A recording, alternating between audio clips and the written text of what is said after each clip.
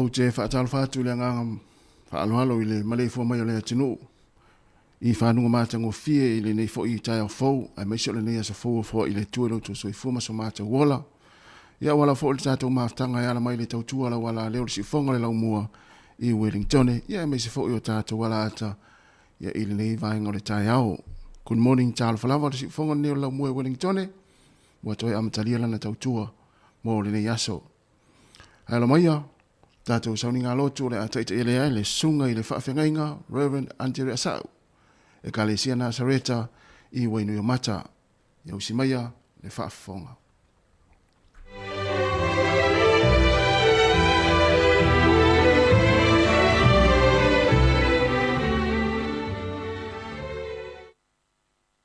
O te toe whātalo whātu le suafa manu Malo o Yesu Keriso lo tātou wali whaola. Malo lava le folau manuia. A Malo foile. Soifua lau le lei le nei tae ao mātango fie. I le lofa ma le anga lei o le atua. O whea lava se mea lo e maua mai ei nei ta upu fola fo ia le atua ma le nei ta pua inga. Ia o lau tutalo ina ia isi au ngā ma ia so soani o wafo i le amatalia o whi au ma ngā ruenga o le nei fo iaso. A le tapua inga i le suafa mamalu o le Tama le alo ma le nganga pa ia.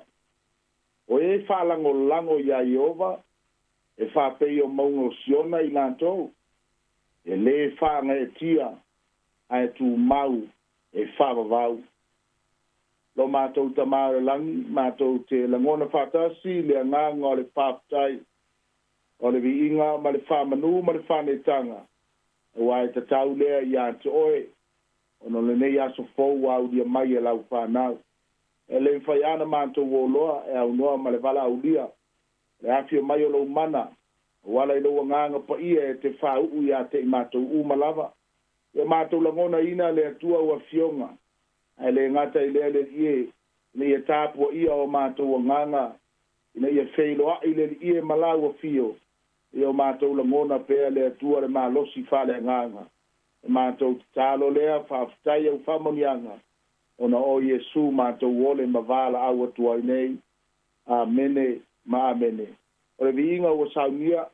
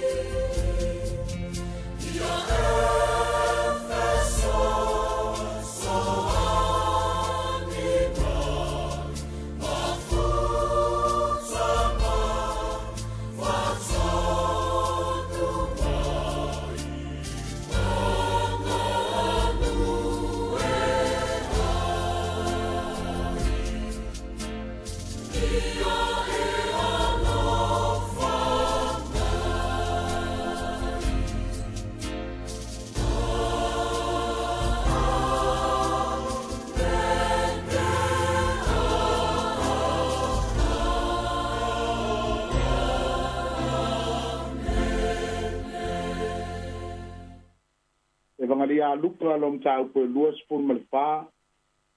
Aron vai pe todos pun maleon no fanga mai pas pun mal tolu. Ka wino tato tus fai tau mai aso nati.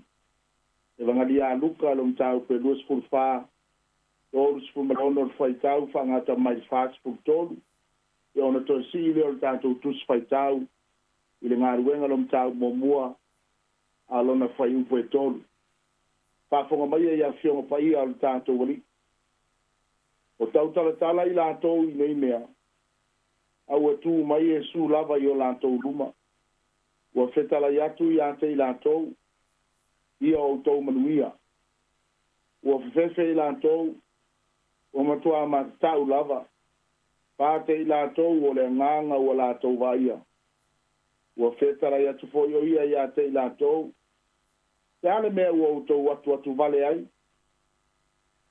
te ai fo i tu muai le masalo yo to loto yo to va ai mai yo lima mo vai o lava le nei yo to tango mai ya tau mai va ai mai o le nganga ele aiso na ano manio na ivi pe yo nei o to va ai ai o mona fetala yatu ona faali atu le ia ya te ila to o na lima ma ona vai a le tali tonu ila to ona ua oli ma ua ofo ua fetala yatu ya te ila to o ina eni ya o to mea e ai ona la to avatu ai le ya te ia o se fasi ia tunu ma se fasi merikario o tango ia iai na tau mawhai ma ai i o la to luma aluenga lom tau pu mua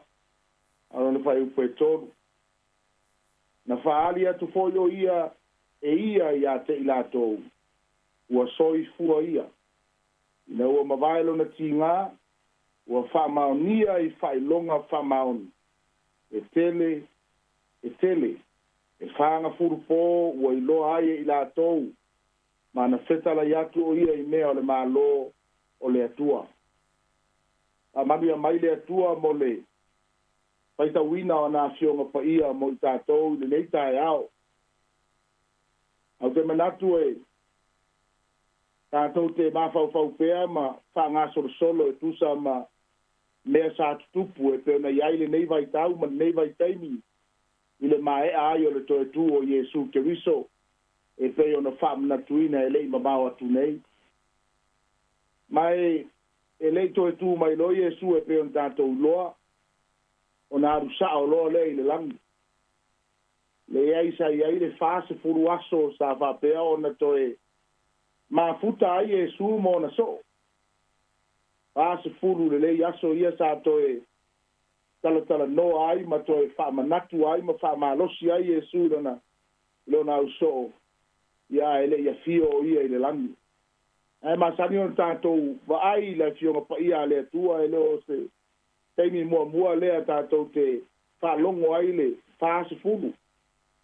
Fase furu foi aso po ia na tātou loa e kenese e fitu lon fai poe wha na whai pea sa toto ai ti munga ma o mai ai le lolo i le larolangi. Fase furu foi aso lea sa peo na mafuta ai le tua ma mose lunga le mauna Sinai le soto e lua sfuru whawhai poe sfuru me le vani. Asa whapeo na tā pena i nā ma au mai ele tū la kono i a mose. Fast food foi tau sanga ia sa whata milo ai ele atua le panau ngā Israelu i le vao a nātou mai tauina e le ai ase umi e lope na asina lua le toru aso e mawhai ai ona sopo ia masavalia mai e Israelu ia e ai kupito Israelu. Ya e pe tai ta fata milo e le atua le fast food tau sanga. Le ngata i le fast food aso le tatou lo fo isa to fa i lo ai e yona ya ni neva la o mai fam snonga le atua. Ona o i fo le anga sala. Le ala na sa va pe na wina i perfecta. Ai fast food aso le sa fa yer nga wenga le. Tatou lo fo i fast food aso le sa va pe ona ana pongi ai Yesu a luma na ai le ta pena ina malona maliu lungo le sa tau ta fa peo na le ngate na ana pongi ia le taimi foi le sa fa so ina ai o ia le tia apolo lo wingo se teimi tapena pena po se teimi to e fa ato to ai ango mea le atua e le furuka mea le atua e iai mafuanga iai fo wingo mea malo le atua ma na i la to e mafai ona lo loto ma la to su e fa ali ai le atua ia mea lona malo ma lua ni vaenga tele ia na to e o te manatu e pe ona mori mau mai ai le pai upu e toru le tusi ngā ruenga le te manatu e tātou te toi mawhau whare nganga i aile nei tae au. O mea ia sa manao le Iesu Keriso e toi a peona toi wha mausa lia tili ma wha mauti noa i lona au so. O le mea mua e peona ia tau mo whai e toi wha i loa atu i lona au so. Na ia wha manino ia te ilatou o ia ua toi soifua mai. O ia ua toi tu manu malo he proved that he was alive. I don't know se mea whainga tā tele i o tātou tangata sa tātou wa ai i se whalawe lave po se tangata fo i wa maliu. Tā matua onga ni tūlanga o ni manuanga whapeona o na tino se tūlou. A e tātou te ofo i na ua mawhai o na toe sa wari mai a lai whai se tātou tala noanga i se mea. A tonu o langona ia sa o i le au so. Mo whainga tā tele ia te i rātou o na lātou i oe ina. E lātou te toe whaamao ni ina le toe tū mai o Iesu. Leanga o lea sa mata ma lātou wā ai manuanga sa whaamomomo ina ma whasia ai o ia ma saua ina e pei o na iailo na puapua ngā i lungo le sa taulo i Kalevaria. Nā se me whengatāe o langona whali tangata nae e mawhai o na tutupu mai a te i tātou le aso ma le aso. Tātou te whaingatāna i o ina se tangata sa tātou wa ai sa matu awha ina ma whale tonu i se mea na whapeona ma liu wai se tūlou. O langona umana le au so o lea la ua langona Iesu e te tau o na matu atoe wha ato atoa langona langa i fōringa mai o lai pōngi sā lava le au so o le lātou mafutanga. Le tātou loa e le tala e peo na iaile sa valinga mai Jerusalema i e mau. Wa leva lavona lātou whaitau i tusi a Mose ma lau perfeta. Ia ai le malama o lo tau tino ai Jesu o ia lava lea. Lo whapeo na mori mau mai ai tusi. Pa mea i e toru sa whapeo na tau mawhai Jesu e toe whaamanino atu ai a te yo toe soifua mai. Na e whao ngā mai nā e whaiupu na e toru whamai ua. Na whai loa atu foi o ia i a te ila tau a soifua o ia. Ina umawai o na tinga i wha mao ninga, i wha mao nia, i wha i longa wha maoni. O me tau o wha i longa wha maoni. Convincing proof. Me ia sato e matua wha manino le leie Iesu ia te ila tau. O le wha ngā ino me ia o convincing proof. O me ia tele na wha o ngā i tutono whale wha masino. I se wha masinonga pe awa pe whai se wha masinonga. E le mawhai ona iei se wha masinonga pe a whai e le ingi ni evidence po ni proof ni mea moni ma le wha maoni. A wai pe ona tau whai atu o lou mori mau ma lou tau tino ni mea le moni to tono wha le wha masinonga. E mawhai ona mo di ai oe i le tau wha se ma le mori mau tu pelo. E whapenare mea le whao ngā mai i o convincing proof o ingo wha mao ninga mauti noa. He present that. Sa ia whai loa atu ia te ilatou, wha mao ninga e peo na iai mea ia sa ia whai loa atu ia te ilatou o na lima, ma o na vai, ia ele ngata i leo lo na itu, ma mea uma sa wha pea o na wha manua lia. Ele ngata fo ilina, au tātou loa e peo na iai, ia sa to toi tono o le tunga mau le teimi le toe tū mai ai Iesu. O wha mau ninga na ele mawhai a ona alo e se ai ma o di wha mau ninga mauti noa. Ma e ta ua ele ngana e leni o infallible proof. No inga o wha mau ninga e le se ele mawhai nga infallible se fo mai langa iai fo le teimi e se ai me whai e fo mai pe tui se oe e fo mai pe fa o ngā se fo mai se vaila au matulanga fa pena. Ale mena le sa le lo mo mau mai ele tusi le a ngā ruenga. O mea na sa mai sa ia whaali atu whaamaoninga whaamaoni. Lo winga whaamaonia o lea ua toe soifua mai. Ele ngata na ia whaamaoni atu. Sa ia whaamata ia te ilato. O le upu ngā whaperetania. E whao ngā meka o le iPod. O le iPod o winga a tātou oe. E ai fo mai o mo tātou mata se tulou. O le mea nai whai e matua whao ngā ia me o masini nei e matua au ili le lei ai o tātou fofonga po tātou mata se tulou ia mauti noa o lai le lei ato toa ia matua sa ili pe o iai ni mea o awhaina i to tonu o tātou fofonga po tātou mata se tulou. He looked great in detail. Examine his wounds. Le mena le sa whai ele au so. Ele ngata na lātou mata, wha mata Iesu i ona manua. Tā tango iai o lātou lima, ma lātou tilo iai. And they were satisfied. Na wha maria ina ai lātou e peona iai le moli maua, a luka le wha mai. Ua whoringa mai ua ofo.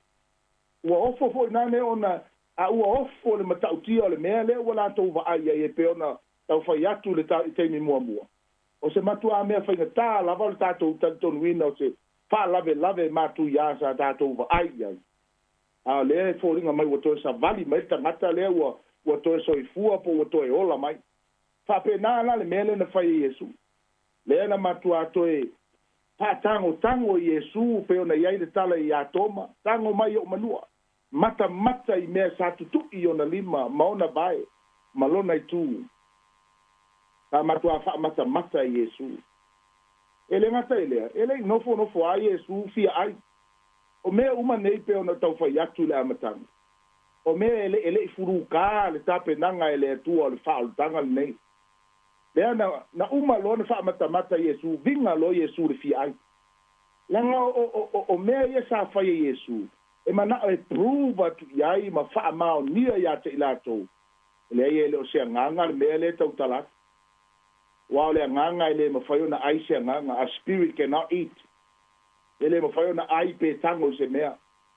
Ele ma fayo na tatu tango atu le nganga. Ma tango ile nganga. Le ngo le me le so na tino. Ale fa fayo na tatu loa le na vinga ia nganga le anga. Pe na ia nganga le anga yesa e fia o i tua se tu lo po me tua lo. Le nga le nyo la to tino. Ai fia no fo ni tino le tangata. Tape nana le mele na fai Iesu lana lai manatu lau so. O le nganga le mele. Le la ua te ia ua vinga whafua se Iesu ua fia tausami. Ua fia ai.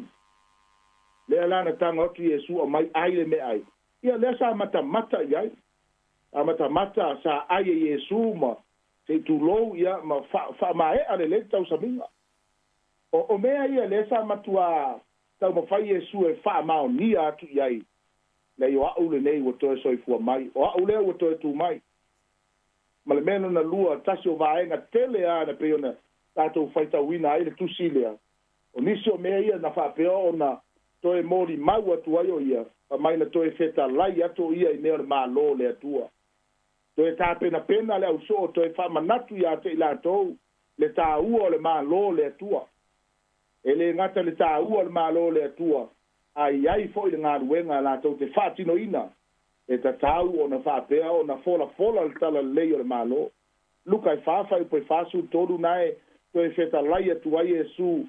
O mai e ta tau o na fola le tala lei inisi o ai. Ma le mafua anga lea na awina mai ia. Le au soe ma lau Keusiano. O le wha moe ngā mani ngā ruenga whai lea o mafua ai. O na maua le awa noe lau apostolo ma lau whai evangadia. O lau profeta ma fai se au ma o ao. Ma ai la po ai lava se tangata o lo whapea o na ia mori mau ma fola le tala le lei. Na ia wha moe na ina ia tā lai le Malo le atua. Go he therefore and make disciples and preach the gospel, the word of God. Tā ua tele tātou woe fola le ngā ruenga le atua.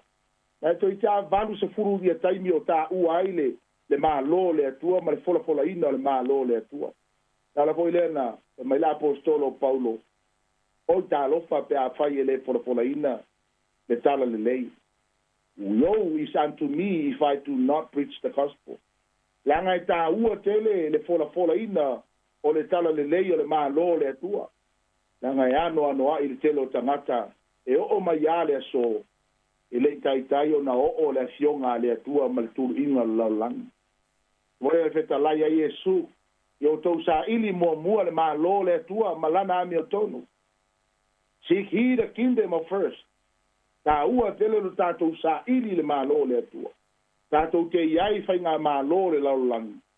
Ai mawhai ona tātou wola whale anganga i le malo le atua lea. Mawhai an tātou la ngona ina le malo le malo le atua. E iai fo ilo nga ia system. E iai fo ilo na ia mea lo na ia whātūlanga ina ma mea te tau ona tātou wola ai.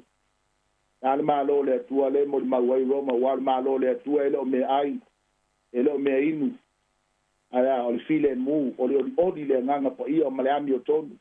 Malo na le atua o mea wha le nganga. A tātou mawaina le malo le atua. O tātou loa foi whasoar se lauta la. A whai tātou te le mawaina le malo le atua. E o mai le aso tātou te popole vale tātou te le loa na ola le lalulangi nei aisea. Langa tātou te le mawaina le malo. Ala foi leo le awa o Yesu a tau tatalo. Tatalo ina ia whapeo na o mai lo malo. Pray, let thy kingdom come. Tā ua tele la mea ia vaenga te tele ia lua peo na toe wha mausali ma wha mautinoa Yesu lau so. Le tā ua o lona toe tu, ma le tā ua o le tā lai o le malo le atua. Lau so e o mai ale so, e tele ata ngata o le e tau mawhai e liliu le mea moni. E le tari tonu le tunga mau o Yesu, ma le toe tu o Yesu. Whawheonga iai le PC ma le AD. Whawheonga tātou tala noa le history, ma le tala whaasolo pito le larolangi, le ana whai e le tupu le mea le.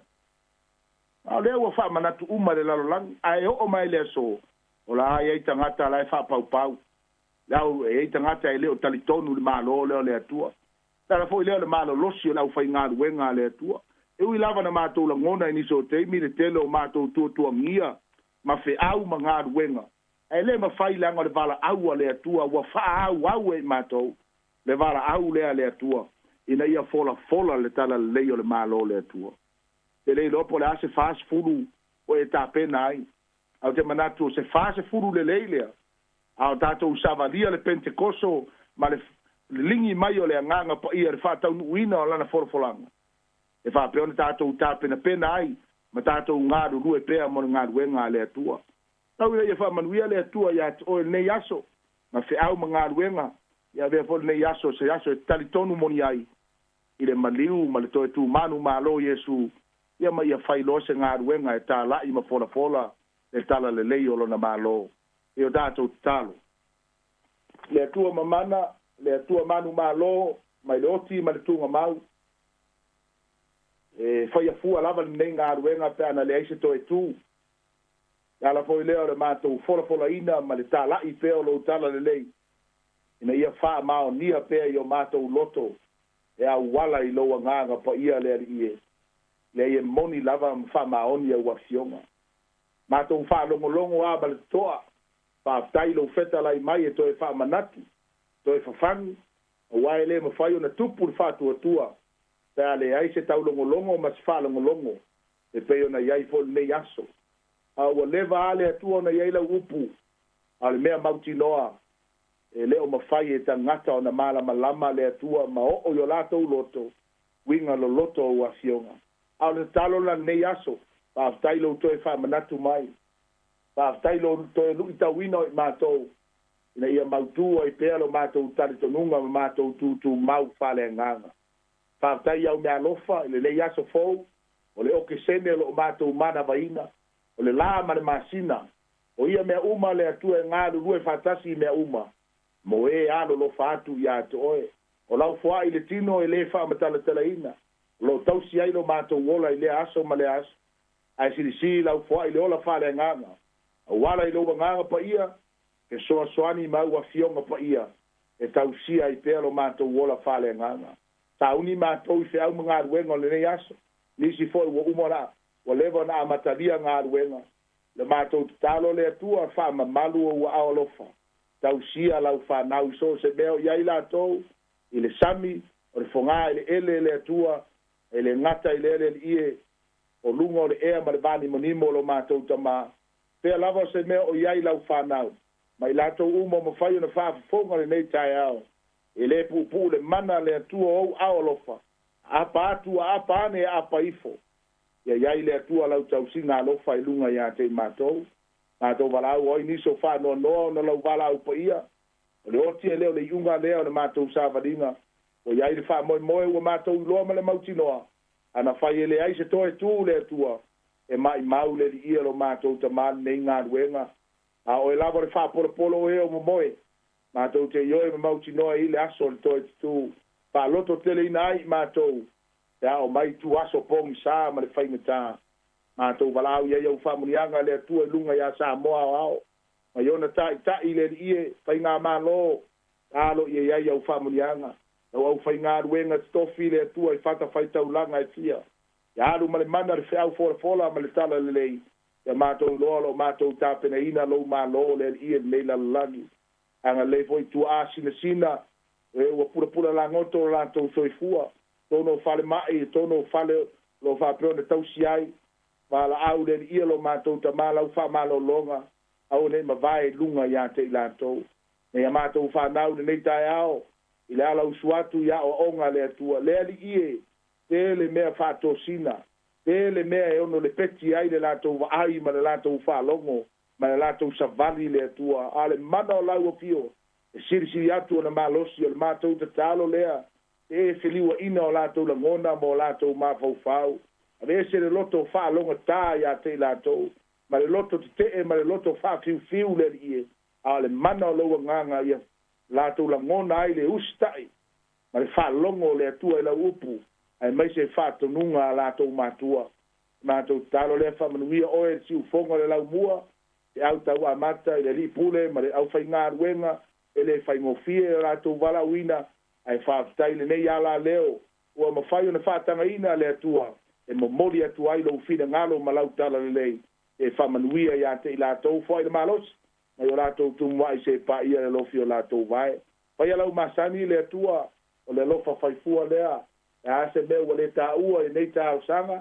Ia wai sila fia le ali ie. E ala mai ai so mātou manuia. Whai ia te i mātou wa pe o lo lava lofa tu noa. Tu mau mai le io manuia i lunga ia te i mātou. Lo lava lofa tu noa. A le maafitanga whai pēr ma lo lava nganga pa ia. Nei se o le whawau lava. Iesu whaola o mātou wole ma wala awa tuai nei. Amene, ma amene.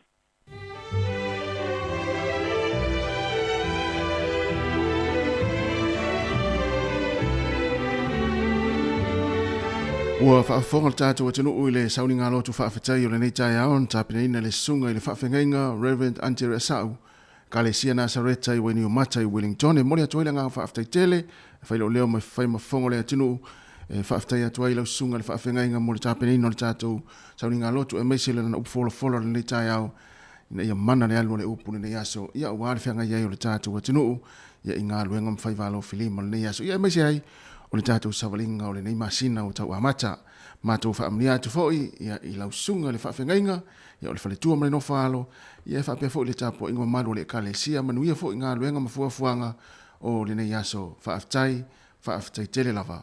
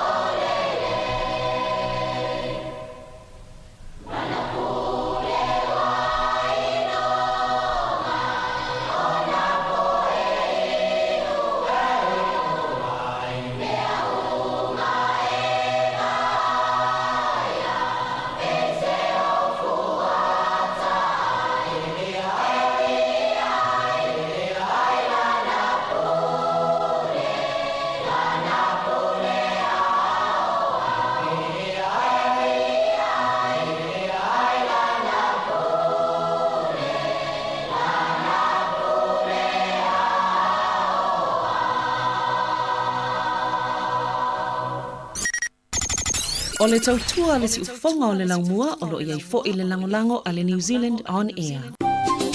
Hi Samoa, it's Auntie Tala here. Instead of Fifi Falo, ile ata o le tai au. Laugh of the morning. I'm at my apple feet to the bavel, su fonga lo mua, ata o le tai au.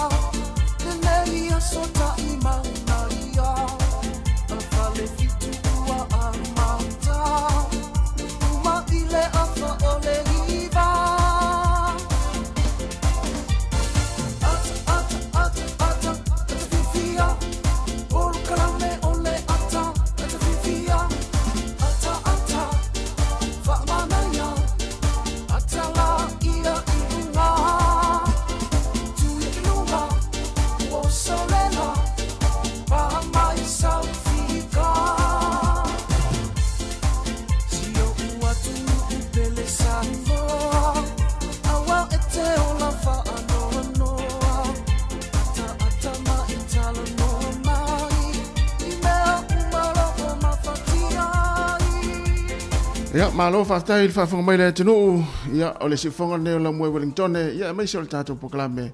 Ya, o le ata le tai au. Toi wha malo, ma toi wha tālo whātuai.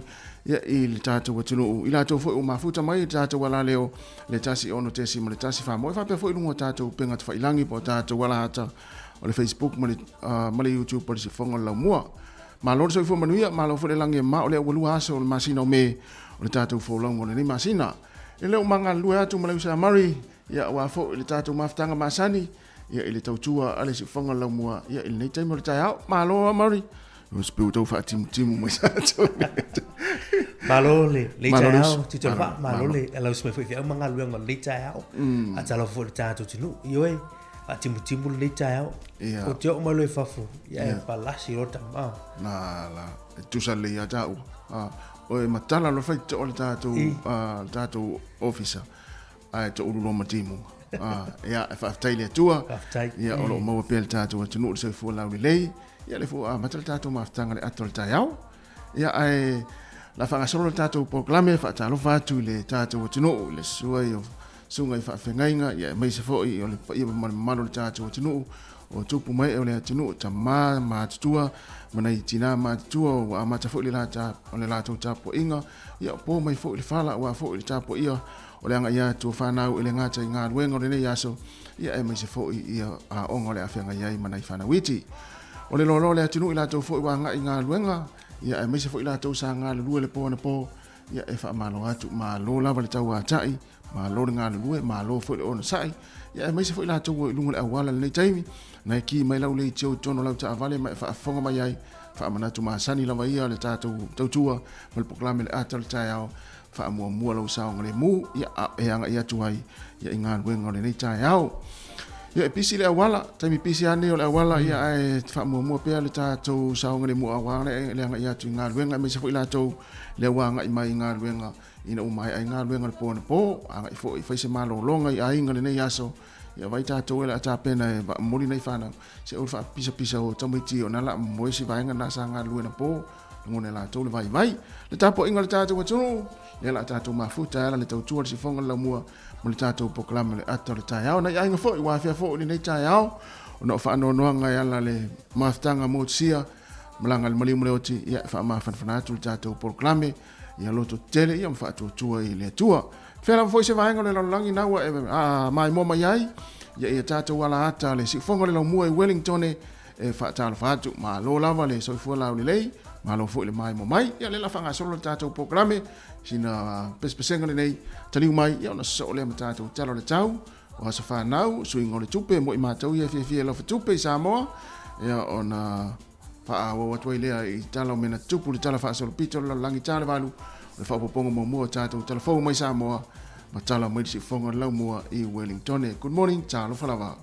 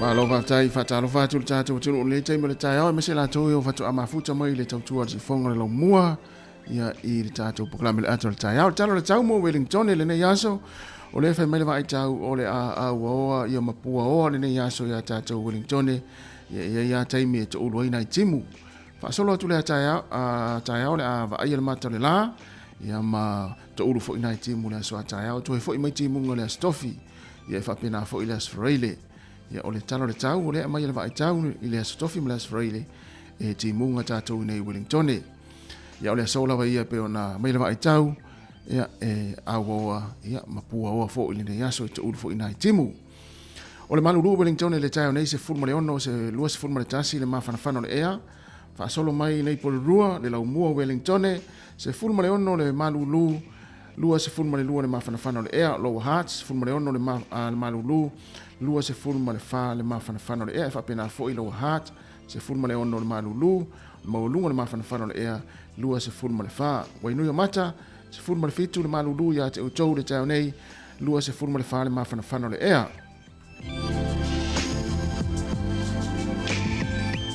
o le tulanga le tau mo Wellington mo le motu i matu nei ia fa solo tu la fo le motu saute ia pe ona vai tau na mai le vai tau o le pito la vai lunga le ia au kilani ma ina i fitianga ia o le ava ia le lai le yaso a wa o le fa solo mai le lalo i Hamilton sawa i Rotorua New Plymouth ia sawa i Whanganui ia ma o mai ni Palmerston North ma Wellington ia fa solo to le motu i saute ia o le fa mele vai tau o le tele lava vaenga o le atunu o New Zealand le so o le a ia e to uro i fo ina timu ni so taimi o le motu i saute fa tal fatu ne le sone timu o tau le fa mele vai tau pe na mai le so kala estete se fulma le lima le Malo lua se fulma le lua le mafana le ea o Queenstown vai le la ne yaso fa pena fo itaniden ma in makako au le Malo se fulma le lima ia kala estete se fulu Queenstown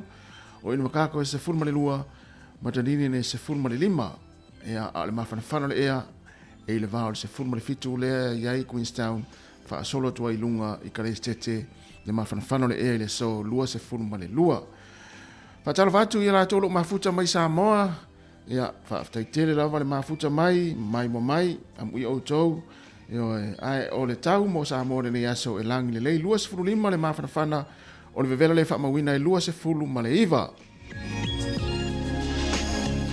o fa solo mai suva i fiti mo la tolo o anga ia tu i fiti fa solo tu i Samoa i pasese pa u au o ne yaso i fiti o le mafana lua se fulu ma le tolu o le vevela le fa mawina e tolu se fulu fa solo atu i Rarotonga au o ne yaso lua se fulu ma le fa le mafana o le vevela le fa mawina i le taio nei lua se fulu ma le lima fa solo atu le tulanga ia le ngoto i fulu lane fiafia na nei le afo le lima i le afiafi oso e le lane taiao i le fitu minute e te ai le itulai fitu le taiao e oso e le la mo tatou Wellington ai mo le au whangota e manuia lava i whainga whaiva le nei aso pe le tai mo le tatou Wellington le au whangota i le taiao nei i le toi 5 minute i le itulai valu lona winga le toi titia ia ona whaasolo le pe le tai mo tatou Wellington le taiao nei toi 5 minute i le itulai valu e pe ai le tai mo Wellington sua le tai le fiafia na nei le te o le lua ona toi pele o le tai i le afiafia na nei lua se fulma le 2 minute te ai le tulai valu. Mo le au whangota i porirua, manui lau fo i whangotanga le nei tai au pe whapea nawa e alu malau ofe, ia ai tami mai luma i luma le tātou ofisa whaasala lau, na le whae mai au le pua lau ta avale i ona matou iloa lea nasa e au te whangota. Ai o le taro le tai, ia e sua le tai le tau nei mo tātou i porirua, se fulma reiva minute te ai le fitu, lona winga lau sua le tai, pe le tai i le awa uli ana nei, i le lua se fulu toru minute, e te ai le tasi i le awa uli, e pe ai le tai ia mo tātou nei i porirua. Ia, manuia lau fo i fuafanga le nei aso, manuia fo i whai ngā whaiva, ia mwhangotanga, ia ole anga ia tuai le tātou atinu, ia e mo le tātou suingo le tupe, ia lea ua se ea tu le misi tātou tupe, so ngā mari whai vanu, Mari? Malo tai o le tātou tā la le aso, tā se tā la New Zealand ma wei tā la ono su sene Samoa. Tā la New Zealand ma wei tā la ono su sene Samoa. Malo su tā la New Zealand i fiti ma wei tā la tolu wha sene, tā la tolu wha sene. Malo su tā la New Zealand i Australia le ma wei iwa tasi sene le so, iwa tasi sene. Malo sur tala New Zealand, malo telo Amerika, ma wele ono tasi sene. Ono tasi sene.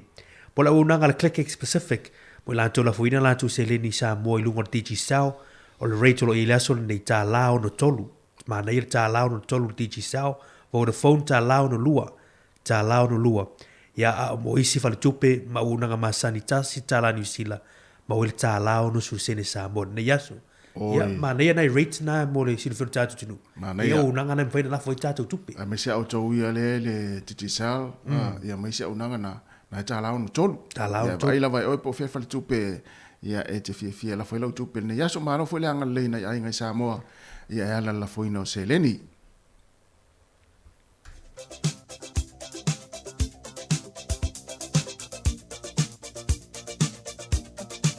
O whaamlianga wa soifua ma sa whanau, whaamnatu pel tato emaili a sa whanau at samocapitalradio.co.nz. Manui o tau wa soifua, le aso lua le nei o masina o me, ia sanga whaamanuia pel le atua ia te utou, ma fua i pel ia le malosi le tino, ia ma toi whaapopo nisi tau sanga stele mo utou, ma whaamanuia le atua. O le tato tus whaitau mo le nei aso, mo mailele, lua te mo teolo ma tāpue mo mua, ia alon whai upe tas a fitu. Lua te mo teolo ma tāpue mo mua, alon whai upe fitu, whapel whai tawina. Wawale fo ina mai le atua ia te i tātou le angangai ma tāuai, a o le angangai wha malo si ai, ma lofa ai, ma mawhau whau tonu wai. Wawale fo ina mai le atua ia te i tātou le angangai ma tāuai, a o le angangai wha malo si ai, ma lofa ai, ma mawhau whau tonu wai. Ia mana ia na mau mo i tātou nei aso, manu e telo tau aso i fuan pese nei mo utou.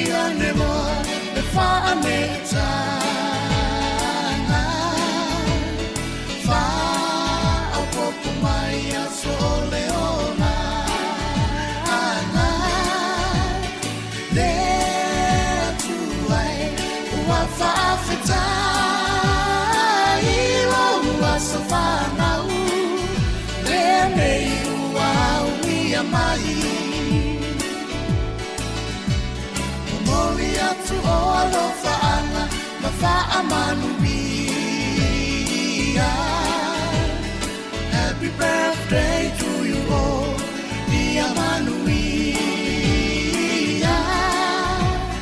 No Savana Nene, Waea Uni, Ata Sofa Afetai, Olea to Alava Ia Via.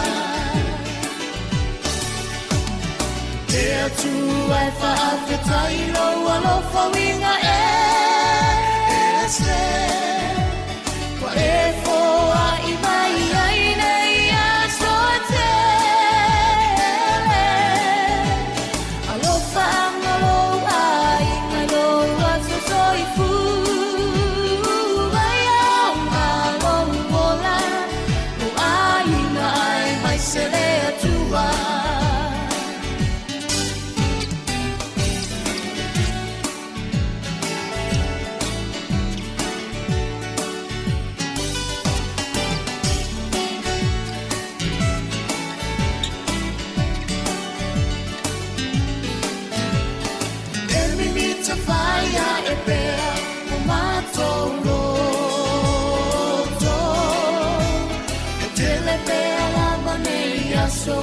so if I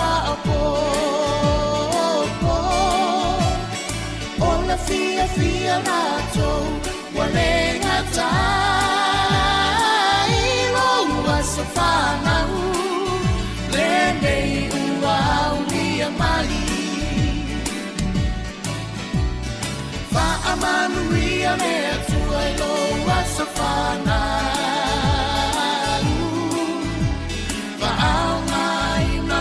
soifua na fe toe fa popo ina pea ni sia societe le lo fa anga mo ole ele umayo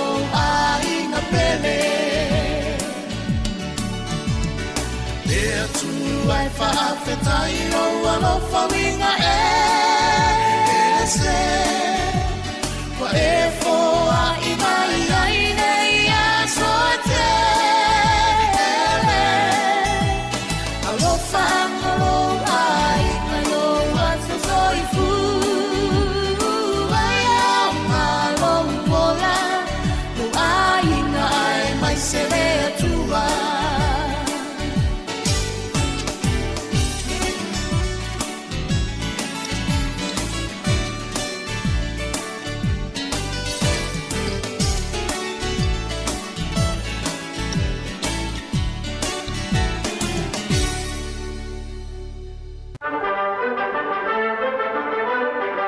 Tala fatu le tunu Malo soifua nui usmel fa fonga le falo. No foi le mal vai tala o me na tupu la langi le yaso tala fa sol pito i le aso lua o me.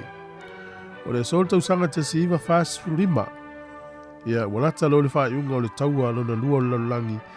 Ia ua matu a pipili lava ia le nuule o si amani. Tu ato ila lo popo a si amani le tau lo na lua. Ia le na si lima i loa mfaya ina ya lusia. Ma umai lo le taua o Berlin. Ia ai si lima i fo ima fita le nasi to tono Italia ma isi vaenga o Austria. Ile astono ale te usanga te si iwa fast for lima. Le tua inga valele le chet o le sone fa nga ina i mo fe malanga inga pasese i tono Amerika te usanga te si iwa lima lua.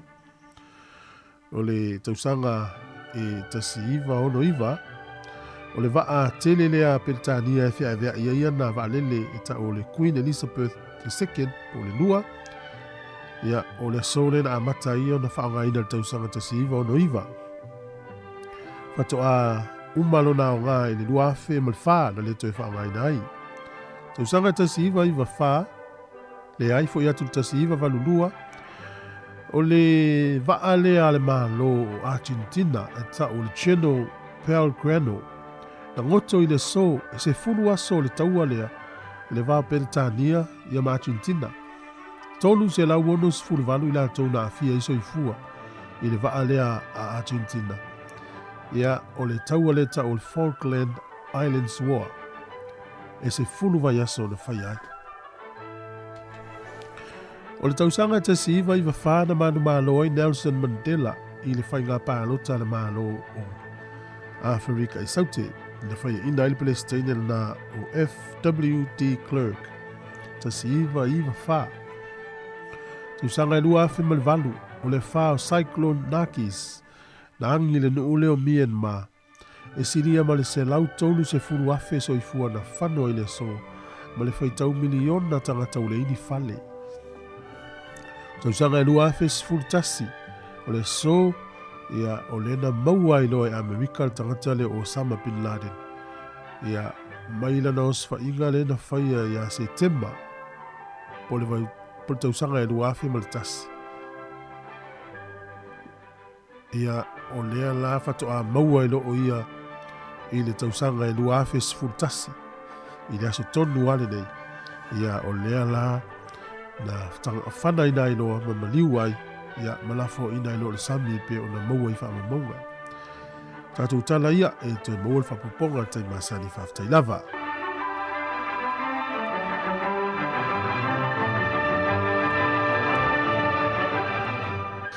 O lea ua toi tolu minute ia o na talo leo le itu la valu ia o na whaafonga lea ia i tātou tala mai Samoa ia mai se whapuponga mamua o tātou talafou o le nitai au ia mai le se whonga lau moe Wellingtoni. O le vai atu Mario lea so lea lea na maua le tangata fo le Osama Bin Laden. Le na mai tātou tala mena tupu tala whasol pito lalang.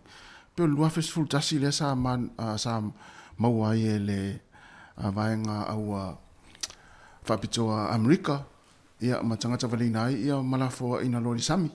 Lua fesutasi ia. Lua fesutasi. Ile taimio le Presidente vo ile Obama. Ia o tasi le tangata whatu vuvesi la langi wo leva na sue mai talo mai ili tu la vule na tu la mai Amerika. Ia. Ai le whainga Amerika le ina awane i toe wana whaapea e se tunga mau fo le tangata le fo le lango mau ai. Manu ole a tangata lango ina ma wha manatu le aso le nei.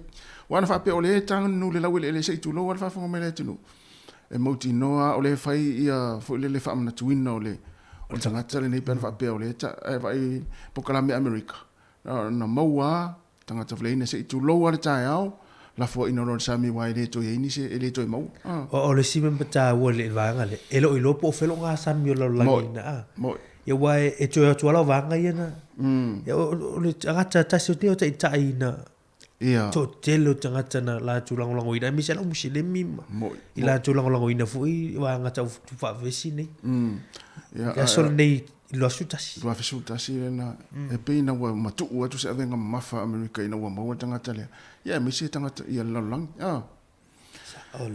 ya o le ua nai se kone lava ia ona talo le o le tulai valu talo valu ia ona fa fonga le tatu telefon ia matala mai Samoa ya ai mari just fa na ule os fa tu le fa to e mai lava fa tu ya susi tairo petro ya o tasi fo tatu pa anga mai mo mai ya familia tu lo wa soifua o fa tu ya mo pelo malosi ya fa pop pele tu ni sta usanga stele ya o malo fenga ya i nga luenga fe au ya me se fo tau singa ainga ya male kale sia ya male i mawalunga ya la foi pesele ai le oli fami oni ola soifua sosi ya ole o tale valu ya usi mai al fa fonga ya se su tu la va hanga le ya mo tatu telefon tala mai Samoa ya usi mai al fa fonga tatu tala mai Samoa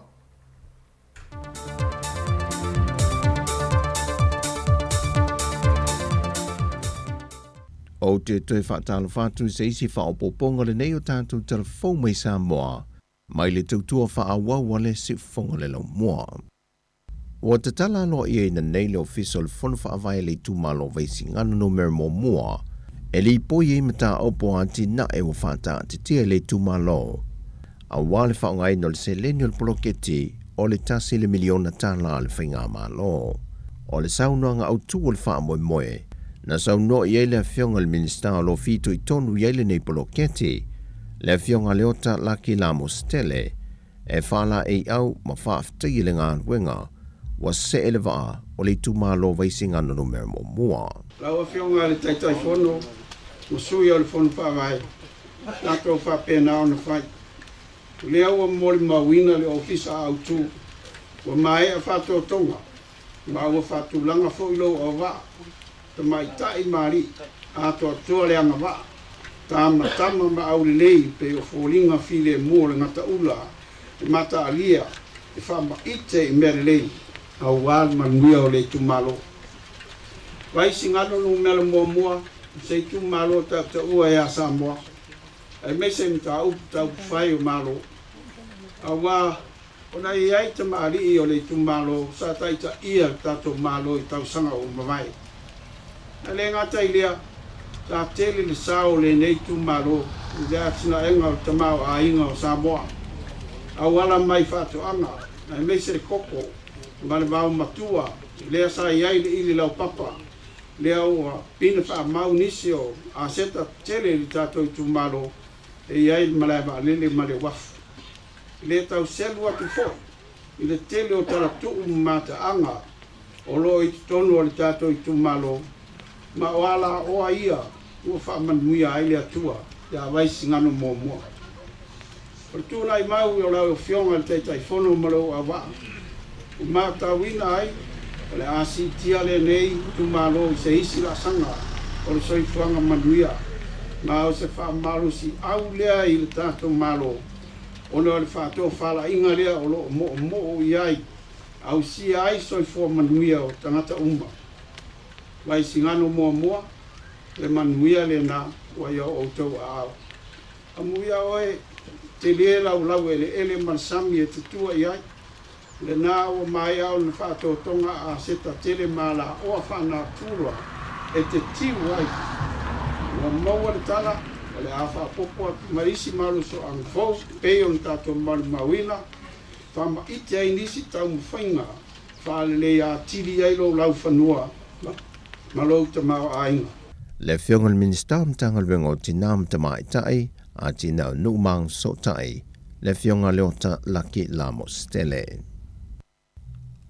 Ua tali maile komisina o mtanga luenga o leo awa pa au longo i tino Filipo. E tua inga ia e whaatatau i se waa na malanga sao mai Amerika Samoa. Ma ngai sao i salolonga i tua i seuta na malanga mai maia. Whai loe awa pa au. O le waa le neipe o na ta ue nisi. O le waa se tasio li whai pisi nisi mai le fio anga o salolonga i sa vai. Na malanga mai tutuila ma seuta. E nāwhi mo le wafu whawao Maloi ma tau tu masiaki ai le uta. Peitai o le whaale tonu e pēr na tā ua awa pa au. O le pē mita na malanga mai ele waale ma le uta. Wa whaonga ina se pē mita ta whao, mai le whaatanga ina. Wa toe whaamatu ule waae malanga e se lalo le tāo whinga mtanga luengo leo leo. Malapta inga wa tu ina iai, e le mawhai o na whaonga ina i lalo le tūla fono se pē mita ta whao. E au mai ai niuta mai le motu i sasae, e whaodu whale mai i Samoa. E moli maua nisi no lātou tā ua, o le whaalua i lea o no lātou wa ia le waa leo malanga mai Amerika Samoa, mani wha mo moli o uta e avatu i se vai. O le uta e peo na ripotia mtanga luengo leo leo, o se uta o tau mawha mo le whaalwe lawe al whaipisi nisi ana le waa, ai ua te ena foia o pa au, le tua ia swafa o nisi o whaipule to lua, ai meise o le masalumia ai lea, o le au ina mai whaasoli tu la fono ni whala au whaasa ina mai tutuila, e wala mai whainga malanga le waa lea, a lea fo i whaipisi nisi sa vai. Ua saunia li imatama i tai pisi koa to fitu mai Amerika, e toi a manta le lato o nanga ofa fo mai mo Samoa, e a nga ia tule ia o nga ese i tutonu le antunu, e whaatino i le lato o nanga. Se fulmalitasi vai aso sa whaatau te ia o onga o le whaonga ino le ngana Samoa, ai meise o le malama ma o ina le tātou nganu. E lua tau sanga lea o le anga lulue i lātou ia mo Samoa, ma o i lātou fo ia le whato ato e amataina le au nanga le nei Amerika. E na utoe whato atatala leo whe malanga ingai vawa tunu. O le a whaso atu lo lātou tu mai e whaso swani o nanga wha teknolosi whanau, o mata aupu tau matematika, ai meise o le whaitau tusia whanau. Ua whalau ilo mai le whionga le teitai o le atunu, le whionga le tamai tai pāle mia fia mena o mi mata awha, o ia fo i le sui minista o le tupe, tau fau o le swau o mo Samoa le o whaata atia mai, e a fo mai le aso mo mua nei masina o me wa amatalia. O le penisini i le wasi itia i le tasi tesi ma le wha sene le lita, mai le tolu tā la luas fulwonu sene le asa iai, e le tolu tā la luas fulfitu sene le lita. O le kiso, o le apa u i le luas ful lima tesi ma le iwa sene i le lita, mai le tolu tā la limas fulwonu sene sa iai mua mua, e le tolu tā la tolu ful sene le lita. O le karasini, o apa u i le luas fulfitu tesi ma le lima sene le lita, le asa tolu tā la luas ful sene le lita, ai o pa o te isi nei i le lua tā la tesi malivas ful tolu sene i le lita. O whai loa le whionga le tamai tai pānemia, o atu ngalunga e winga le whaavaiva ia leo le tamau aingo le laulangi, o lo ua awhia i lava le tau le tiso ma le karasini. O whaasa le launga le whaalapo ptongo atunu o lo nga osi mai ei tuftuwhai no le swau, na whaata tau le whaiti o le au whaingo le swau ngosi, ma ua whao popo i nai le popo lenga o le a vea matulanga, e ono toi si tia mawalungai le tau le swau. O tala fōia mo le nei fōia so lua manuia lu tātu tano, wha soifua.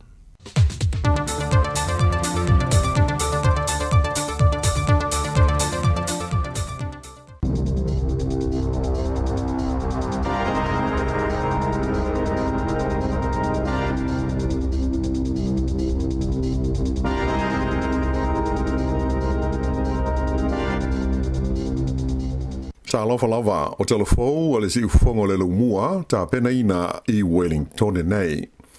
O le tala mua. O whamania mai e le li pālemia ia Chris Hipkins, a o iai o ia i peletania o le awheilo i atu i lana mai estete le tupu o sa lesa le tolu, a e whapea le pālemia o lea Malo o le li o Rishi Sunak mo ni tala noanga aloa ia.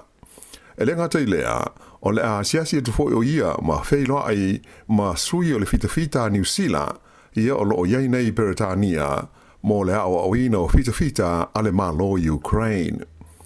O nei whailo inga o se vaenga leo le malanga i Peretania le li pale mio New Zealand mo le whaauunga ma le whaapale ina aloa ia o lana mai estete le tupu o sa lesa le tolu i lona solo iane i le nofuali i o le ainga tupu o Peretania i le whaaiunga o le vai aso nei. O le whailo inga le li pale mia ia Hipkins ma le autustala i le aso nafi ina ua uma le fono o le kabineta sa ia tauai o le amau fo i ma le avanoa e whailo iai o ia i isi sui o le ainga tupu. O le tupu o Peretania e pei ono silofia o le ao lea o le Malo o New Zealand ma ena taua ele li pale mia o le avanoa fo i le nei o le aia tautino ai ina na mai estete lona lango ina o ia malana nofua inga. O le whailo inga Hipkins ma le pale mia Peretania o Sonic ua whaatulanga ina mo le fiafiolas foreile taimi New Zealand whaia lea i le ofisa o le pale mia i le numela se fulu Downing Street mai o le ama furi talanoanga i le vāo ta ita i lua i le mta upu e winga i se whenga inga soloto tau fe whaatau inga i le vā o Peretania ma New Zealand. O se whenga inga sa loto whape nei o le ama whai o na whauru whale atuai o loa mai New Zealand i Peretania e au noa ma se tiute ai mai se lava i o loa au tū e au fiai a ano manufasi whapea le pata ma le sisi. O le ao fia fo i talanoanga i le vāo ali pāle mia, ia le polo kalame e mawhai ai na whai ngā luenga i a tangata o tunu e lua, i le taimi e tā whawhao ma whea sia iai, a e whapena fo ia le mata upu e winga i le taua Ukraine, ma le a fia ai o New Zealand, ma le tūlanga o le a fia o Peretania i le tonu o le Pasifika, ma le nei tūlangi o le Kelope. Na si itia le fitu tesi ma le fitu pasene le tau o le soifuanga i le tonu o New Zealand i le tausanga ua tua na i tunei e tu sai o wha mau ngā whau ia o wha ailoma i whala waitele i le taimi nei. Wailoa i nei wha mau ngā o a inga e masani o na tele a lātou wha tau ngai whai ma tele a lātou tupe e wha alu sa o pito silio na mawhatia ai i le neisitanga ona o le mawalunga o tului o tupe ai tā lafu. Pei taila e ui ia tūlanga ai fo linga mai ua tau wheo lolo o le alua e pēr i lunga o le pau o le au ngā o le tūpe ua i lalo ifo o le varu tesi ma le lua pasene lea sa iai mo le se furu lua masina lea na wha uma ia te sema o le lua afe lua se furu lua. O le fua wha solo po le index ale mtanga ruenga e wha mau mawina fua inu mera ale Malo New Zealand e fua ia afianga o le tau o loa i a inga SS e au fiai ma tangata e soifua i le benefiti, o tangata ua maua le supa ma le pensione, tangata Maori, whapea ma tutongi SS ma le maulunga o le whaonga ina o tupe ma tutongi o tangata. E wila o le fua avelesi o le sitanga na tula i mai le fitu tesi ma le fitu pasene ai sa mai tawina o a inga e mawalalo ma le tele tupe la tau te whaaluina e na o le ono tesi ma le iwa pasene le sitanga na whea ngai malatou. Ai o tangata e soifua i le benefiti e ono tesi ma le fitu pasene le sitanga na fiai i la tau. E mafua lea ona o le maulunga o le tau po le tutongi o fale, whapea foi e tupe tu lui o ai tā lafu, le tau o mea tau mafa ia e au fiai ia le sisi atoa mafuala au aina. Ai mo ainga e tele ma mawalunga la tau tupe e whaalu o le fua na fiai la tau nei na o i le valu tesi ma le fitu pasene ia le pau o leo ngā o le tupe e mafua ona o le tolus fulvalu pasene na si iti ai le tului o tupe ai tā lafu. Tangata Maori whapea ma ainga e mawalano la tau tupe whaalu sa ilonga o nā whaina i le tau ngatao me ai pe ona si le fia o fuala au aina lava la tau a tō mo fuala au whaikuka na o i le luas fultasi pasene le mawalunga o le sitanga na iai. Sa atangia fo i nei wha maunga le mtanga luenga o tangata o lo maua le supa po le pensione sa ilonga o na mawhatia ona o le tau ngatao pa sese i valele e tusa ma le fitu tesi ma le tasi pasene le sitanga nao lātou whenga iai i le nātou sanga ua mawai. Sa whaia se tala noanga i le telefoni a le li palemia ni sila Chris Hipkins ma le Palestine o le malo Ukraine ana po i le malaiva alele i au kilani a o lumana ia i le tuina mai lea i le palemia o se wha silanga alo ia e tu sai o nisi vaenga o so swani a le malo New Zealand e lango ai le malo Ukraine. O le tal noanga Hipkins ma le Palestine o Ukraine Volodymyr Zelensky sa whaia a o le i tuua New Zealand le palemia malana au malanga molo ne tona e awai i le whaunga ma le whaapaleina alo ia ora na mai estete le tupu o sa lesa le tolu o Peretania tele. Whaadia mai e whapea o staimi mua lea ua talano aita i o malo i lua taru mai le taimi lea na launga mai ai lunga o fesota inga tele wawave ia Zelensky mo le palemene o New Zealand i le masina o Desema o le tausanga taruai. Na whaadia mai se lipoti mai le ofisa le li palemia o New Zealand tele isi mata upu taua sa ofia i nei talanoanga ai mai se o le ofo inatu o le langolongo sua le malo New Zealand ia Ukraine i le taua o lofa i Malusia. O le a whaailo mai whalau i tele le palemia o New Zealand a o iai o ieilo ne tona i nisi so swani o le a tu inatu e New Zealand ia Ukraine. Ua whaatonu ina i le taimi nei e le malo New Zealand le whaia leo se suenga whaanatinati i le company o le Kiwi Rail ona o le whaafita audi le ua ilonga o nā whaina aife malanga inga o no whaafi i do tonu o le lau mua i le nei vai aso. O le mafuanga utu o le whaafita auli o na ua leanga ma ua whaale tonu i le taamale tasi e whaabitoa e siaki na i le saunga le mu o awala ua mea i e wheoa i ai na whaafi. E le ngata la ua whaititi ai la whai o malanga masani taimi pisi o le tai au male e fiafi ai ua whapena whoi o na whaapa ua i lalo ma le sawa o pito maua runga e ma whai o na alua i se train. O na nafi, na wala awi na ai e le ministau a wala o whela ua inga o Michael Wood i le pulenga o le Kiwi Rail mo se wheilo inga i le mauto le palemene e tusa o le mata upule nei. Sa fia i loa le ministau ma le malo le au o le paipa a toa mani fuafuanga ua whaia ina ia tonga fiti ai se teimi wawe le whaafita auli. Ta ua le li ministau o se tūlanga le manuia tele le mea wale ni mai ua talia foi e le Kiwi Rail o la tau e pau ia i le whaale tonu mai ua whaia ia fuafuanga ina ia wawe o na toe whaafoi se tūlanga e masani ai ia whe malanga inga o na whaafi le tonu le lomua ma ona a aitua oi. Whairo mai foi e le minister e whea ngai maati na e whaapis nisi e le malo New Zealand o Duncan Webb ua ia whaatonu ina le whaia leo se suenga tū maoti i le Kiwi Rail. Sa i lidi ai mafu anga o la whaina o ia au nanga a le company e le ngate le lumua a o isi tu o le tunu. Le vai asa nei le olo wha moe le minister ya Webb e tō fia ai se tasi po nisi o le ala tō whaafoina le suenga ma le wha moe le tau na mo mai se lipoti i le masi na whau. E talu mai le tausanga i luafes furufitu e tusa male valu tesi male ono piliona tā la le a whaio vanga tupe o whaalu le malo New Zealand i le whaale leio a wala o mawhesota inga o no whaafi i du tonu o le tunu a toa. Se vaenga tele o le se leni na whapeo na suyai i au a mea o a wala o no whaafi ia mai se le fausia o nisi ana lau papawhau ma le whaale leio puipuinga o a wala mo trains. O le vai asa fwoi taluai lea na whaai loma ia le malo e whapea e se fuluma le valu la whaai o ni train fau o le a au maia mo fe malanga inga nga iatu i le tu malo le Wairarapa whapea ma le Kapiti Coast ina ia sanga whaale le iai fe malanga inga i teimi pisi ma ia lava ia vanoa mo le tunu u fe malanga ai. E au le whaai unga le nā o talafou.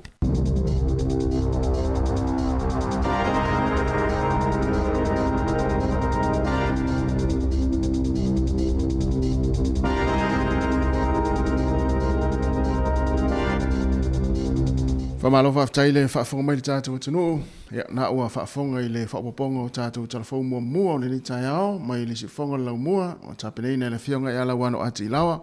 Ia, mai sei o tala mea na tupu i tātou tala mai Samoa, i mea lo tupu le tātou tunu. Ia, ala i tala mai Samoa peo na whonga ina le sunga i ata se Salam Sam. Toi mor whaaponga le tūlai vai le tau nei, Ya ole o se fulu fitu minute wa te nei ia le tu lai e malu. Ya ona fu wa ta pena fu ina fana wa onga le yaso. Ya talo sia ile poloka la wala ole va son te nei malu. Msalo le sa mo le mo wina fu le tatu tu. Ole poloka yo tatu Wellington. Au ai me se le wanga itai. Yo no wala fo i o lai fa e fai ya isi a wala isi manga ala o te le lopa mele na tupu isi a wala fo le na ma fo ina poloka. Wa o ai ia le ofle ala tu Johnsonville ia o tato I porirua fa solo tu I anga itai Wellington. Ma tu a poloka fa solo ato ai me se le luleanga I lo hat. Poloka o whenga o wala a. Ia le sa poloka I le tu le anga I mai hei wajanga I nei Wellington a porirua a. Ngata I o Judgeville le wala tu le liu mai sta avale. Ia a me se ala tae au ni. Ia e sa o le ia fau tuanga le tae au. Ia. O nol pisia au tae au I maa saini wan mo nino whanau ia au. Ya me se ole na mai tatu telefo ole fa le tonu afe o inga I no fo afi. Mon. Ya mo ila me se ala to fo ile o lo fa nga ina no fo afi o I inga ruenga I tai. Ya o e fai ole fa le tonu fe o inga no fo afi ona ole fa le o wala no fo afi. Olo o fe olo fa solo o fa au pe solo te el vainga fo le o kulu afelu ile kelula to tino le ia la poloka da wa ia tarsi ele poloka fo nei tai ao ia wale nga ia to tato Wellington ia inga luenga lo fenga ia o wa ia tu le so na fi wo le se wa tu atu mono fo afi le so na fi la ia tu le tai mo tu le ni no fo ia lo ha si la ngana o mai o fa nga tu la o pasi ia mana tu la ia fo lo wa nga u manu pasi ia poloka la pasi lu ngala te le mi se te min mo Tau fa so ina mi se la to I venga luenga liver tau. Ia po la to fo la fa na ia. Mo. Ia man tu filo to la venga luenga filo tu me fa na wa. Mo. Ia pa tu a poloka te min ia o sa ngale mu wal le va to fa bombo. Ia fa pe fo yo nai te malanga tu lunga wala nei te mi ia ia tinga luenga nei tau o nai poloka se manga la o ia ia tu ia. Mi se la ia tu tai Wellington fa so solo tu me va lele. E mana ia le fai ma vala mai fai mai pe a fai o poloka. Ia ona oni vanga fa pena ia ona longo mai lea ia awa fo ile no fosila fia ila tau ia ole a sauni fai malanga le vale le yaso tau fo ia ona vave ona o le vale le wale lo ame tupu no wala ele ia fo le te malanga ia o le vas tau na ile ai le vale le o ina fo tatu a fo lo malanga o tai le onu o le vana tau na I por fa vave o le vana tau na I vale ele le ia le vave o ala ile ia ilo le tua ia tu ia wala bolo mo tasi tu sala wo atu I kiel penil mala il vale ala wala le vale le na wala fa pel vale na la vea I fu la yo tanga tale ai ave ta vale wa ia la tu fu yo mo moli ai ile otte la le otte wa na fa ya tu ado te ona le la va vea ai tu fa fie poto wa ina fie lele to fie vai vale le wan te falta vale ia na to e fo ia la ia o me voile ia la vale ona sa ba ta u hai pe ona fa manatu pel tato pukala mel tu la fono pe on sa no sua le telo taimi e ta u ale vave ona o me vale e ta pena le lei fu ato ia u ale fo le fa na tina tiel taimi o dunga wala e wa tupu ia va fa pena ta sia la le tupu me le tata no atu mari o le ne vale le lunga ia la tu ta vale me vale ia sa oli ia na le no postanga ta o le vala mai o poloka se va en o Wellington ia le vala mai ia se tala tato pese ia se tala tato telefonia mar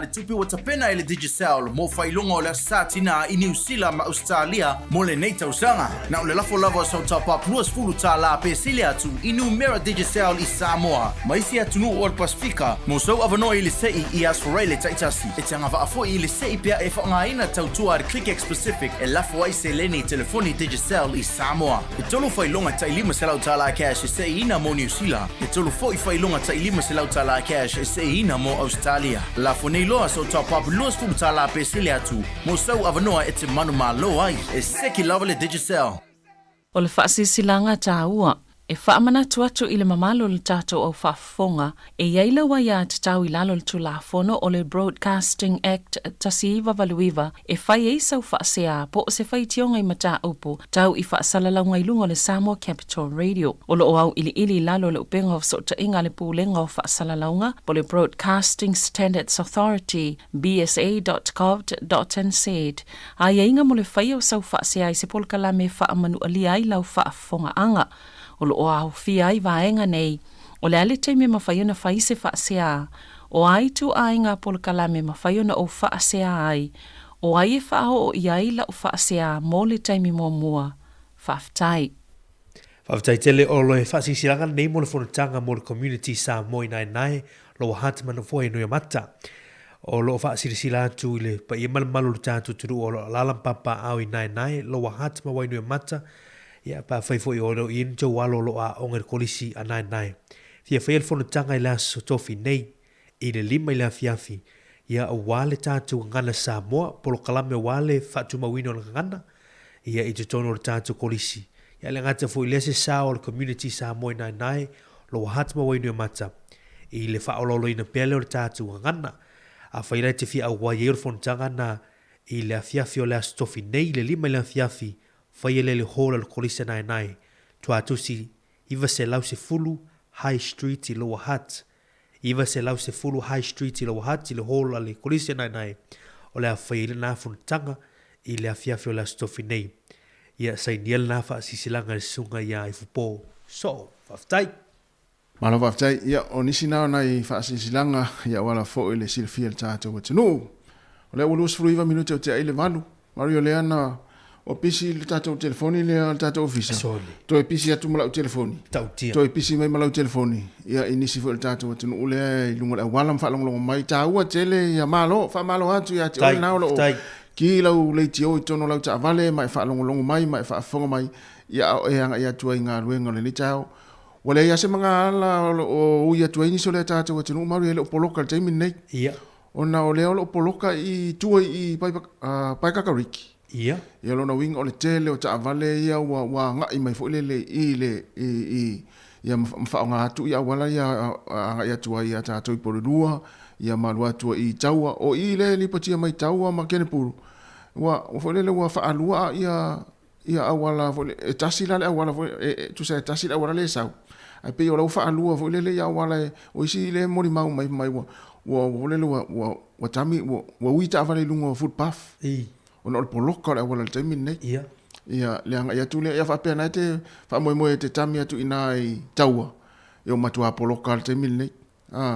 Ia, if on ai oni nga luenga o fai lungo la tele taimi nei, o ringo foi fa na ilaonga.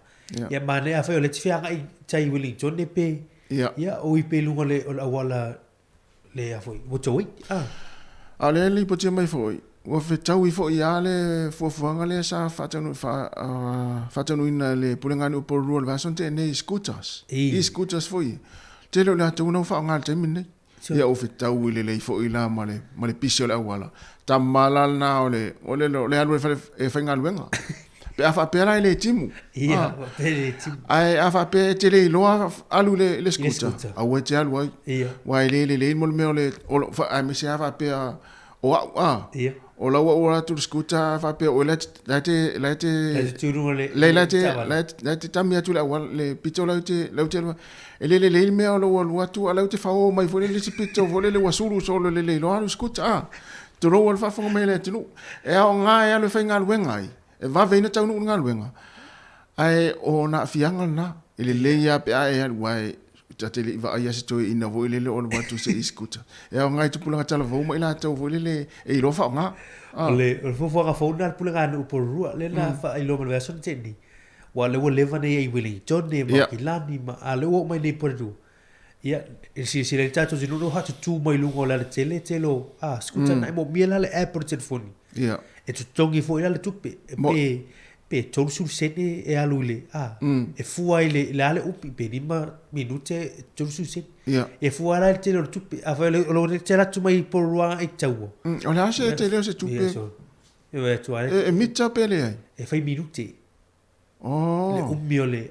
ia e fua e fai fa sene le alu le tala ole umia te le a pa ma maule le tu la ke te alu ia ma le fo tu ka le ia le alu taimi o la le tau ia a timi o la timi ia le foi tu pulanga tala vo foi ia wai pina o mai tau ila sono o sol vason teni tu sana tala le sia so ia le fanga ngo iskuta tato ia ai o sauli tai o taimi no sawai o le uli ia that's for really to fa le ia le wali tala vo e feta mia i solo iskuta i lumal tato sentare i Kenus tu sana fa nga ta fa wai ia Tele lo pe on almon me le iskuta te fa o ia tasi me wa le o ise fa tu la fa lo e ba faida e lo mo a te fa le nei puru no waterfront mo va pena e ta fefe se ta fomu e va ai mo le tu no stay me o le ta te fa pe ma iskuta e tau fa fa ta me ta ta fe o le skuta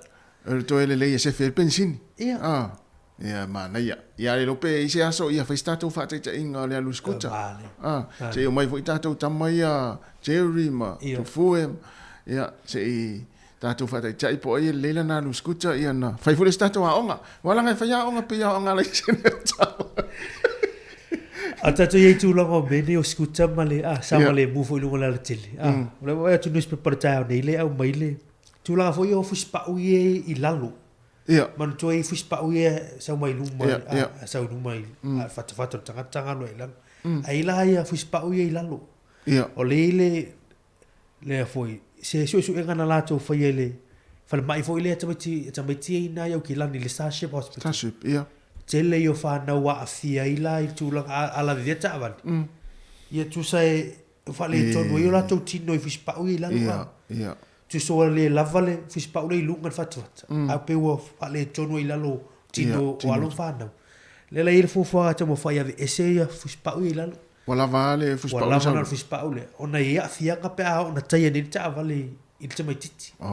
Ia mai se pe a masau le la vea le tawale. Pe a sawa voi le. Au te lo vai au whaonga. Ia te ilo i po whaonga. Ia tūlanga whispa unai lalo.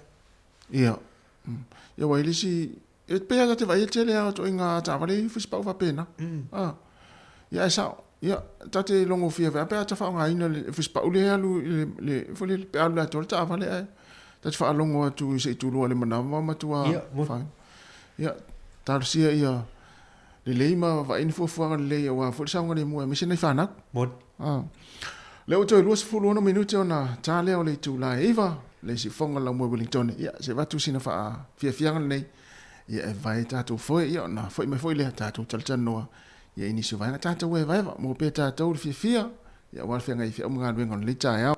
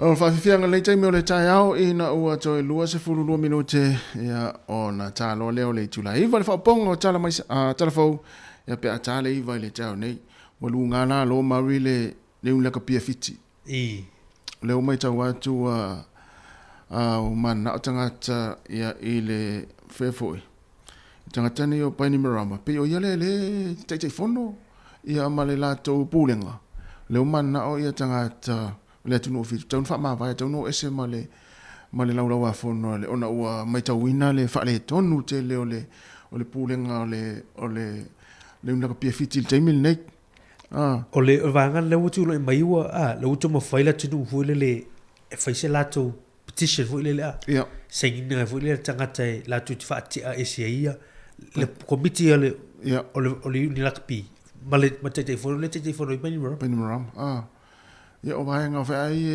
ia le pole vai fo ina tangata ia le atinu fiti ia le le la to fo ia o le ia to alla to tai to fitu ia ma tu langa fa pena ia e pe o le mai tau atu pe ia e tasi alta to mai tau to inga me va pe o le tu pe o le tu pe ma fu ai ona te tangata I mai nga va pe ia e le rola pole al me le ai o le tu ole o le vai nga le na kapi ia laila lo malo mo ia lo lo mai el malo tu langa foi le lo ele pe isi na kapi tu tasi ala to ia tu langa ta longa ma ia ia e se foi malio le va mana sa o le ia si tatou mai tai tu pole tu langa la ia pe te tatou fa alonga tu va so le fa ma vai uma pa ni mara ma na mai mali o le pole ia tau ma le foi tala tatou le na tatou fa so ma le tunu o mai so fin ngalo o le ia tau o se anga nu o Samoa ia wale na tau lo fa tai Samoa se tu lo ia le fa fo mai fo ile tunu na tau lo fa tai Samoa ile se upule ta o se ia tau ia ai o le ia tau le taimil nei ua matua vai lua ina ia ile ngata ia inga ia o nu o fa inga malo ma vai nga fa pen o no le malo si o le mele o le ia tau le tangata ma le fu le fasili fa tu mana tu tau ni po se nga nu fa Samoa le me le ia tau ia wa ata tu sisi tu le ale le se ngola ia tau mo le me tau wana fai te lo al me tolu tau na fai na wa le si tu mari o le ia tau le stangata ia aia afia le ia tau le stangata o le ia tau o le stangata aia afia le ia tau le stangata no winga e fai si vole le si onga o le upo le ia tau o le ia tau au por me fu te mana o e fai e fa leo aia fa te ingo tava se me vole le o te mana fa leo vole ia afia le o ia tau ia sa mo tatu fa filina wala mai tatu we vai eva io ele si tatu atu fe va ilia ile ai te fo e fa pe te fo e mai fa mai ia opa ia mai malu male nei ta ia le ai ele mana mia o le ia tau tatu tale no le ia tau po ani tu le lei po avo ni tu ia le ia mali tala tatu leina o le pisi o tale na le ja o te lo pon tanga ta wala o mai o le tulanga pe ona ia tulanga lunga lawa ia po ni sim tau ia o na o tala tu tatu leina e te wala o mai ai tatu tal noa e fa si lo po ia o ni sim mana tu le lei li tulanga le ia tau ia na te no fo ia ai mana ia lo wala o mai ia tatu tal noa tatu fa silina ia le la fa nga solo tu nei fa fia nga le te mo le tai au ia ma vai po le ase malu ta sto ina masilo matua so le ma vai ia nei fuala au ia fuala o to ina malo matua e inu pe mai ala i puti o le tai au au dia fiafi ma ta to ia o isa mo le fole atu fa mana tu atu tau tua na fa pe o le inu fuala au nei alu ma ave fuala au sa mo alu ma ave fuala au sa mo pe fa pe na te malanga mo le lu le tolu vai aso o le tata lo tula ga ya tau ale la mai tata tala fo ta ni le malanga le tata pa le menu si le fa fo tu po salesa o le stona nei ya stona nei tu sala le na ile manga la mai la wano la telefon e fa tau to ya salesa e fo il fa tau tinonga al pa le menu si la vo le e fa ia mastuo al tu uni New Zealand fa ia tu ya salesa e veo ia ba tu po New Zealand tu e o mane terminate o tere tanga tai lo mana tue ia te ora ese mai male mana ai nga tupu matula nga vole tu to tasi ma yo ia a wole to ni fuile li vai ngwa e te lo meri mai pertania le fai malo New Zealand ia esa o le ia lo no winga la tatu pale mia le la fai masui o New Zealand ia fa pe atu ia ila o fionga ia fa pe o tupu no fionga o tupu ia wa vea o fai ma fonga o tangata New Zealand ma tau te whaape atu ai o oe lava o le tupu o New Zealand o oe lava le avea ma whaururunga ia o le tupu o le malo New Zealand maraia tau la alu i Britannia mori o whawa tupu ia o le tātou whaafisiri na ia tātou talatala noa nei teimi o le tai au ia e manuia la fo i fuanga o lo whianga iai ia malo fo i le mai mua mai ia ma le whaafonga mai ia i le tātou puklame le ata le tai au ali si fonga la mo Wellington ia fa pe nana e alu ai moni tama tila onga ala e fa tali mai sto ina masilo matua i se falawa ia na wa ia fel fale la wo ia fa il fal tala ni ta ia e o tauna tu uloa ia ai alu fa se ptil to ina malo matua ni ta mo ta ia to es fulo minute ona ta leo le tu la iva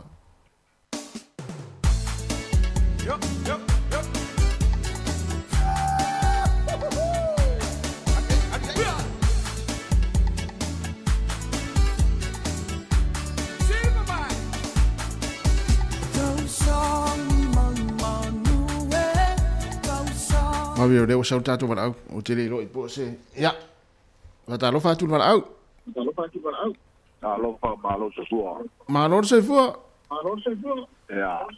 Pia nei ola lau le tio fa mo le lava Ia.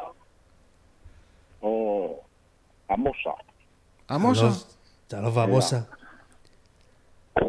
Leo sili ake o lua e i lua ia kau. Io e mai ia tau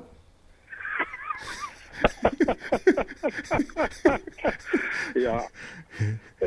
E foi eu mai kulele, e eu mai kulele. Ia, e mo. Ia. A fai vai pen fa masingonga ia. Ia ia ka kau ka nga sai fa le longa finalo a. Ia fa pe fo ni fomo ni ka le sia ma. Ai. Ia. Pa pe nga. Mo. So le sila iku. Ele le si ke ia ele le so le si ke na. Ia mo ele sa. Ele foi que me te a va per un fongo.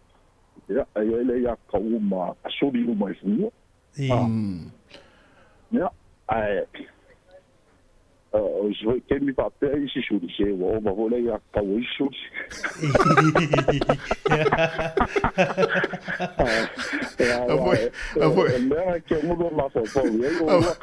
Foi lá le winga na o tala, vai tu foi al sa no. Ore ia tau alisi e pi a fiere ia tau alisi, ia. Ia vai, pai la fungu e a ko le kako fungu e kala la sima. Mo. Ia, pai foi ole ia ma ia le ku ale ia fo ia o ile ma. Ia, mo ile le sa. Ia Yesu le loko ka. Ia. Mo vale. E mo al file mu. Ia, mo. Le foi ka ko vai na sauar ka ko li faola ma liu du ka le valio na ia mo ka ko le file mu. Ia, mari. Au ngai ko yengi, ungi ia ka kau ris.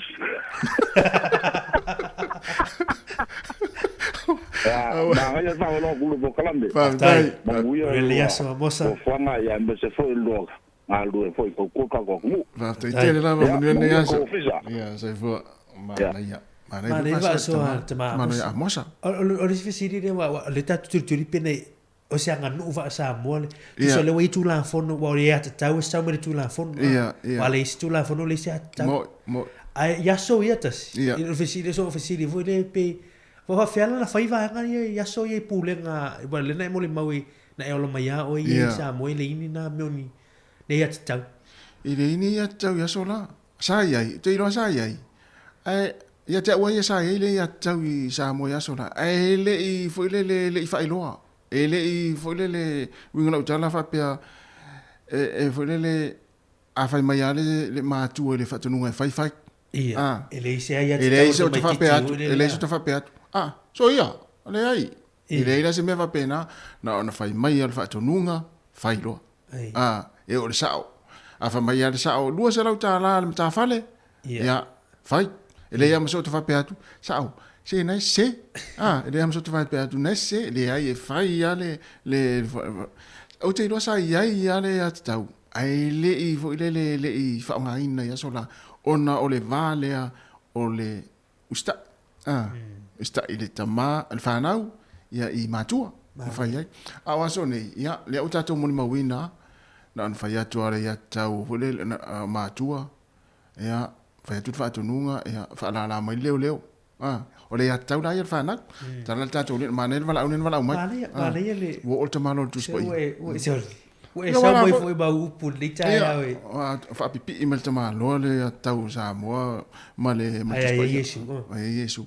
Ia nga foi la foi sa tupu foi i asola i le e pe ona mel tuspa ia. Ora ia tau o tanga le na sola le i le va. Le tau i ona le na solo hai, le na sola hai. Na sola i ona ele ke ai. Lo no la vole vana i le tau ia sola. Ia ele im fai ona fa loine. Ia o nei taimi. Ia fa tau fa ia le tau so stangata.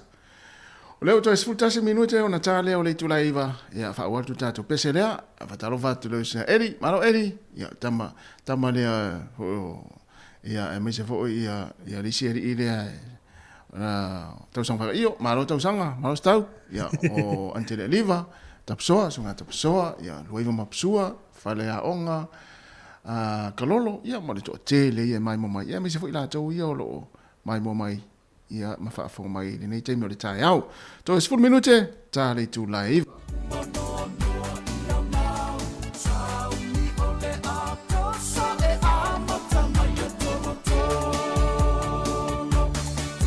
Ia, o leo il tatu walau, whaataro whaaturu walau, Malo le soifua, whaatai ona sai mai. Malo Malo le soifua tina mali. Talo fa mali? Hi Mari. Malo. Mai o le tai tina. Emanuia fafkai. Malo. Wa mai o dua. Emanuia faftai, wa tu o tina mtua. Yo tala go kia kula uleki o. Ia. Vai ku ngau fa pe ka ika ngi strawberry ngai dua luma. Ai vai kule yo mic.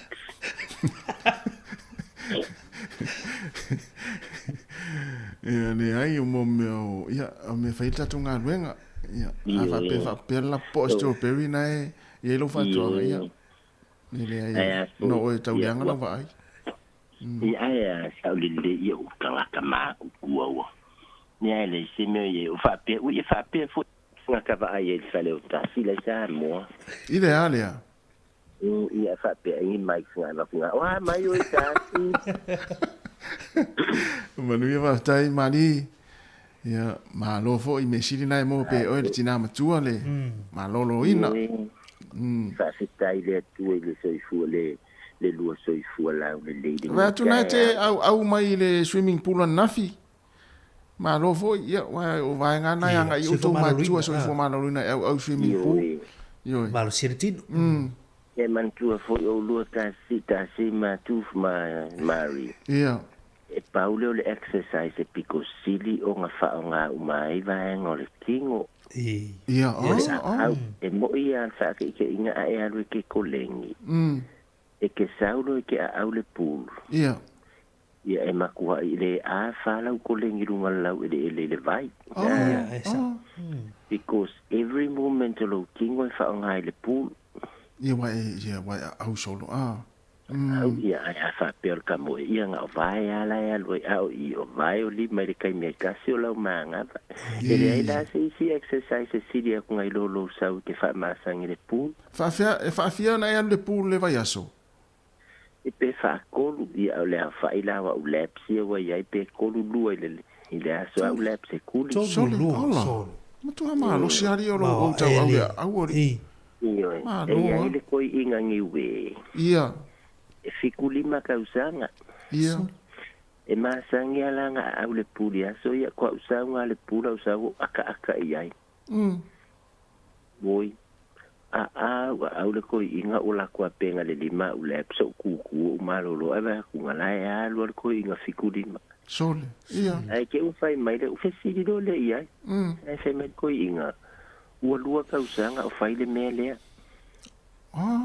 lua kausanga o fai ko inga ngiwe o le malo siatas kila ngonga au ko inga ngiwe le makoso o lua ke fai ako ke le ilo pola le mekupu sole o le malo siatas si ai me fele le practice makes perfect malia alu mai ka ki kilo foi au lau ko le fai ele me fainga se nga me o pe se bai su ya ka ikar ko lengi le pool O le to ina la le ua lu iei o le ua to angai to lu aso le pu. Io e. Ma lu felo e le pu. Le ua lu ia fa la vera kala fa ngo wa ma musico i. Oi, talo fai. O ke kala ngoa kuile. Ia so io kala vo ile a feive te lau koluli. Tua mama ole sole matal no fa pe on na fi matal tu na fi ale. Io le kaiminga. Tina mali o la so ilo ile ya tau le tan no le tai ole ni. O se anga no fa sa mo le ya tau. Ia. Ese lava ia kula nga mea mari. O le ua kako e fa kel si ango. Le ia te tau.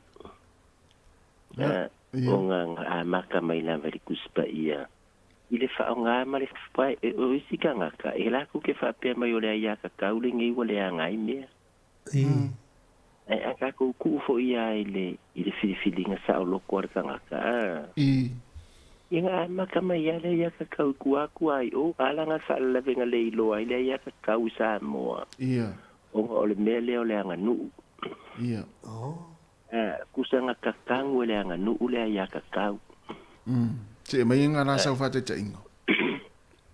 O le ka ko nga ngu. Ia. Fa alo i makua. Ia. Sa nga e kali upu i makua. Ia.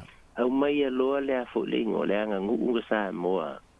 A mai loa kangu pala ai ia. Ia le ia ka kau le a ka maiki. O le anga ngu fo ila koe pule ali imfai pule ia le ngu. Ia. Le pule ngala nga ali imfai pule o le mea e fai mai ali imfai pule.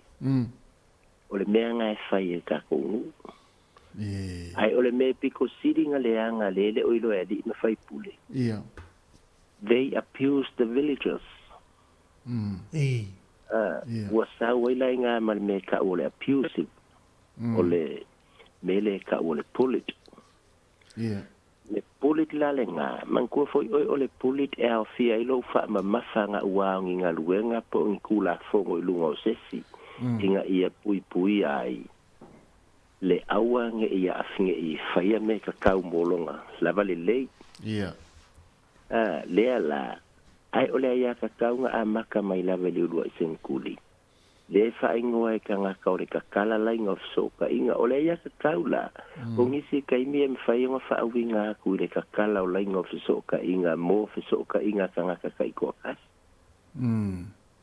Ole wha ka inga. Au whai aku ngai ke oeta si e awae ke sau e ke whainga ruenga mau kele o malos. Ngai ke ilo, ngai ke malos. O la waia ka kaua la e ke sa wai o ke whainga ruenga because you entitled to it. Ke sa waia la o ke whainga ruenga. Pe ngā fwoi la mari. A wha kua la mari awange e ko e ku mai I le fale lea la ngai. I lo fale. O la waia ka kau mari ke alo e pe lo fale ngai ke kongi alo fale. You entitled to it. Ai onga la ua malo si kele ka kuangu sa mo le fa sai. Onga koe kari upu se makua I se kamai ke kilonga ki ngā polong ka maa. Si tu le leila we ai fatina. E lo ngai kule le e foi lo ngai kule le. O le kule le pe aka ku kilo ka kuanga ngo. O le fa ka inga. Kalangua roa la mari malang mau mai sika ngaka. Ai fa sa o mai fa pe mai mari. Ia ma ko ai nga mau ke ai al fale ai nga ya so uma. Ia ai o so melang ka me kiki. Ia ngale ko rua so le fa ya so mau ke ai al fale ai nga. Ia le fa pe aku mari. Malolo. Fikwa so vai ya so. O mea la fa pe me la ia lea. O kai wa fa maka ngaka kele lau ka mai kiki. Ia ai pai ka inga o la sa or ka mai kiki a fa pe foi la ka mai kiki. Ngo foi la lo kele ai. A la sa wa fa mai te fa fe ngo le ai o lo ke fi ai. O la waya ka kaula le la fa ka mai ki o le ngo sa we ai danga la sia ai fa la ve o le ngu ia fa lo ka mai ki la ko ma ku. Ya wa la me ya o fa nga se o le ya ka. Ia. Ale makua. Ai koi apiu sai makamai o le sikai mi. E fonsi ia ka ko le ia le me nga ia fa ele apiu si.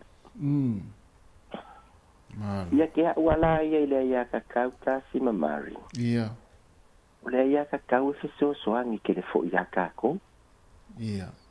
Se so angi le ia ka ko. Ole me nga le sikai mi. E sa le ia ka kau sa wai makula fo ngoi pui ai le ia ka kau. Ai la lo nga fa fikau. Ia. O lo nga fa fikau li le anga. Ba ai po ia fa ngai la wa ia ka kau.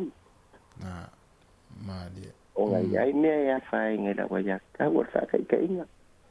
Ai alungi se moli sama se mo be maka fa pe wa mu moli sama la ku. E fua pe ke alu loa pe ke ku o ia a fa inga. Ia. A fa pe ke ku fa fua se ia fa inga le sika vale la ku. Ai a fa pe fo ia ke alu sao. Ia fa inga o le a e alu moli mumu o la wa ia ka kaula. Ia. E va ai po o ia a fia la wa ia ka kau. Malo. Mana ia. Mari, e se mari alo fa so ana wa tale iva. Ya e to e vidi mai tai au. Ia wa le alo fa ku ya o no sa ku me ala fa nga luenga e o fa. Ya alo fa. Si wa ti da mali.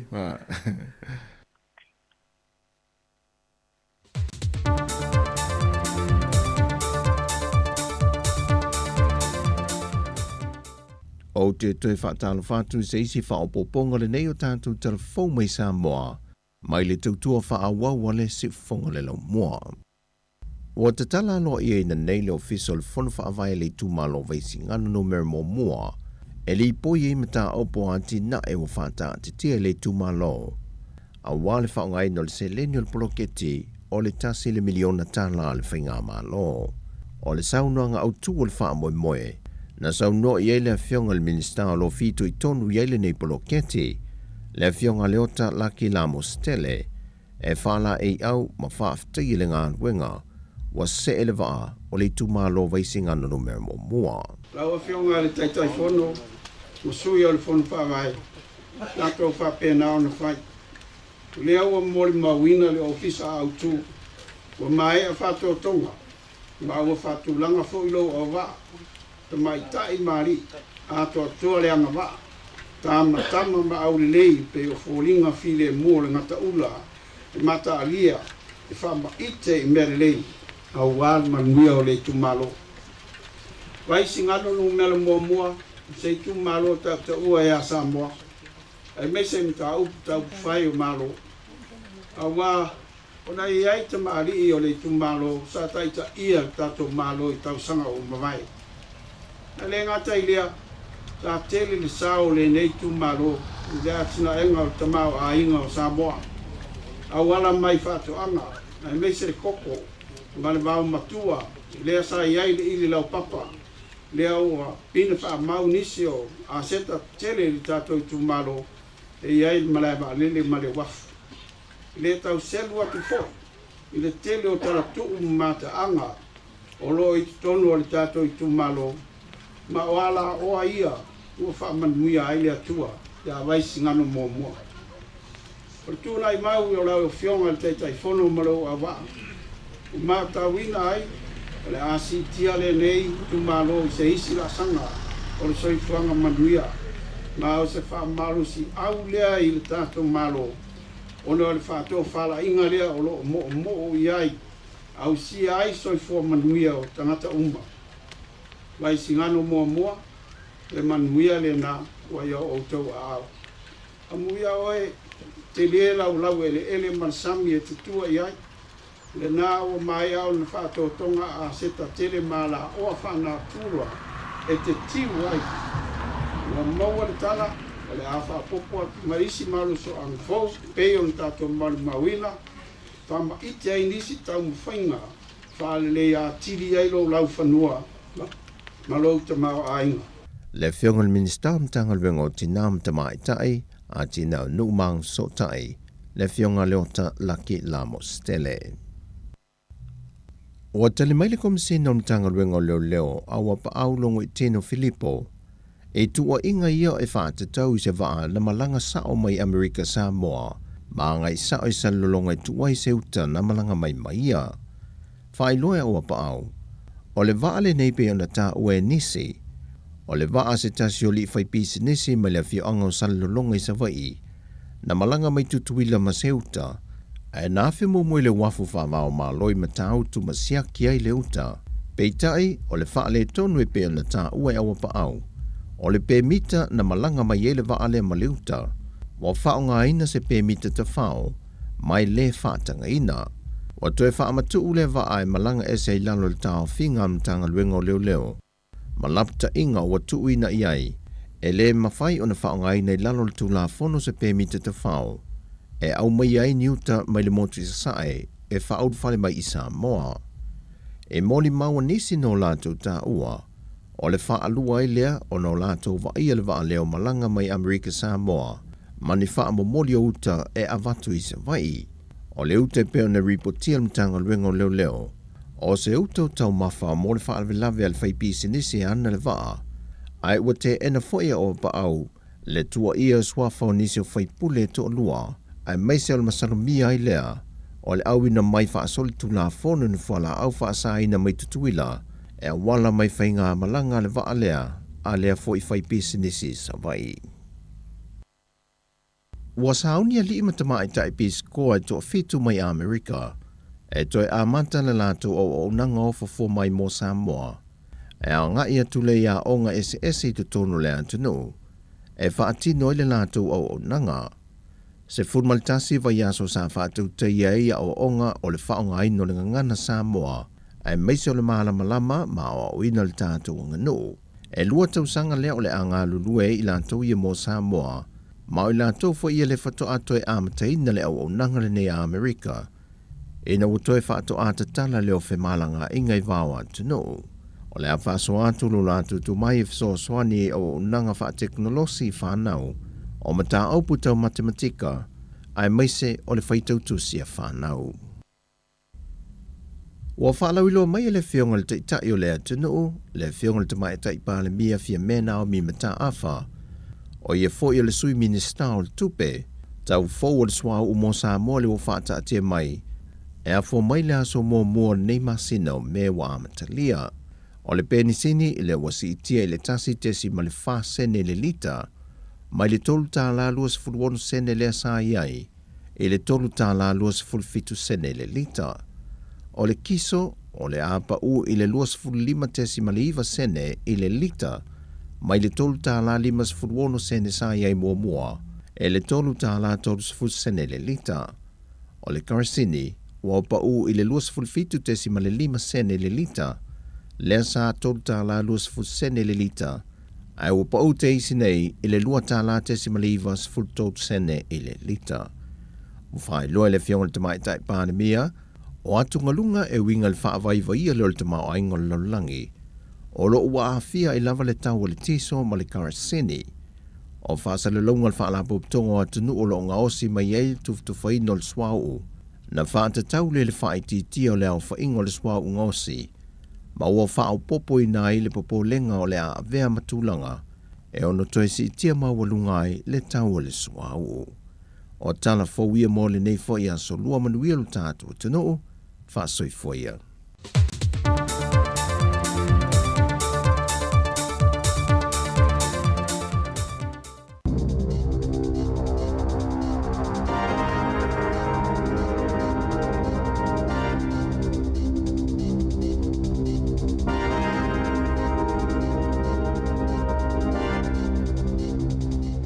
Ta alofa lava o se whaapoponga le nei o telefou i le tautua ale si ufonga le lau mua i Wellington nei.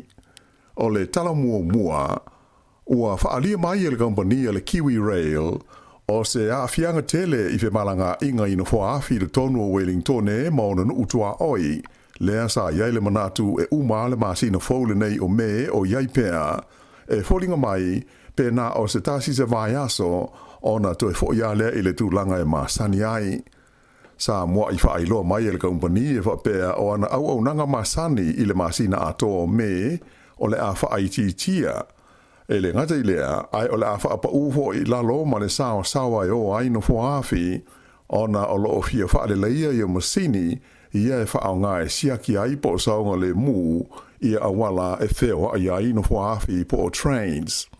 Pei tai la, o le asta o na ei lea na toi tuina mai ai se isi whaalinga mai le Kiwi Rail, e whapea ua wawe o na amata ngā ruenga i le whaale leia o masini na whaale tonu, mai o lea ua manatu ai masalo, pēnā o se tasi lava se vai aso e whaaititi ai, ia le a whai o malanga, ia ma whaapa ufo i lalo ma le sao ai o ai no whaafi. O lona winga, e le tau na mai a ia ngā ruenga i le poles whareile a sau nei, le aso lima leo me, ai le mo se fia vai aso e pei ona sa manatu ai mua. Nā moliu le tangata e tō tasi ai manua ti ngā ina leisi tangata ina ua wheto aise ui lafi ma se taamale le titi i le motu i saute le fiafi o le sa. O le na manua o lo o tonga whitia nei le whale mai tele i karai estete. Whailo mai e leo e whapea sa tupule nei whaalavelave i le aua le tele nume le tasi e le mau ma le awala o le Amesbury Road i le pitanu o Sefton. E toa se furma le lua i a tupulanga talavou na tau fia mai e leo ona o le ngau inga o se whale o loa i le polest o na aina te nei i Aukilani. Whaalia e leo sa o lato mauali poti o winga i se whale o loa i le awala o le Great South Road i Takanini na ta e whaamalama ma ngau ia mai aini o loa pe tusa o le afo le tasi i le waweao le sa nafi. E toru ta avale na so solo e se ai mai le whalo loa i la tau na whaaponga i leos whainga. Na maua e leo ia ta avale ua tia ai le pitanu o Alma Crescent i Papakura ma mawai i se whale e le mamao i a tūpulanga talabau nei e se furulua ma au mai ai ma tāwhia e leo. Na ta ua mai lai whapea o i la tau uma nei e se furulua o le atu inatu i le vainga ale au nanga mo tūpulanga talavau. Ua whaia e la ofisa o le tau po le Met Service i ane lapata inga mōni matangi Malo losi mo nu utu matawhanga i le pito i lunga o le motu i mātū ina ua poloka le awala tele nume le tasi i mātū au kilani i le mamafa o ti munga i le fiafi o le san nafi. O le tu Malo Northland e to tele a inga sa motu sia le lato e le tise i le po na po e tu sa o li poti mai le company e le tise o le Top Energy. Sa ngā lulu e le company le sa atoa i le tau whaola ina o le tise mo le awha inga e wha fe lima se lau a inga na motu sia. E ta ane le iwa i le po na po ua lima ia le awha i o vaenga o New Zealand ua o ia ila pata inga lanu moli moti munga mamafa a o wha solo ifo a ngai mai i mātū i le tu i saute ia se vaenga lau tele o winga lo wao le tau. O le ai o manukau whapea ma le tau langa i le waita mata sa whapea fo i o na iaila pata inga i matangi malosi o no awhi ai na po wha solo mai ai i le so. O se solo ele na mafu ai o na tapuni i ale au le tele nume le tasi i le malea o Warkworth ma Westford i mātū o Kilani ma whautua ina ai le pulenga o wala le waka kotahi ia le tunu whemalanga ai ina ia whaonga a wala au fiai le Woodcocks Road, whapea le West Coast Road, ma le awala tele nu Melas Fruono, le State Highway 16. E walu la whai o malanga whaatunga ina waala upasese na tā fia le vaenga o whemalanga inga au kilania na nafi, ona o winga whaale tonu o le tau. Na whailo mai e le li o Aiden Pittleman o le ofisa o le Met Service e whapea ua mafua na wha umi winga lo wā nei o le tau, ona o se vaenga lo tele o winga le lei o le tau, o lo o ta auto nei sa sae o New Zealand, le o lo o poloka ina, ia le se atu o timunga ma matangi Malo losi nei. Sa ia ta o mai e de tau na sauni ma ta pena mo le ono wha te tele o matangi Malo losi ma timunga ma mafa. Sa wha ma maluina na po matangi Malo losi e le ngata i Northland, a o le tu i mātū o Kilani, whapea le motu o le Great Barrier Island, a toa ai ma le peninsula i le Coromandel. Sa whau tuai na fo ia we ta male ina ia whaai te ilunga o le ala lau papa tele au kilani i le Auckland Harbour Bridge ona o sa vili Malosi. O lo walo ia mai fo ia lau fiso le tau o le a wha wau pea o nanga i fo i saute ia tu langa wha le tonu nei o le tau ma afi ai ia nisi vaenga i tele o le tunu i le nei mai aso. Ua whautua ina mai e le vaenga o le tine i mū le mamaru le tunu ina ia siaki le lei ia whaailoilo o mū po o smoke alarms i lo tonu o whale ona o le whaamanua lia o ni tangata se to wha i le mū se whale e ai le ai se whaailoilo ia i lo tonu. Whaailoa mai e Wayne Martin o le pulenga o mea tau mū ma whaalavelame whaafose i New Zealand po o le fence na tupu le whaalavelave i se vaenga mao tua o le tu Malo Northland i le waweao le stonai ma manu nua ai ni ta maiti sto tolu ma se tangata matua to tasi sa le imawhai e le imawhai o na mawe loa i al nei mua le ainga o na e le ai se whaailoilo po se smoke alarm i le tonu o le nei whale. O le tūlai mai o le whaalavelave whaali ai o Wayne Martin o le ofisa o le tini mū e matua tā ua tele o na iaini whaailoilo mū i le tonu o whale uma ma e tā ua foi le tau o na iai o se fuafuanga whaataatia a inga te tasi mo le saunga le mū i teimi e te tupu maali li ma iaini whaalavelave whaapenei.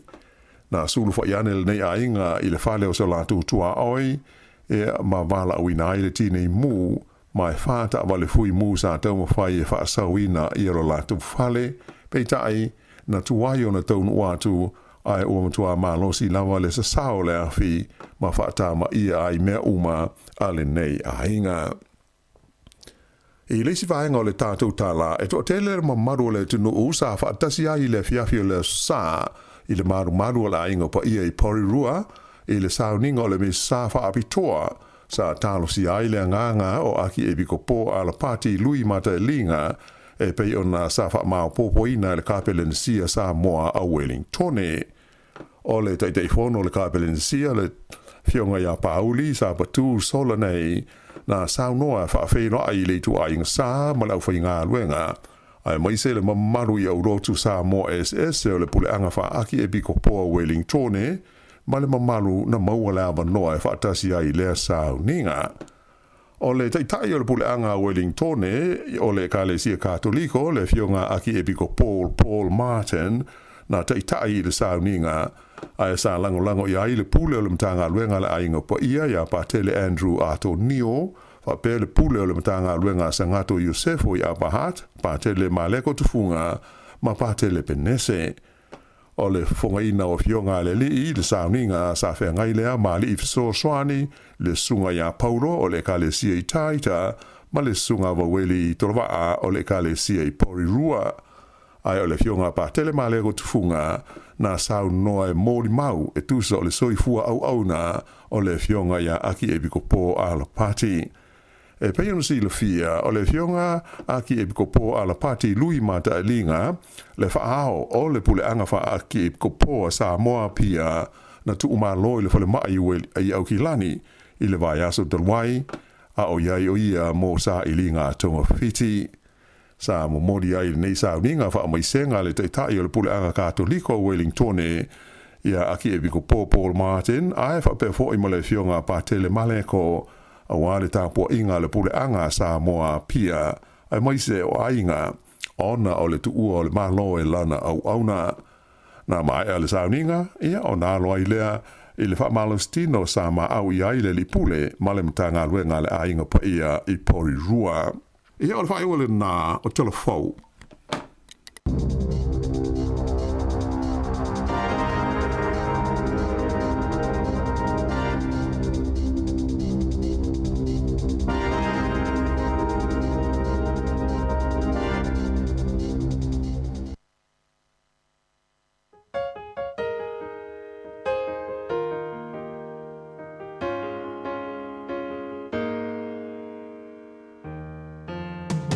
Try really man only asrupiyungan fafatimai pamumaliatu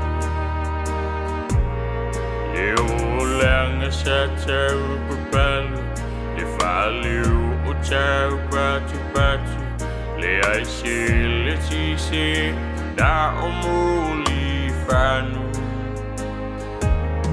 le ile iloa o ni mata pala ia suru malava si o tama nga lue na o ia lava le pa upangu tama le mata si tau ia musa sili apa moso upili na ne iyo ufa ashala o ulua o matua o le mea lo for mai i le atua o luanga luenga lende i ua fua o le mawhailo o la fia chau tua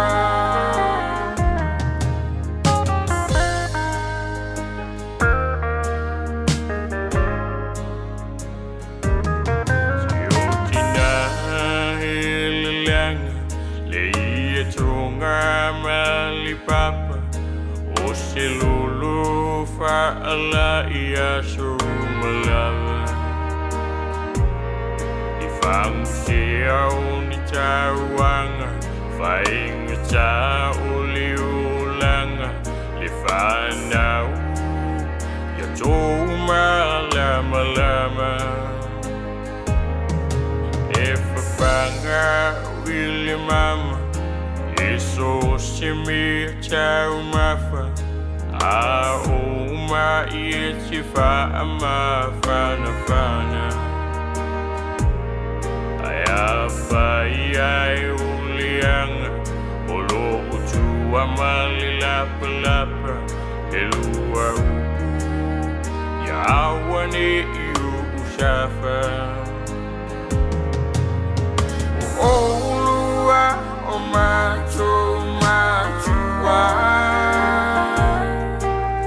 o le mea lo for mai I le atua o luanga luenga lende I ua fua o le mawhailo o la fia chau tua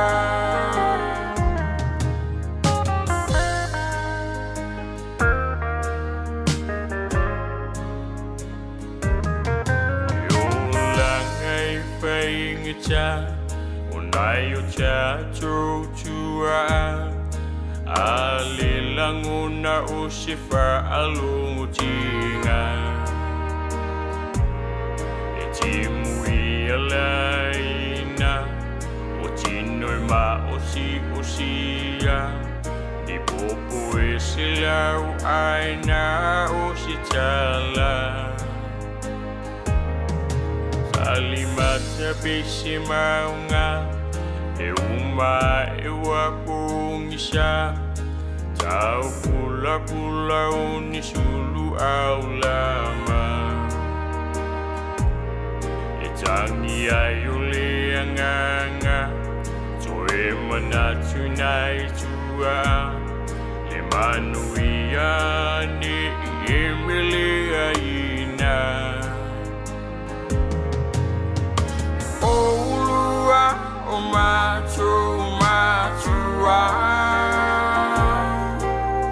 o le mea lo for mai I le atua o luanga luenga lene I ua fua o le mawhailo o la fia chau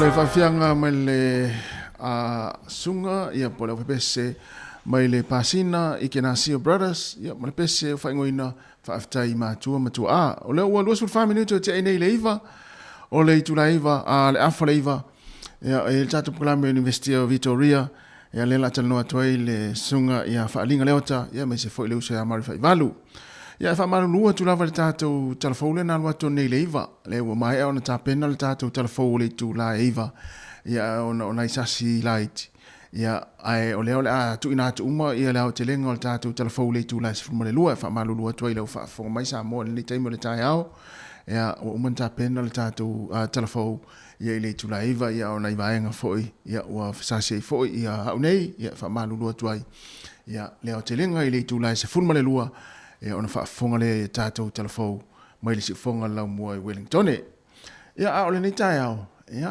e whaamalo atu malo lava fo i le tāpo i mai ia le mafuta mai tātou pokalame le ato le tai au ia i le manatu ia e se lau fo i la ngono le nei aso ia i nisi fia e fo i nisi o loo whaano noa e fo i nisi ua e le o maua ato atoa fo i le malosi ia ua le avel vaenga nao le ato atoa malosi vaenga o le whaanua noa ia ma e whaatiri ma tiri la valo ngase mo pe o le fia ia ma fia lo loto le yaso vai se te lua tal no mari ole fala la verte mala fe ngai mga e portina fu le fe ngal ngal timini va pe ona tele fia na tele fale a o te vili o le fa ngal wenga ta ma e fa amisa iai po lo vili fo ile tina e fa amisa iai ala fe ngai mga wenga le tu vai ngana se e manava e aluatu le fale ia on failole o stala le fia na nei o le uvili o le falfainga luenga awa ia to inga luenga foi le ta foi le finga luenga o le vili atu le tangata le vili atu fa vivesi atu le fale ala foi la matua fainga ta le luenga le fainga il tai au nei ia ila tu le finga ia na tiri foi le manuia lava ia foi le o le aso ia mo ila tu le fainga luenga ia a wote fa amisa pe ona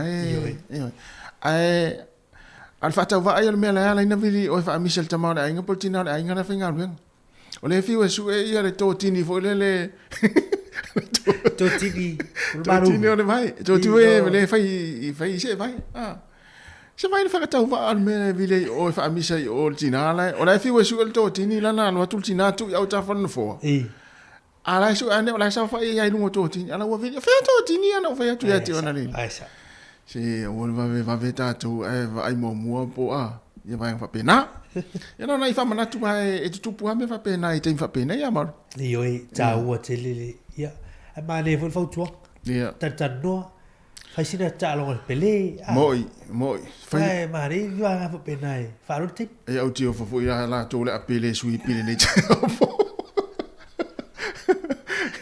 o pele e tomino mo le ia tomino ma nei la chama na fa ile uli por taisu so le weta alo ta lo le taisu mari o tambana ma to ya sola le to tele la wa nga ya ta alo ta lo na ya sola le taisu io ma fo o tapusoa ia o MJ ia o susi ia o sa taisu fo ia reito ia te vai le to longo fia tanga ta fo ile sa fia ta longa e te vai atu ai lona isu se tu loa na fo me to foi le pe o tau nga fola sul au ai ta foi lele e ta la ile e ta le pele te sort ia e le mali e foi ona ta no se uma tatu oi fa fo ma fa alinga e mo no tatu fa tano ta no tatu pe ta no se fulu tatu oi fa fo fa alinga e fa fa tatu ofisa e il tatu lo e fa tatu fa taisu te fa manatu ta no e ia ale la tatu pese ia le o tapena mai tātou whatanoanga ia le University of Victoria ia malesunga ia whaaringa leota.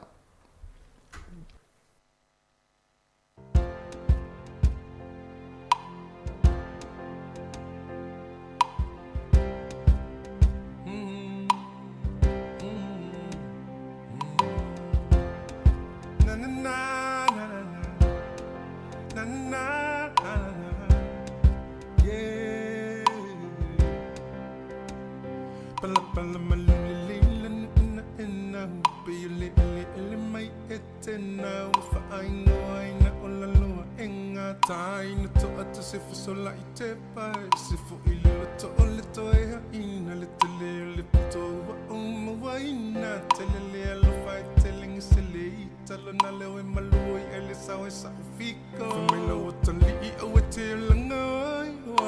e mau tu whai tua oi e mana tua i nā upune si ua tali ia e tamalile Whaasa vili mai e se sifo sau vile tua ana Se isui tu silau tilo tilo whaafou i nā lau nganga O matala umanota sa ola tola ui tu malo Tupulanga ana tula i maia Ola taimi lene i tato E fe mai le fale mo se vai malu Fili fili e oe lau whaasusu Ma wale vai falo, ma le vai tipolo Ma wale best new fresh malulu E te whai o le sai tau si o mea whiwhanga Ma le su e so o ni tā sais tu So o sa mea lava e tu whiatau Ma whai e mua umalawa e whale asi Whaasa vili vili mai e se sifo Sau vile tua ana Se isui tu silau tilo tilo Whaafou i nā lau nganga O matala umanota Sa ola tola ui tu malo Tupulanga ana tula i maia Ola taimi lene i tato Whaasa vili vili mai e se sifo Sau vile tua ana Se isui tu silau tilo tilo Whaafou i nā lau nganga O matala umanota Sa ola tola ui tu malo Tupulanga ana tula i maia Ola taimi lene i tato Ulinga ali i mawhai pule Amata mai mga manuia Ia maua le tofa faa le tua Whira whanile nu mawhia fia Ia to aloto tu mau le tatalo Ia manuia mau whaiva I ola pule tonu e whai so o se tonu Mo tama ma ainga Whaasa vili mai e se sifo sau Samoa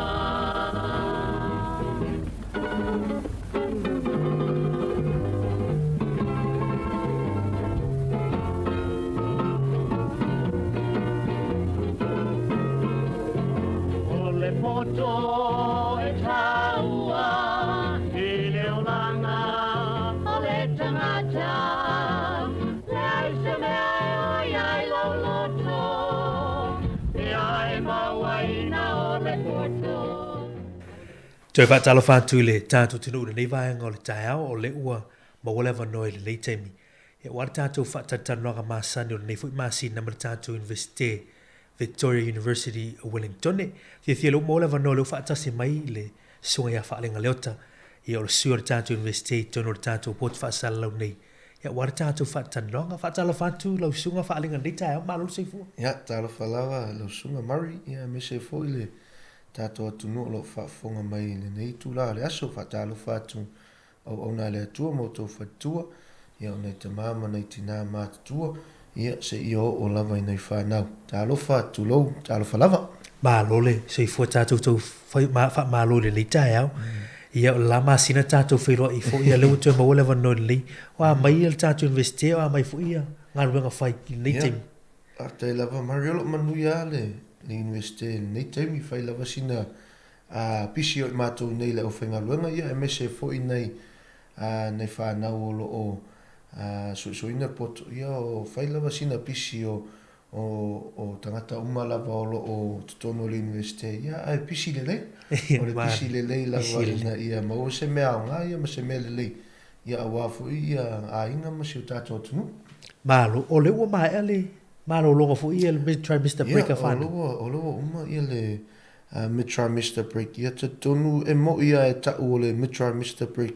Ia e pi nao le malo lo mai ai vasenga.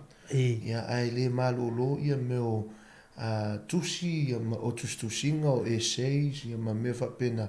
Ia tate alofa i nei whanau, ia o mea fo i sata iai fo i asola. Ia tate wa ia ma le alofa e ui lava ina malo lo vasenga. Ia ai whaau au pēr i al whaitaonga o tusi. Ia ai mese fo inisi o lātou assessments ma assignments. Ia e mo ia ta o le mid-tri break. Ia te hau lava ia leo se break anai whāna. O lo o whai e pēr o lātou ngā luenga. Malo, mali tātara mea wha asolo le leita. O ani vaenga o lo tutupu tātou Université teimi nei one of sir whiora tātou tunu. Ia o le teimi nei o le vai aso na valu nei o le university ia e whamanatua tū tātua tunu e sfululua ia vai aso e whataunu ua ia vasenga po lectures ia ma tutorials ia a mai alole nā sfululua vai aso ia o na o atule le taimi o suenga ia ma mea whapena ia o le vai aso na valu la le tatono taimi nei o le matua i pisi au nei whanau ia manai tangata fo i olo aveola to mata upu ia ono le tele o whaitaunga ia e mese fo i o assignments ma assessments ia tatono taimi nei o nisio nei alu manai whanau ia e seasea va ai al fale moti noa lava o tele la tu taimi ia e mana amia ia tele le taimi e alu i vasenga lava ia na ole au wai vasenga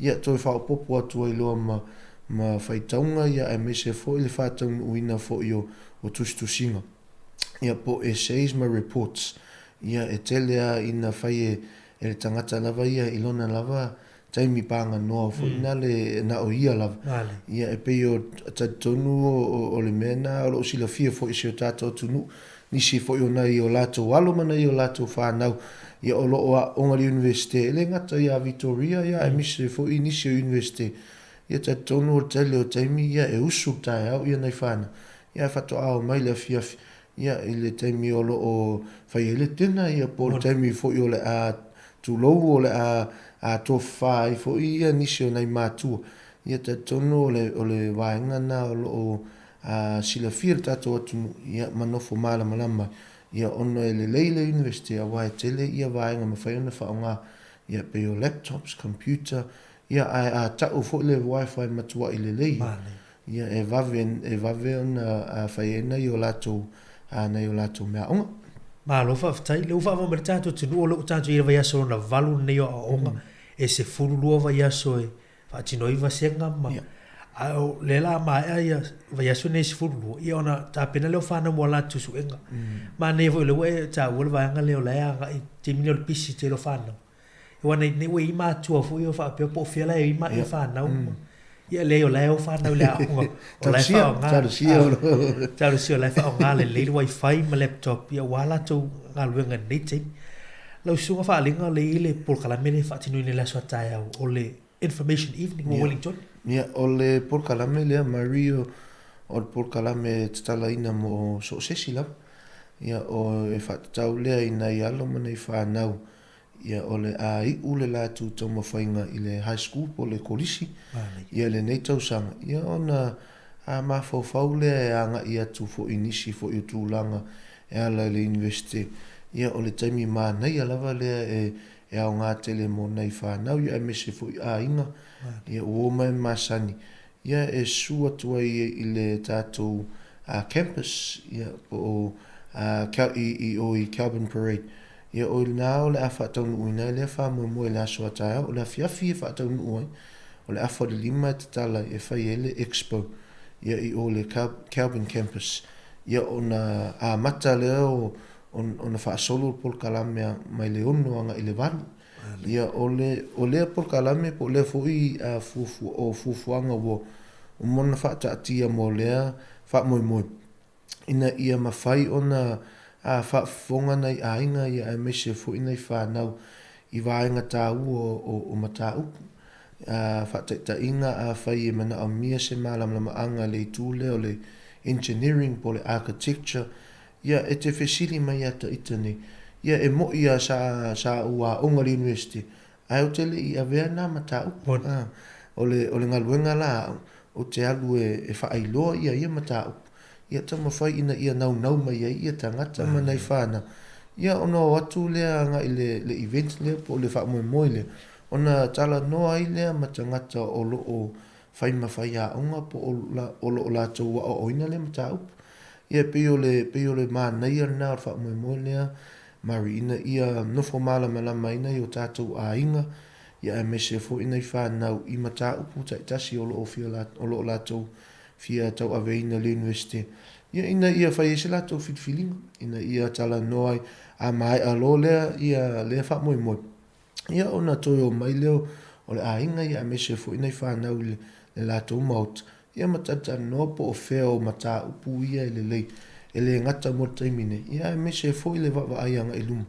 ia aua se manui o aiga ma ekalesia ia pei o se o le itu lea o le afa o le 5 e amata ia le expo ia e te savalivalisolo ma e talanoa i nisi foʻi o vaega ia foʻi me o support service ia po i tu foʻi o le universite mafai ona fesoasoani ia inai tagata o loo fia aveina o latou mataupu e moʻi lava e faia oe filifiliga pe e le taʻua e faaperetani o le independent studies e moni lava e iai i le vaega na o le independent studies pe e fai lava e oe o galuega ae o te taʻutino atu e iai e tele i o le tele o support service e tele i vaega o le university ia e mafai ona fesoasoani ai foʻi ia ina ia alu mana i whanau ia e mese foʻi nei tagata o le mafuaaga ua ou talanoa i le itu ona o a'u sa lavea i le vaega na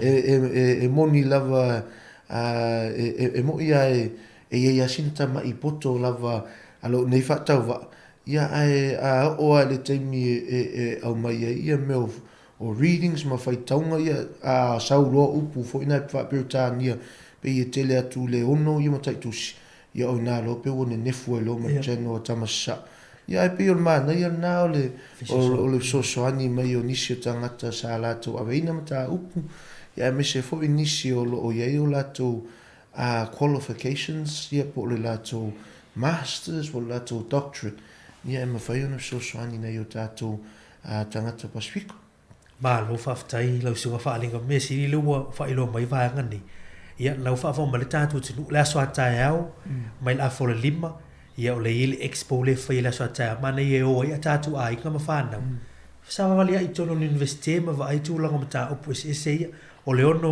i le valu le faailoa mai o le i le pokalame le mo tulaga tau ma taupu ia ia tulaga na o mona faapasegaina ia potu ia e toʻatele foʻi matou e faigaluega i le afiafi ataeao i le aso ataeao ia i le afiafi ia e tele foʻi ia nai alo manai fanau o loo avea latou mataupu ia o lae o loo faigaluega foʻi latou ia e mafai ona faasino atu po o fea iai potu o loo iai le mataupu o le criminology ia po o le mataupu o le psychology ia po le a lava se ology o loo e fiavea ia o loo iai lava ia nai alo manai fanau ia mamai matou foʻi ia e mafai ona fesoasoani le faasino atu o potu o mona faatulaga mo le faamoemoe o le manaia lea Samoa i le tau tasi aniga ia faalave atu a le lua tanoaga manaia foʻi le faalogologo atu ae mo ona i fanau la ia mo le taimuamua lea o lea o le agai atu a universite le tausaga fou ia maise foʻi nai o latou matua pe ia lagona foʻi le palaʻi ia e le gata o le gagana ia e pei e fou foʻi le siʻosiʻomaga lea la e te lese faasoasoani mo nai matua ia ua e le manatu toʻatele nai matua ia lao atu ma fanau nanei faamoemoe ui taeao tae lava tasi ia e tatonu e faapela e tele i o nai aiga manai manai alo manai fanau e faapena ia nai o latou lagona ia ae o le augani lava ia po se tuʻalalo foʻi o le faatauvaa nei ia o le su mai lava tatou talanoa afai o le mea taugagana afai o loo manaʻaumia sesi e tatalanoa e faaliliu ia ma ia o loo avanoa loo nei tagata toʻatele foʻi le au Samoa a e oo atu o le university ia e te lagona Samoa e te leʻi vaai ia ona le leoleo ma le pisa o tatou tagata ia e pei e manaia na e fiafia ai ia e fiafia ai o tatou tagata ia ina ia latou vaavaai foʻi ma latou vaai atu foʻi nei tagata Samoa loo faigaluega i o o tagata uma lai faigaluega i o tasi ia ma Mario le matua lelei o faasamoa ia e muliga lau faasamoa anai vaega la loo matou faigaluega pei o manai ana o lo toʻatele o Samoa ia me se foʻi nisi foʻi o atunuu Pasifika ia e tele ia le diversity te tonu o le university pei o le mea manaia lava lana Victoria o loo iai o loo tupu maola ia le itule o le Pasifika e tele ia o tagata ia o nisi foʻi o events ma faamoemoe pei ua follow i le vaega lea o le Pasifika ona e fiafia manatua foʻi tatou Samoa ia me se foʻi Pasifika tātou lava i o le fia. E ui lava ina tūlou lava e le tele ia tātou me mau e le tele in tātou tupe ma me whapena. Au tātou lava i o le fia. E sili atu na lo le tele o me. Ia e whanau no. Nei, o le siwanga tā wole na e o mai o le support services.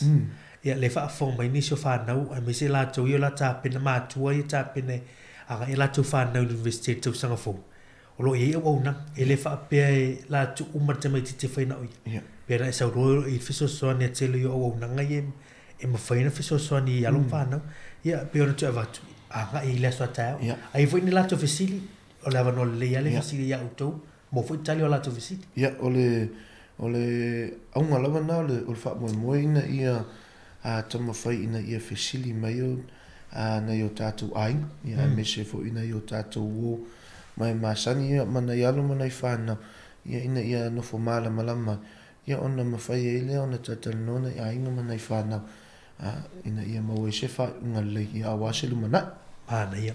O le siwanga tā wale la tā si e tatanoi. O le wanga i mai fu ia tūlanga for graduation. Ma tu whanga wha ilonga mai ngā tau ia wa mai ala tau a onga tātou university. Ia o le wainga na o le wainga pito i po le fo i taimi le taimi ia me se fo ia le fa unga le fa tau nu ia te sem pe lua fa unga o me ia ma te sem ia pe o le taimi ne ma to fia ia tatu tangat ia e moni lava e fia le taimi le u fale to le university ia e le ngataina e le na le u fale university amana mi ona fa uma fa tau nu le lato le lato tau mawhainga. Ia pe o taimi fia la lea o le vai aso o le aso ngafua, le aso spuma lima o le masina ni. Ia o le a whatau nu uinai, ia le whaunga. Ia o le vai aso atoa le na, mai le aso ngafua, ia anga i le aso astofi. Astofi. O le aso ngafua la, mari whatau nu uinai, ia le Pacifica graduation. Ia mo nei ainga ia mana e kalesia ia manisi fo il tato tunu o lo fa fonga mai le nei por kalami ia a fai te sila fia ia ua tau lata ia po o fo te me fa au sia wal ia tata no ia va ai tata no va ai po hafu fuanga o le fa unga. Ia e moni lava o le fast paper ia po le qualification fo i la tau tutulia nei alo mana i whana. Ia e mana a mia fo i le na ngona fo i na le fia. Ina ia tātou fia whaatasi ma celebrate. Onisio nei tangata e fi mana o ana le lafu atua o le latou qualification po le latou tusi ia i le latou whale tulu. Ia ai a te au lava ia mana ia le o i le graduation po le whaung. Ia langona ele fia e se fo i langona. Ia mapu e fo i mana i ata e wha manatu e fo i le nā tūlanga mātango fia o eisi o tātou nei tangata fo i o tātou atunui ia me se fo i le Pacifica lau tele. O le aso 15 asonga fua whatau nuina le afiafi ia le Pacifica graduation. O le graduation nea por whaunga le e whatatau lava i nei alo mana i whanau mana i tangata Pacific. Ia e whaia lea i o i Calvin Campus. Ia i le hub, totono le hub. Ia e tele fo i ia vaenga o le a whaafia le nā fiafia e mese fo i wai lofo i a tātou po le a lava le matango fio le o le wha moe ma le event a wha le tonu le tūle o tamaftanga. O le au ngā uma le event ia po le wha moe. Ia o lo iai fo i ia le o mona sao ni le universite fo i nisi o tamaftanga e awa fo i ia le pa ia ma lau tele o si o tātou atunu. Ia ona wha solo ai leo por kalame le aso lua anga i le aso tofi e ono ia ceremonies. E ono ia e me o le mena i lo e le te leo o le universite tui to tele ia tangata e whaau. Ia tele o taimi pena o le wha pe lima ia o taimi nei wono ia ceremonies. Ia tatala noa ia e si o tato atunu tatala noa nei alo mana i whanau. Ia po le a le aso ma le taimi o le lātou whaunga i te tonu i le genu, e ta o le genu graduation mo tangata umala. Ia e whātau ina le wha moe Michael Fowler. E lua la ia ceremonies le aso. O le isi ceremony e fai le lua le aoli. A o le isi ceremony e fai le unu le afiafi. Ia e fuafua lava o le waingana e mana ia ona tata noa ia nei mātua ia e mese fo inisi o lo nei o latu o lo ia nei o latu a English University o le ane taimi o le ceremony. Ia ina ia mawhai ona latu a wai atu ai. Ia ma latu fia i o Michael Fowler. Ia ma o tele o nisi ia o taimi lo ana umarfa unga. Ia o taimi lo le tina ia po le ofo i ta fa. Ina ia fia ma fa ma latu ai fo le na a vainga ta o te ma whainga nei anu mane whanau. Malo tai lau vo mare tatu tu unga le wai lo unga me ma te sem le la wanga mai me la sosfuli mo me no winga umaro la sa tina la sa aso ko fo lo ya u tatu no Pasifika ya so fi yaka na ile tatu tu me si tatu a in Pasifika pe ona sa no fali ma ne le a waile i sa uninga na ya ma me foi patia fo ile lo fo le tu no man ya te mo whainga wai le whainga o fie ni so whanau tau sanga o isi anga il whae lima tau sanga ia lo wha pale ina ila tau i nei vai ia lewa mai fo ila so e fo ila sau ninga tele e wai e ono to ato tele i o na sau ninga whaftaile i le tūlanga re tātou investe ia olo i ei fo tau mawhtanga ila songa fuana ia o tātou Pasifika wha malo i le tātou investe fo ile lango malo si alom whanau re tātou tunu lau soga whaalinga i nisi vaenga tau e aona sila fi. A ela fasiri le wai. Tu so le teimi nei mo whanau i le NCA. Te le o strikes ia le o tupu teimi nei ma afia ia o e nisi o aonga lai ma lo loi sila sila.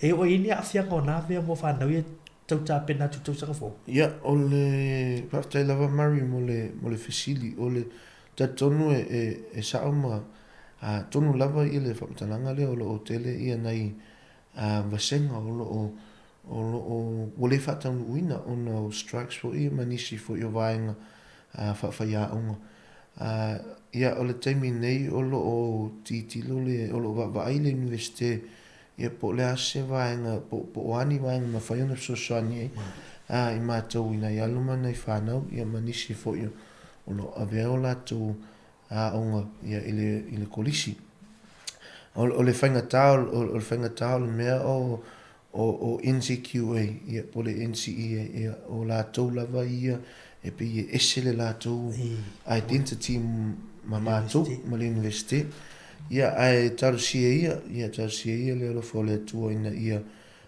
tutoa ise loto alofa foi ia inisi o lo a ngarulua i lea fo i vaenga o le NCQA ia ma faise fufuanga po le ase au wala e mawhai ona whai ngofie mo nei aluma nei whanau. Ia sawa ai fo i mara whanau noa le tausanga lena mawai atu. Ia ia nisi o to tele fo i o nisi whanau ele i mawaina pe au sia le vaenga o le NCEA po le University Entrance. Pe o le vaenga ta ua lava na o lo o mātou tala noa. Ia ili taimi nei o lo o whaasolo ai o mātou por kalami. Ia i tonu fo i o nisi nu ia o nisi fo i vaenga o le tātou tunu nei o New Zealand o lo tātou ia o le toma whai lava ina ia malama nei aloma nei whanau i le tāu o le vaenga leo le UE ia po le University Entrance e ui lava ina le whai ele o nei o lātou mawhawhanga po o se lātou fo i va inga le tūleo le university. Ia e tele ana o whaina i anuma nei whanau. To telo tangata e wha moe o sa anga luang. Mānei nei ok. Ia ai o nisi o tangata. E whimana o e au sia ia nisi vaenga maua no pela o le manager, CEO, ma me whapena. Ia ai tango atu i le requirements. Ia po tūlanga fo i mana ami. Ia o iei le bullet points. Mana o mia le qualification. Pe mana o mia se fast paper fo ina le ina ia. Ia ona toi o mai lo leo nei tangata na e ave nei o latu matau. O le tāua la o le mau o le UE ma le amatang. Po le a pe tasi le ia, tasi tausanga pe sfulu tausanga pe lusfulu tausanga o ngalue. toi fimana toi Sauli University fai au na ulu fale mai le university entrance ia e pe o se vainga na ai tonu e ese time ia ona tatalo no leo le university ia ai me se foi e le ngata foi a matou o university o isi university fitu lo ia tonu tato tonu ia tonu ese time ona tatalo no ne o na vainga ia ma insecure ia ai me se foi imawi tonu ia se la tu tanoang ia ona no formalam na mai leo tato watunu ia me se foi Pacifica Hotel Malo fa e visi vai ngai tau ta noi ai li vai ta tu pokala ole vanga le Marina FIFA ilo atua e ole so atao ia le Wellington Information Event ia ai ole vai aso fo ile aso ole aso lulula ia ole a fatau no ina fo le Information Evening i Palmerston North ia e uma ona la fo mai le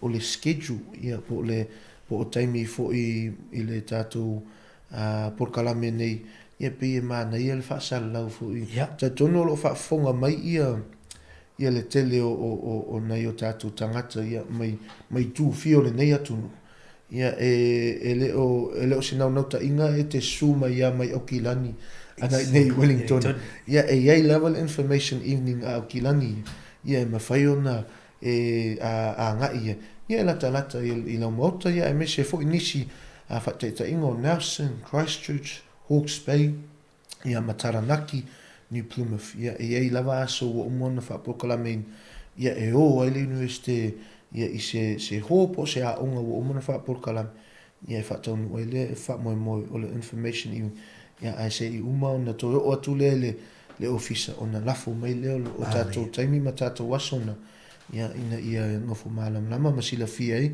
so tato tunu ia ai pe Paula wana se me o fia fia nga ia se fa matalanga nei tu la Mari Malo va tai fa ling ia lau fa fo tato tunu la solulu ata au tato lava ia information evening a wani ngalo a waya tu malo ainga a velum fa na fa mata ila tato university ia mo la to ie ma futu me kilani ma tunu pa isi va ngol tato tunu nei nusila Peilo la solulu vas folau anga ia tuai tato university Palmerston North ia anga ia tuai e sili alwa university nei Wellington fa mo lunga vo ia mana tu tato university pe a fai fia mai to walo fa na tu sanga fo ma tato ia tato university ia mo le tu nga fa tailo sunga fa linga mo le no ni tao mai se foi la fa no ina tu temi ma tato university fa tata noi fo nei mata pulongolong pu ali o tato ai i melo tu pu tono tato university ia tu la no sa na ngam ni mudi fa mai lo tato tanonga detail ia fa taila Mary fa taile pa il tato tunu ia wa fo ile fa fonga mai por kalame ia me se foi se tamo fa ngalo nei fa tawa ia moli atu ia le ngang fa tai ia wa fo ile tapo ing ia se tato tunu ia lo mato tamo fa ia tono le university ia talo mai pe ia ina ia fa tonu ina malmanuia ia fa moi ia ma fufuanga wo umon fa por kalame e moli atu foi alo faanga ia se o tato atunu ia me se foi se o ainga se o te mama tua ia ngau i leota ta tonu lo fa fonga mai ia nei por kalame ia me se foi se o te maia upuia ma se o tina ia titi ia me se foi se o e kale sia ke o Bernie AOG ia male pa i o tato atunu alo fangia le tua fa manu en fufuanga nei vai aso ta tonu ia se taimi ona tato ona fa sala lawa tu leo o swafa ia ona yalo mana fa na o le a fa u ia ile nei fa unga ia me ia ai mo temi nei ia fa manuia le tua soifua ma ia manuia a mo foi le tuelo sunga fa linga fa tai mo la no le tao no te le foi ngalo ngolo fu fe ngai la sunga ma tato university tato to felo system fa tai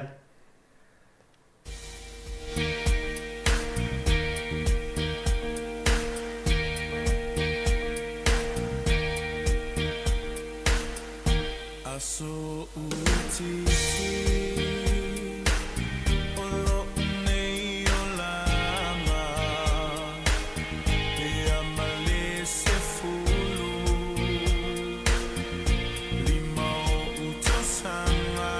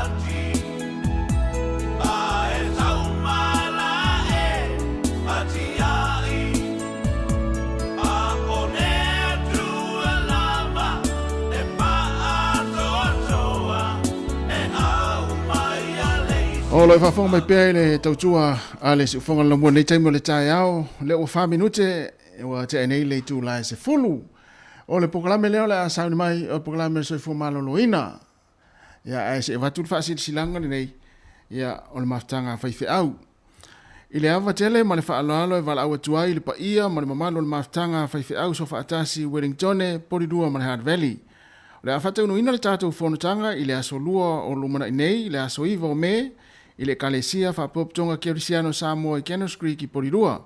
Ile tulai se fulu ile tai au, mai te talafo ile avanoa, mo so se whaafeanga inga, e fia mafuta mai ai, ma le whaalo lava whaaftai, o lo sai nia ele laulaua whono. 5 minuto te enei se fulu, whaawatu ia nai whaafia fianga nei, e nei minuto ona whaafonga le tātou puklame, o le soifua malolo ina.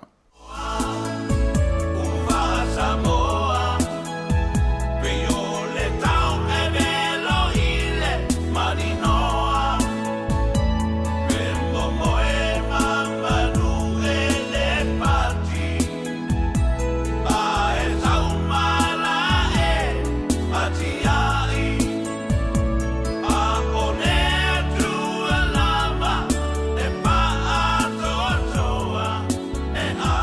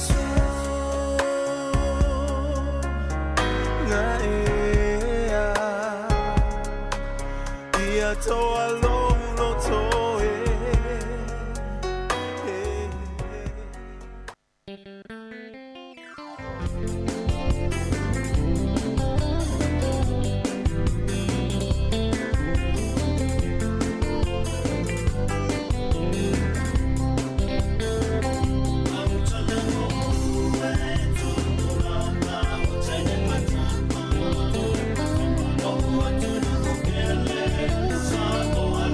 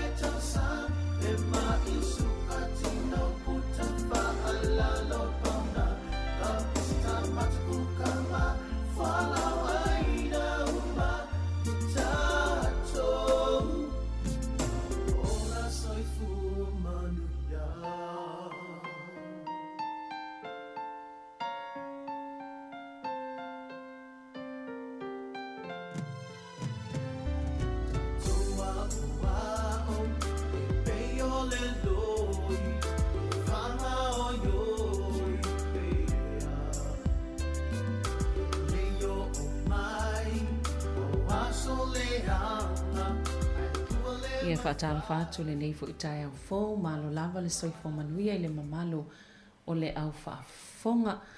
Ia, tāle siolo mo bel soifua lau le lei, o tau uma le nei tai au, por kalami fo i nei o le soifua malo loina, pe o na ngā lulu e whaatase tātou le i teo Pasifika, e le tātou le i teo le nei o le si ufonga le lau mua, whaapea mapulenga whaafale mai i Wellingtone, Porirua, Kapiti, ma le Hutt Valley, tarita nom whailo atu vaenga tāua mo le soifua malo loina. O leo wai le ofisa whaasala lau i a sunga ia umanga Daniel Umanga, whaapea fo le sunga i a Suluvave nonu tunu, ia mai le au aunanga lea le tai au Manino Trust, tala noa ia lātou fo i au aunanga i le tai au nei, ia mai se o vaenga te tasi o loo whaatino ai i tutono ia fo i au aunanga ia ma le whanau ora. Ia tā lofa lava ia o lua sunga, ia malo lava le soifua. Malo fo le. Malo, whaafitai. Ia, talitono lo o mo pea le soifua malo loina, ma le manuia, ia o lua sunga le om, tātou mwhain tātou, toi whailoa nei tai au, e le fo i le mātau mai e tangata, ia ai malo al soifua. Malo lava soifua. Malo soifua manuia. Ia, le wha malo le saunoa whaaloalo. Whaftai le saunoanga matamu fil nei tai au, ia i lau sunga saulina, ia tumanatu le whai au ma leo, awale tamai taipu le malu leo whai ngā luenga o tai au Manino Trust. Ia, mātou te ofu alofa atu fōi, ma whaata alofa atu i le awhionga, i le pule o awha masanga, ma malu leo whai ngā luenga. Wha malo le ngā lue, ta alofa lava. Ia, ele whaangaruina fo i le tapua inga o Samoa o lo maua mai le nei whaasoi lo na tūlanga whaalupe. Whaatalofa i leo whaalupenga, alo tala whauto i le laumone, ia, whaamalo le soifua maua malalangi mātafi. Ia, o au o manga ten umanga, ia, o le mati whaatasi ma le awhionga ia Suluvave non tunu a liva, ia, o Suluvave, o ia tausia ma vaaile matu o nanga lea o le home base. Ia, o le avanoa lea o lo fionga Suluvave e whamatala i lau oe o nanga o le home base, ai whaftai mo le avanoa. Ia, whamalo le saumua i lau sunga e puri. Ia, po le whitarainga fo i lau tō wha umanga, ngai a lumuanga. Ia, o le ua whaafongo talai whairoa i atu umanga i malu malpa i o ni tai au, ta le tue ola e sa o whamatalanga. Ia, o le au nanga ta Manino se fuma le lima mtanga luenga lo i tonu. Ia, o le au umanga, o le whaurunga le o le sumtanga luenga le ta Manino. Lo afia i tonu le home base, whana wola, e ma social workers in school, o wanga i o lo aia mangalue umanga. Ia o au te ngalue i tonu le home base, o te ngalue amata mai a ingolo i tamiti.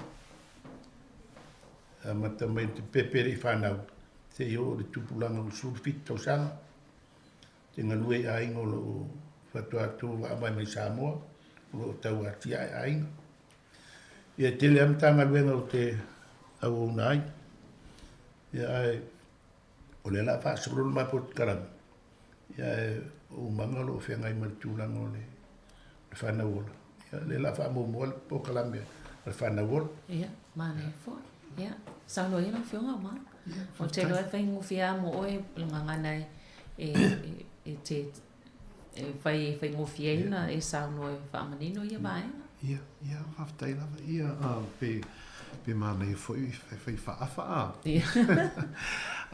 Ia, o le whanawora, o le nanga lea le ua, le ei matu contract ma le Pacifica Futures, o la toa le ia fundle matu o nanga lea.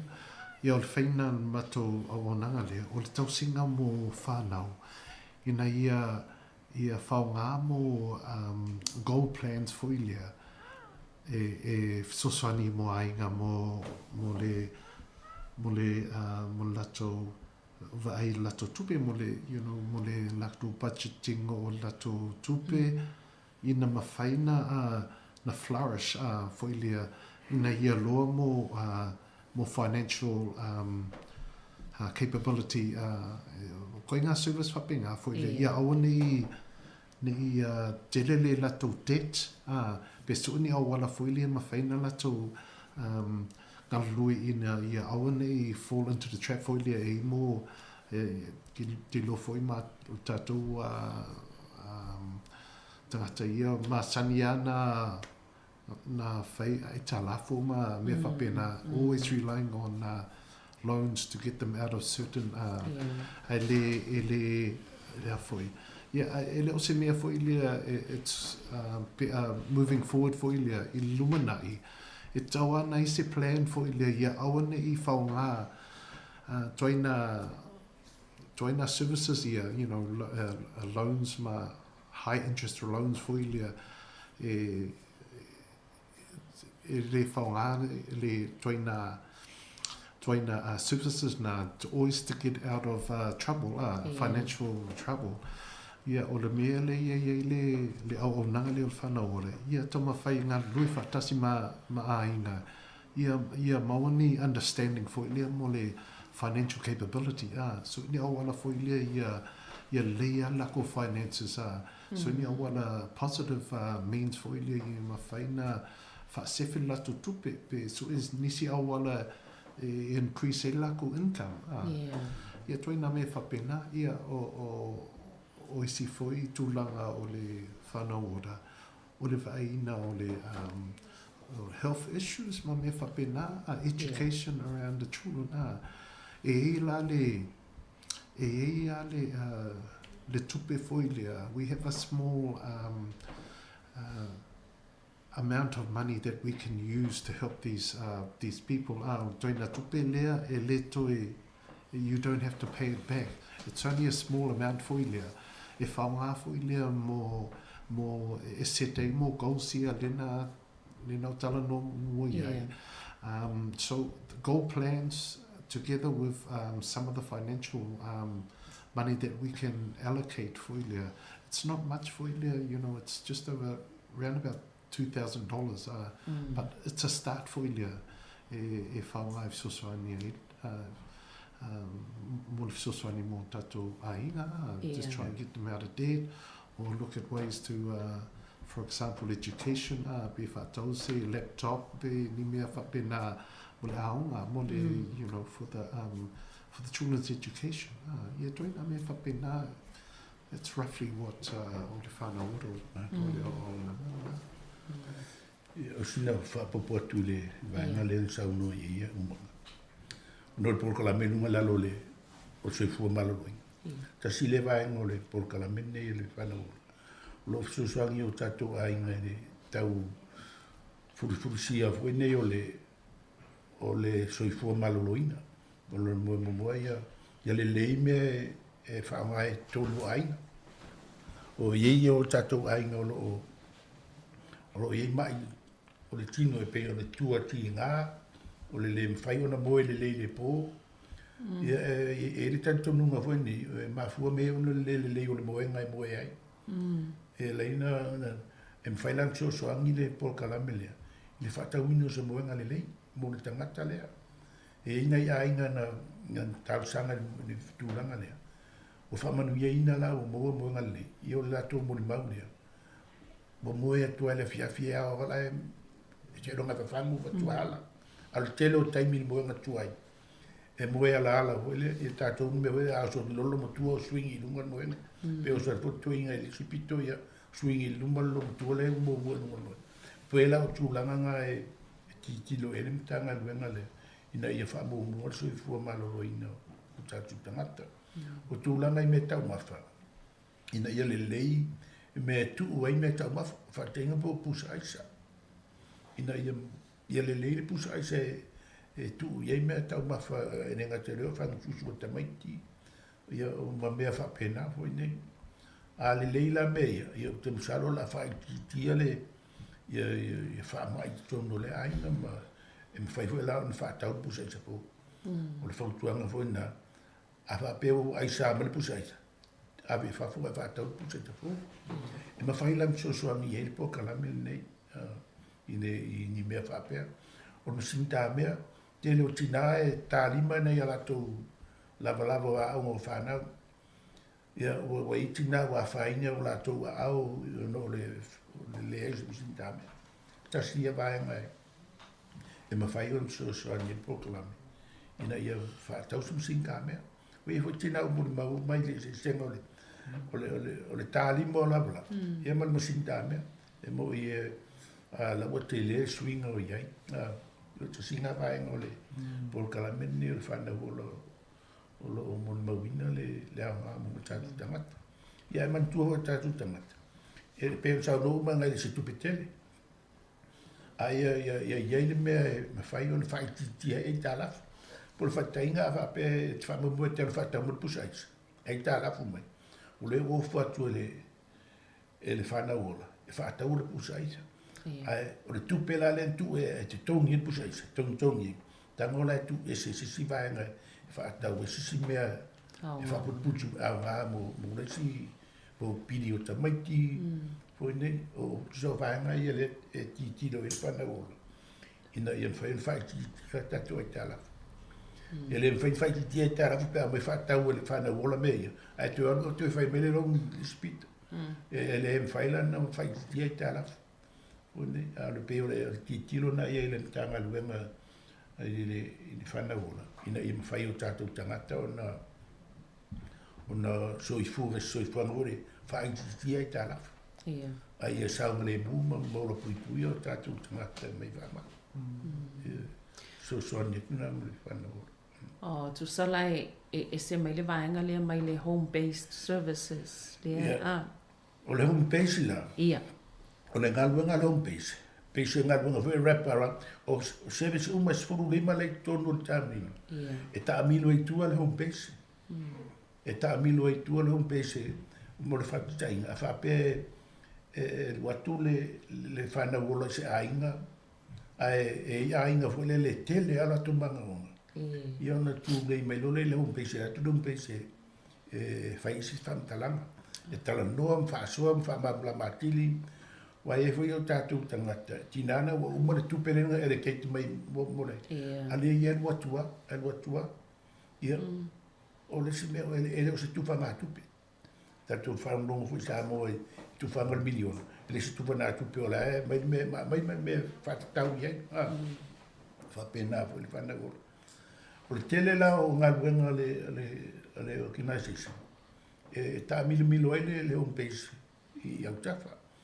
Pe o whaatainga fōi a peisi ainga e whainga tā o keiti mai tonu ngā ruenga. Se meo a mai se referral. E ala ngā ruenga la ngā ruenga peisi a tonu. E whaatara noa, whaafeiloa e na ainga ma whaamtala. I ono mali e mai lolo la ainga. I ono toi fōi mai lolo whaatura ni tā ngā ruenga lea. Toi ola toi whaile tō tala ma le ainga lea. Na ua malama le ainga le winga lo tatou ngā ruenga. Tio telenga ngaluenga le home-based. Pe fōringa mai fōle leo e alu le home-based e whaala me leile. O ga le tele o mta ngaluenga i tonu o le nea tu. E lau tele o whaamainga le home-based. O le tāmanino. O lo whaamainga tāmanino le home-based. E tele la pūrou i e pūrou o le home-based. O le memomua. Wa o le tama. Lua. O le matai. Tolu, o au te akono, o au fōle tangata matua o le mtanga luenga. Pela pūrou e te whaangaina pe awaru i ainga. E whai ane maku fsota inga man maku kenge koneti inga luenga. Ina ia ma whai on malama ainga o nanga le tāmanino.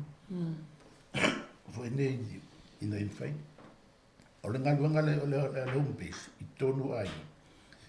O te tara noa ngai I saunga le mūma le pui le o le whanau, mai le sauaina. Tala noa i me tau mafa, me ai tala whea mai. Ina ia mwhai e ainga o na maua me ia tau si e tamaiti, ia one I mama I tamaiti. O aso e no vai I tamaiti a o e o mapani foi le lanu lunga le ale lau pini ki ran pai se pani te le mas fan win le tala o no le mea o le pauna le mea na fatia sia ia a pela o tala no anga ia fai fai na fai san musi fa ma va le carotti me fala o fai san musi ia na avele tamiti I no le avele pani Somali. When o pe o mea na e tala noa nga I le home base. When I tonu ainga. O I anga va aiso se ainga. O ainga e anga va ai le pokalame le au nanga lea. O le pokalame ni. So se ainga lava e anga va ai. Mātou te talia so se tangata e mana o mira so soan. O tamaiti o ainga e whakasanga tonu e.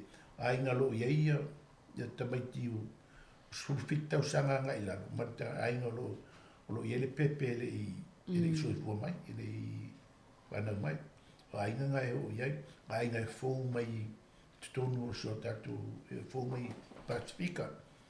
Leo, au tuatau nu mai tau atia e o ratu ainga. E tele la nga lua iai. O awa ia inga o le porkalam. E le ni mea e wha pe tele anga wha mai. So se mea, paua le mea, ina ia talia le ainga le mātou mau te ngaru ai.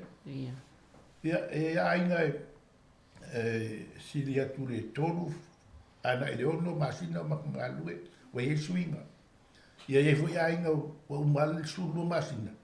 Ia ele minoi lava, o le mea tas. Ia na ia ainga whapena. Ia a e o teimi nei. O tele ainga pe on tatou titilo iei. Ele uni ngā ruenga ale home base. A tau titilo e swinga o le wei tatou. I nei ngā te polu mo Wellington e atoa. Un tangalo whangi home base. E alu Wellington e o Wainumata o lo wahado a pahat. E au hui parapara umuma le vin o Chaki. Ia le mtanga ruenga ne whaina I mato ainga ngā lue le whaitule I parapara umum Taki ainga Pasifika. O ato I ngā so-sani lena I tā ua le amatanga ia I fwoi le so-sani ainga mai Samoa o ainga ia peo le ua manuia mai le seipo ainga fwoi le ua malanga mai nofo mau New Zealand. Io, o peo ainga ia mai Samoa. Mau so-sani. Mau te ngā lue e le ngata e mau te sa ilia mai mo meo mo le whatainga mo meo moenga o no foa o mo meo mo le atina ina. E leo ni mea fō. Ai mau te sa ilia mai mea tala whea ngai le leo mea laua le le. Mo ainga. Ia me whatara noa. E le tuale le tala noa. E whamanatu iai tū maanga whasamoa te tonu. O mai mala tō mai Samoa. Au mai pe te tonu i nei. Au mai pe I New Zealand e whaamarai I tū maanga. Langa o tasi nā maru se anga. Ai ei nei o tatou ai ngau mai. O mai lau ni o sui si o manga le tui fue. Ia sui fue le mala wala e o mi ai me tau fio la tū maanga. O tele lola I na whaile me mana o le tangata. Wa uman taimi wa mo le whata inga te mana tua pēr le tele o taimi e whawhitau ni e o mai. E o mai sa mo se ngari o whalo whani mapu. Ia e ono masina e nei. Ia tāpe ape. Tele la tāpe ape mātua. Ia tāpe aturo mata mai kire mapu ento tele la au tā whao la wale tele. O ngā ruenga la mātua ma te whitala noa. Putoi whamanatu I o tātou tangata. O mātou o nanga whamanatu mtala noa mwha ne. Mau te le whamarusia. Pule al tamalo mutua I lana me whai. Ai pe o mea nai mau te tala noa nga iai ina ia fua le leili me anga I ruma. Malo te lau whionga o manga wai pe o vaenga ina e tā uai pe amale lua fele tu pe mawhaina so sane lainga. Afa pe wale anga nei le pusa isa o mo mia mo tau sanga nei te o atu le tau sanga lea mo mia fo i se moenga po se mea pena e mawhai fo lana anga waa i se so son fa pena e sep tau sanga nei e sep tau sanga lea mole a inga lava e tasi. Ole toina allocation ngā nei ai fo ia tu sape o matu au nanga normally about a year for idea e tonu matu au nanga le matu polokola me le whanau ora. A whaila e li whaunga umana tu tupe nanga e mawhaiana to you know, mawhaiana to e whaunga mo sisi me e manao ia.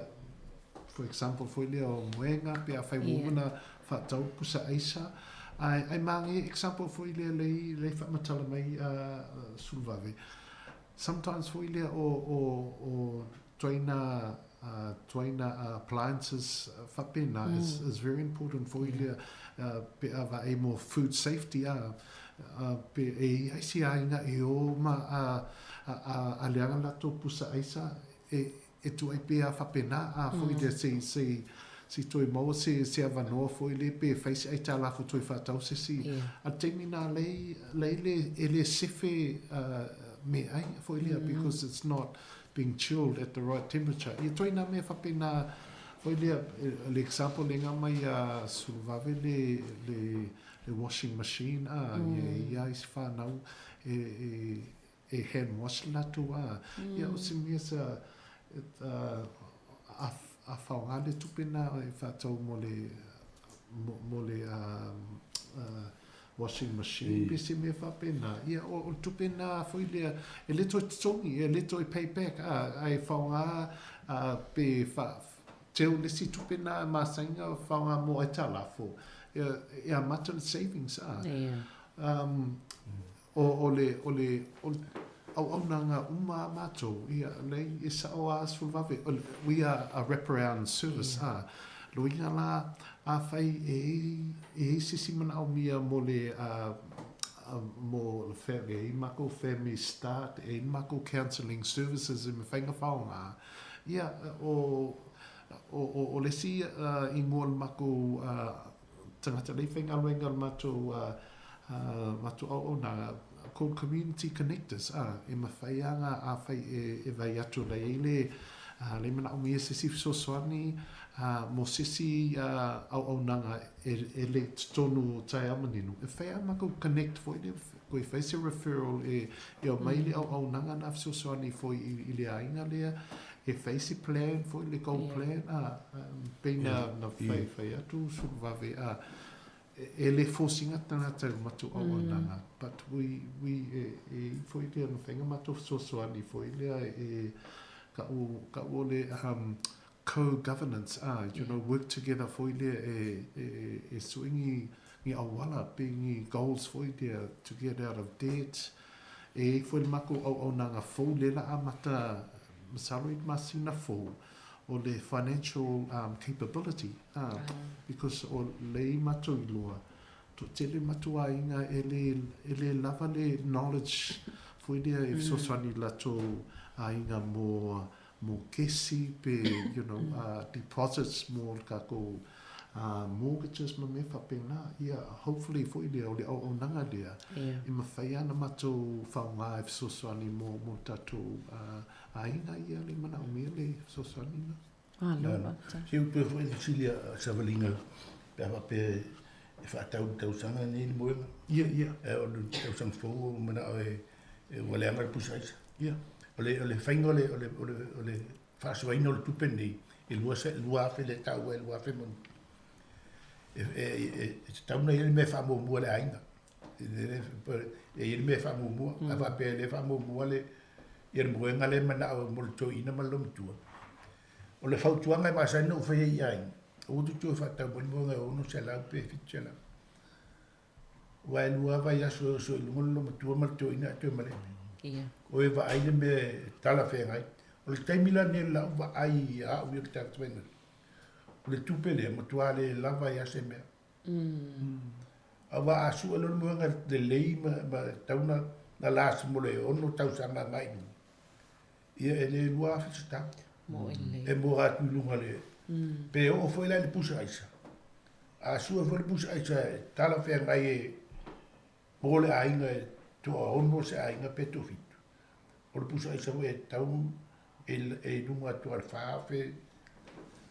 o la titilo la ele o lava lua fe le ne tau fa so mai ai o pe na fa atu foi le ava pe fa tau nei le moenga e lua fe lua se la moenga o leila se tupe ai lima tau sanga e no fuere e te fa tali se uma lima tau sanga o le fatu am fa fuere ona tu e chau to no fa na tu le fa ma blanga tu je me sil ina ia ma ma forta tu tu fini mele wa tele ona tanata ia e uma lo lava ia la uma ia fiwa fa ki uma la tupe ia ala vidia tua vidia ia me utale lo tar ia venne al peo fa ma blama ina ia na ia le me fa i fi fa a fa pe o le tavolo moenga e a fe fitu sela tu la le de tu le fa sela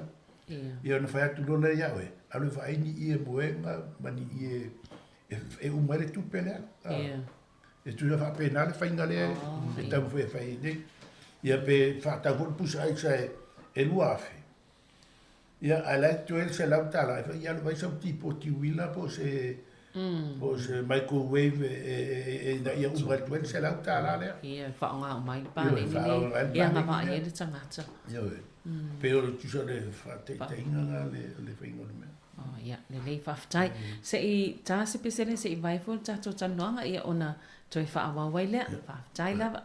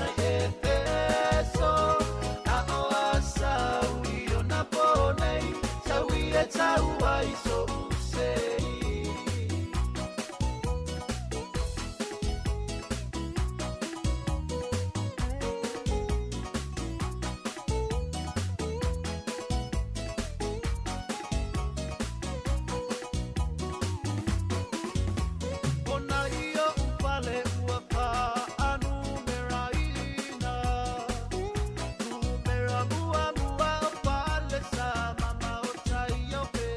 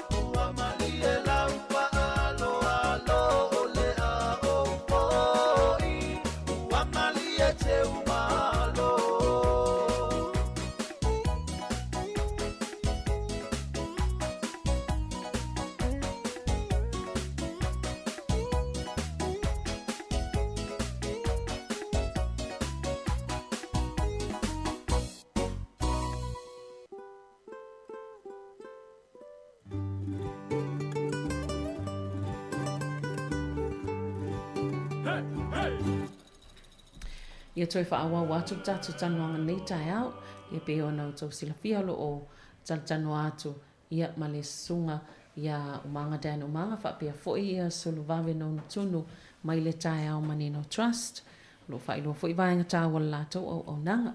Ia, ele pea le tu atu e te lua saunua inisi vaenga tā uai, e aona whailo le au nanga, pe ona tano e mai sele home base, service le anta manino I whapea foi vaenga o lo mai le so sani le lalo to o nanga I tono ta manino.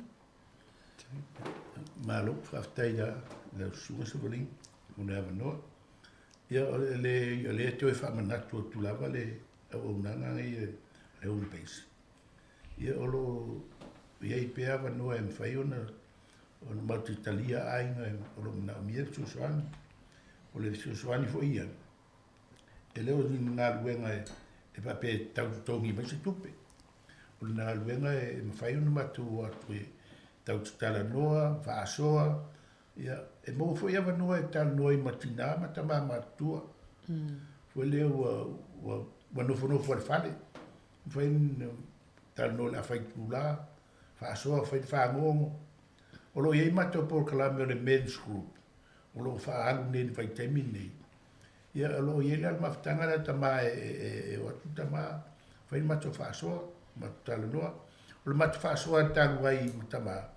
Na mato whaatau aina le utara le ia lofa tama tina. Ia whaamamafa i mafofo tama tina. Ia na maana ia le mato whaasoa na o iei. Na ngona ia le angana whaafitai fwe nei tama. E wai e tama e pe whaapa ole fwe lelele. Pe tau whaalili I tina. E ei fwe tama e manatu wha maulunga ia o ia o tama e pule I la ainga atoa. E na control ia anena maure matu whaaso. Tā ua tele whaalualu tama tina. E wai o mea nei na matua o le tano. Taimila le ua o ese ai matua ia tama. Po maliu tama. Ia pe maliu la tina e tu tama. Ia o tūlanga na o ia le whaasoa. Fue neu mafau tama I le lo matua. Ia o whaatupu maa I le toina le ma. O whaatupu maa. O lau mafau ia na I taimi na mafu taima le malumatua. Ia whape na fo lomatua le tama. Au na whai malanga le tama. Ia e mafatia fo tina. E tā ua la ni mato whaasua na mato ina. Ina ia whaalo alo ia le tama tina. Whape na fo tina e tama. O beo nai tala noanga nga e whaasua. Whaasua fo I mafutanga la tama.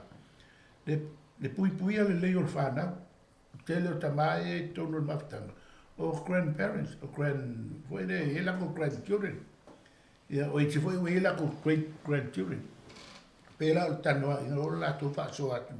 Ia lato whanau ne tāua o le mele matu whaasoa ai. Tasi ngā vaenga o le home base. O le ngalu e le home base. O le lau toi foi atu I le whanau o le whanau ola. Ona o au tenga lue foi lisi vaenga o le whanau ola. O le whanau ola. O le matou titilo. A ua ia. E le o lava le tupele a mai le malo. E whaasoa atu I o tātou tangata. E mana tua tātou tangata. O le taimi e te saini e le pepa o e le wa e te tonu le whanau ola. O le tupele. O le tupe oe. E le o se tupe le malo. E le se tupe le tae manino. O le winga o whamtalanga. Ina ia e sila fia le whaasoa e whaasoa ai. Ma le whaanga ina e whaanga ai. Ina ia whaanga tau. Whaanga se mea e te vai e te sisilaka. E whaina e vai a pei nei tua vai tae au ma le telo. Ia e vai e te whanono ai na isi tangata o atu whaanga al tupe. E nei so whea au iai. Ina e whaanga. Ia e lau titilo. E le o se mea e me whai ona whaanga tau i tupe. Ai le whainga ma tau whina. Le anga le tupe. O le tupe ar tangata le. Le tupe ar tātou. Wa isi tangata mai Whātau e pa o ta vale ni ta tupe malo. Ia la tupe malo tupe oe. Pero vinga ngala o tala ina in whaiona. O lau titiro e le o lava le tupe le whaasoa mai. Taimine. Wa te tau nei lunga te titiro tu le angai le lima afe te tupe. Awa a whātau mo nga marapusa aisa. Ni taimea tasi manu singamea.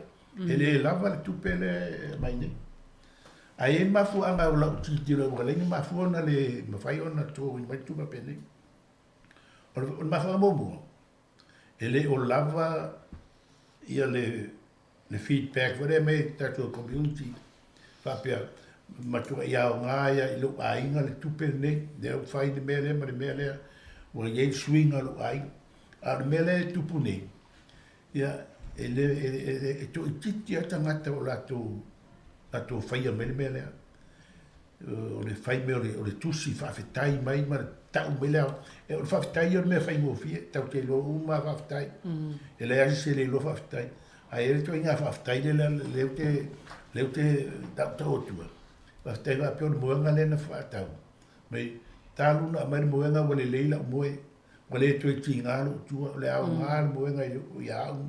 Mole lo mutua o tua ina fa fetai la na la ma na o me le fana ola ia le fanda o nai lo le fanda mo de mete o tele ale ti o tele ma mai I Wellington o no le le ama o la tu mo ta o tanto tu nunga si stupe te fa fetai me o le tupe le na mai le aino o fa le ia o nga se o fana le o universite le show o tu inga feedback na lai na o mai foi nei ia fa pe foi leo le fana ia tu lunga tu a fa pe ta tier tu pe to foi tu pe to no fana ola e lo fa mai e no foi le malo e le mana o mia Wellington e tu la ele Wellington e ele lo mel o no le leo mai ma mai feedback que foi nei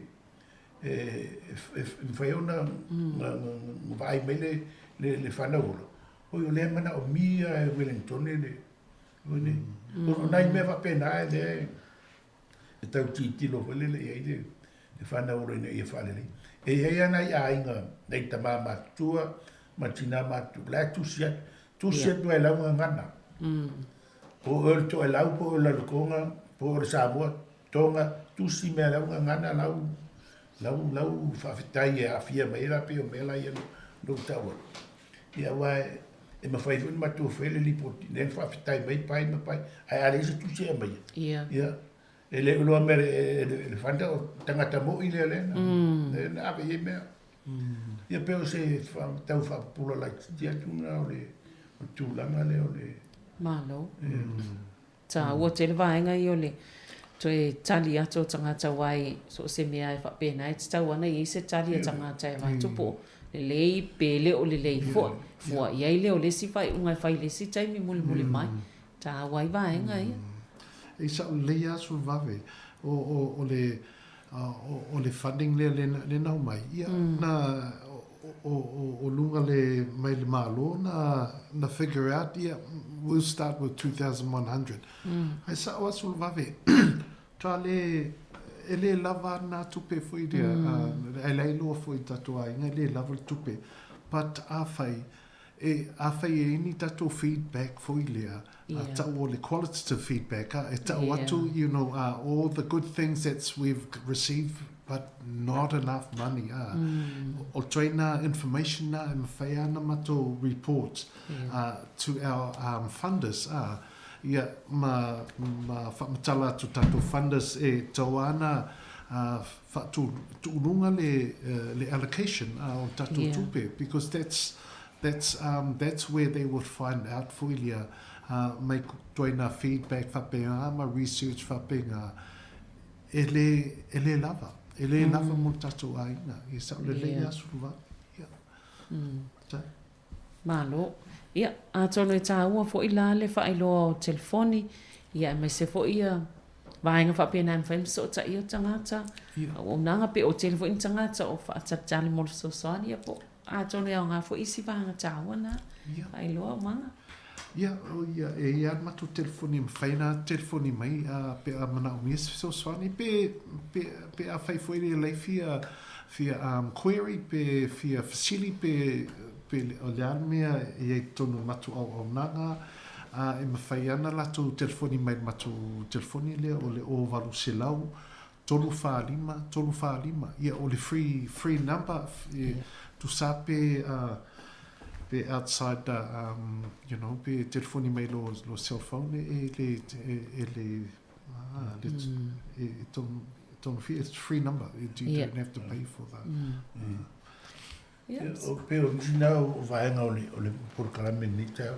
Ia talo velo le foi le o le taringa ia umanga e bole tol faftai il porkalame ni tau Tioe tau sala le mota te valing a Malo faftai de suma le pule le mato avanoa ta menino mato to foi mai fa la u lo atu fa la te la tunisio au na io le talo ai ia lo fogia le tuale le mtanga luenga le ti fonga la moia foi pele soifua la le ia mane Malo se wa ia fe ngai nga ia moria to mato lo fanga ta mama tina matua uma mo mene tanoanga ni tao ma alo tele tu tamni ia lo fatu ie lo ie tonu for pui ni si foi pa anga tamni no lo ie tonu for pui ia fa malo lo sai ia o fe ngai pe ma turanga o fa salama ia le iale salamu ma to e futu elam e oni si va panga lo fa ta to le to no fa mai lo fa va to lo fa mal ta manine yo to fa ta fa mai to no mo tanga smas ya lo fa ngire tu fa sien ma lo sima ya o so lo fa ngai I to ina ma la tu fa tua li sia mo la tu fa tua e fio ngai pa tele ia tamai te sa ia mo le tolo fanga le tau menino mo to e so se fata fai tau langa ia una le tua mo la tu fa tu ia ele man io le tua ia tu an men fai tau sa ia tu fu tamali ora tu ia mo pe le utamale to falle fe ngai to fi metu te tau sino ainga ia male fe ngai to no e kale sia te tas ia ola ma manuel ta menino malan au na ia o stala vai le mule toi a fai fo sala ngana ia fa malu atu vai al to au ia so fu mai manuia ia fa tai tele lava manuia fo ingal venga o le a fianga ai ile fai unga o le nei fo vai aso ia mai se fo nei vai aso lo fianga fo ma o nanga masani ia ale tai o manino trust ia la fa fonga tata pokalamena so fo maloloina mo le nei fo vai aso ia toi mau fo fa poponga ile vai aso fo fa tai lava fa fo mai soifua ia mo le nei taimi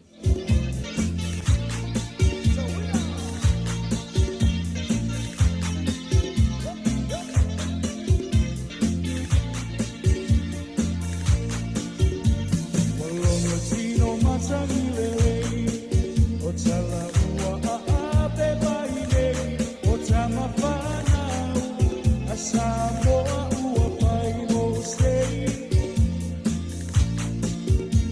lauta alo wa malio alo sa ili malo ua ilo ai o Samoa o mao o si o tatu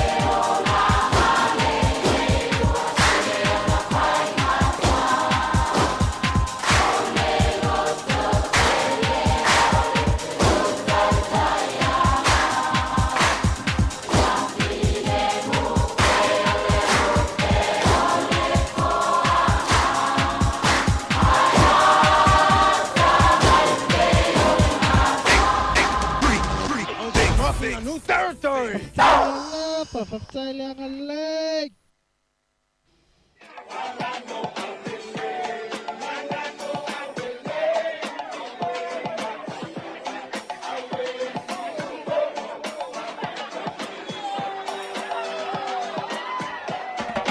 Solo, solo, bayo, solo pa, manamo aulele.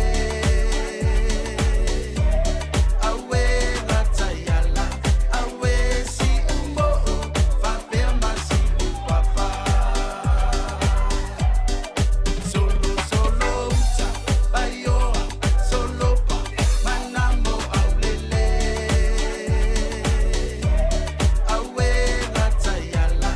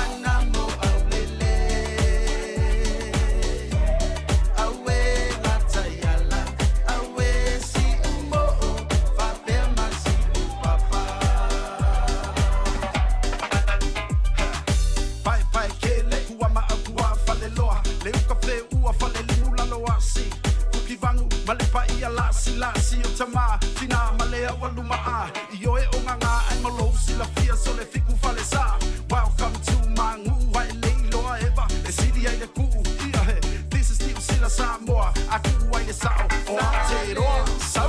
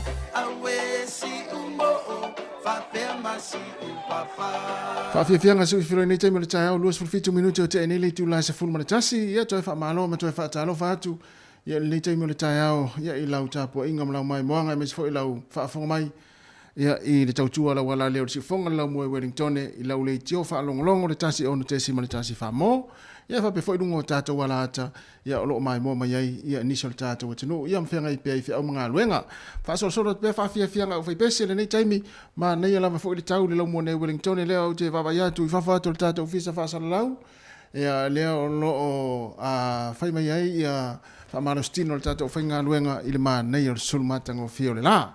Ia le la whawatu whawhiawhianga whaipese tāris fulua, o le whauponga o tātou telefou, o le nei auli, ia le nei tai au ma nei fo yaso ia matatu tala mai Samoa ia ona se me fo le to fine ia ana fa solo to te mafuta se ia pa ia fo le tu lai lua I le uliana nei ia ai to fa malo o la lava vaenga na te mafuta mai ai pona fo te lungo awala nei tai mo le tai au fa malo le folau fa malo fo le unga lue ia ila to lo feo I tavale afia wanga luenga lo fenga ia lungo awala ia mana tua pe le tatu saonga le mu.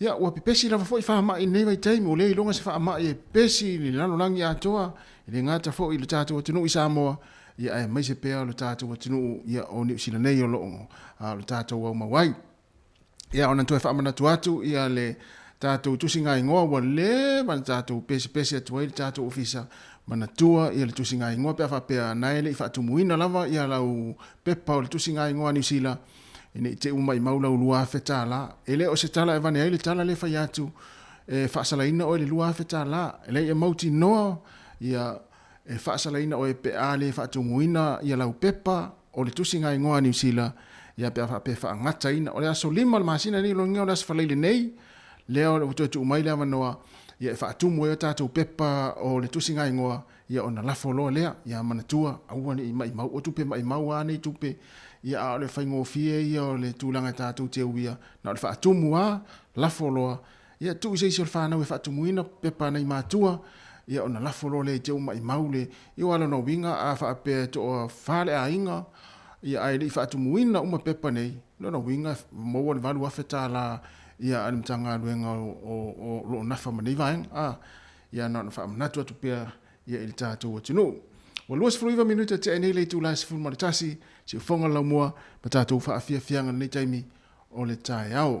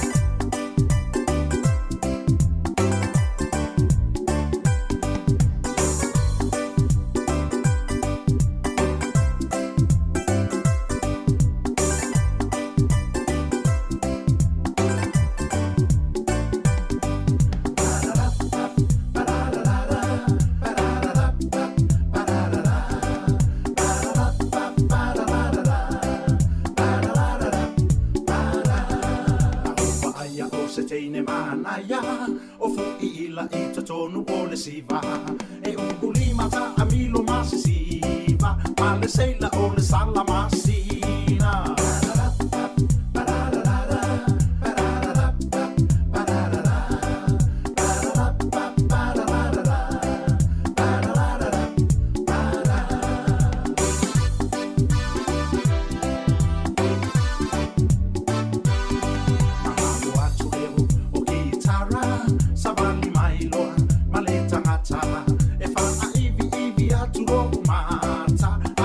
e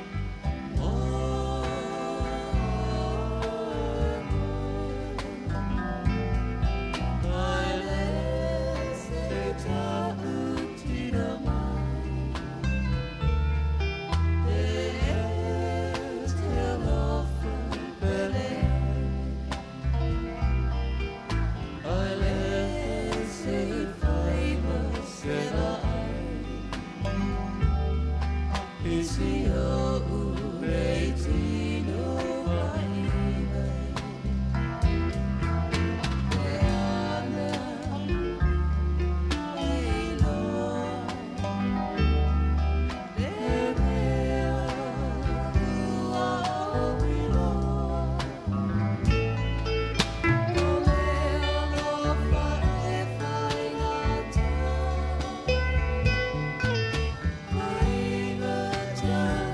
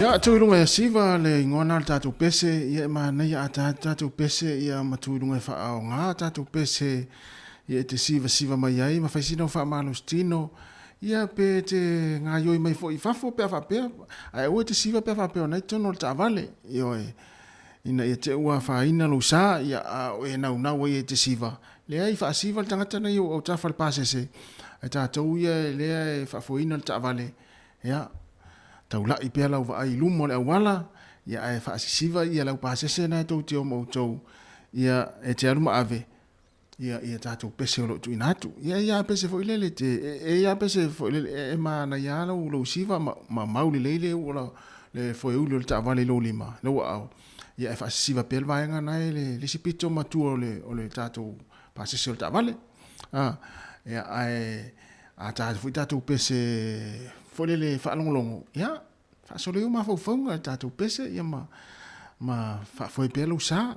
fa talo fa tu lita mi la wa ta vale ya me se foi la to ya o nga lu e pele lita mi mai la va ta ona la tarsi moko fiul pule fa ya tu sole tarsi moko ala ya lu ata mana ya mele la wori foi nga lu nga fa vai taimi ya le ngate to ngala au o fale packing ya o a me se foi ya fale fasimanu ia fatalo fatia te o malo nga lue malo fu le nga le ia ngai Samoa le o to se fulfitu minute ta le tu la se ful male lua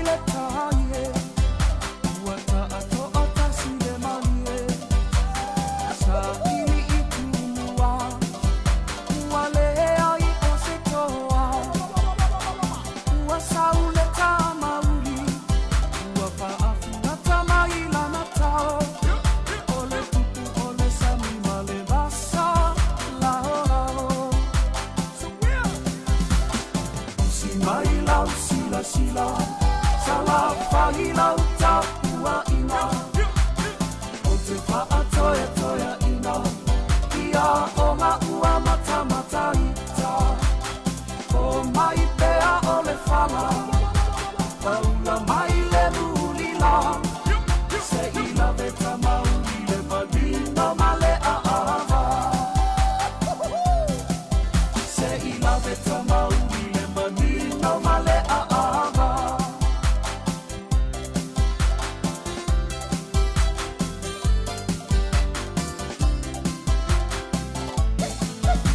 Kala sama ile malo Atafa sofina ngalo Au mai le tui vavau Se I mata wilo wilo A uma ona o fasi Fa ata fea loa I le tai A e sa uni mailo na usa o tui a pai O te leno noi Samoa E pautala paa sama sama noa O whasanga o le fia fia Ka a alo ma le tau sa a fia Wa maho mai ma le uso O le la o le tala le lei Sa le lolo ma e whai oe Ma o i sei Ia mali e lau sila sila Samoa I sa utau ma whainga O te wha toia toia ina Whainga tāla uta ua ina O te alo male ono sai E ui ina lama tia I ita Ae mala mala ma Samoa I o uinga Ae mala mala ma Samoa I o uinga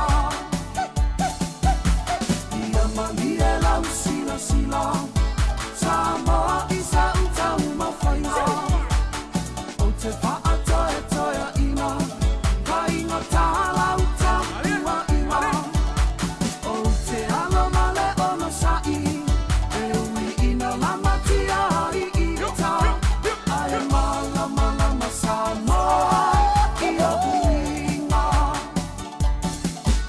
Ae mala mala ma Samoa I o uinga O vivinga o le fautasi a le tolotolo ta mauli mai sa le lolonga mai li sunga ya taulanga tangaloa ia leo lo tapena nei fo ia le falaina o le ono se fulta usanga le tutu atasi o le tatou malo ia o le a iai fo i la matu unga fautasi ia o le vivinga na o le tolotolo ta mauli ia o le fautasi mai le fianga o sa le lolonga le motele sa la fai ia a o le ala o le a se mai fautasi le va o le la alu le tu unga ia e le tausanga nei tu unga fautasi o le litorina mai toa mua Esa litorina mai toa mua ta silna sa le la tau va le tu unga fautasi mai tau te foi lunga o penga te fai langi pe ona mai ia le fo le tau fai koleni o va ia fio anga manu ia awal fa mo mo le masina fo ia il tu unga fautasi ia o le vivinga la nei o le va le litorina mai toa mua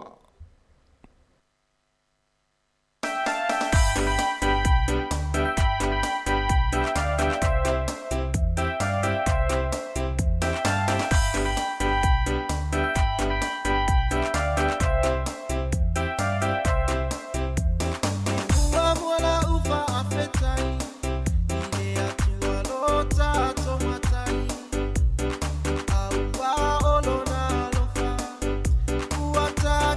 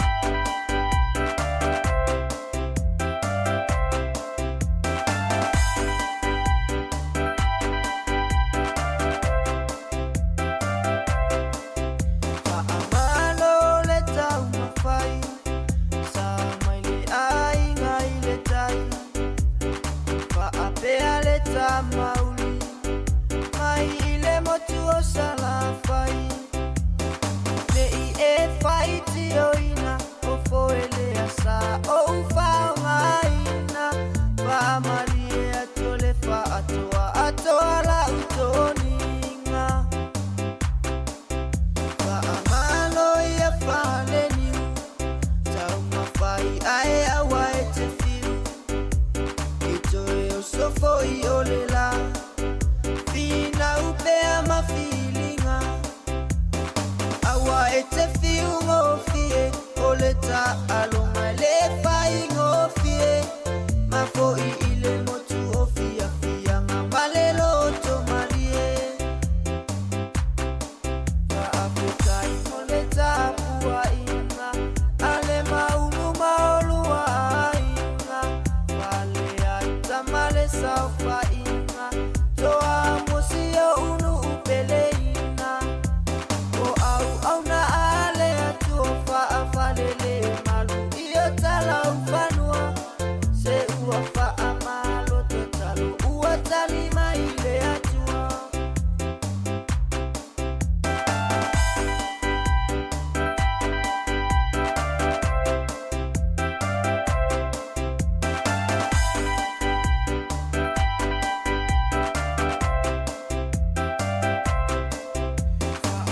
ano le mafau fau itala ale au fa asala la basko salo ina osio uau ole silafia ele la no la ni ese sena tal mafe ave ave ai o alo la pa o ale ma e asata upati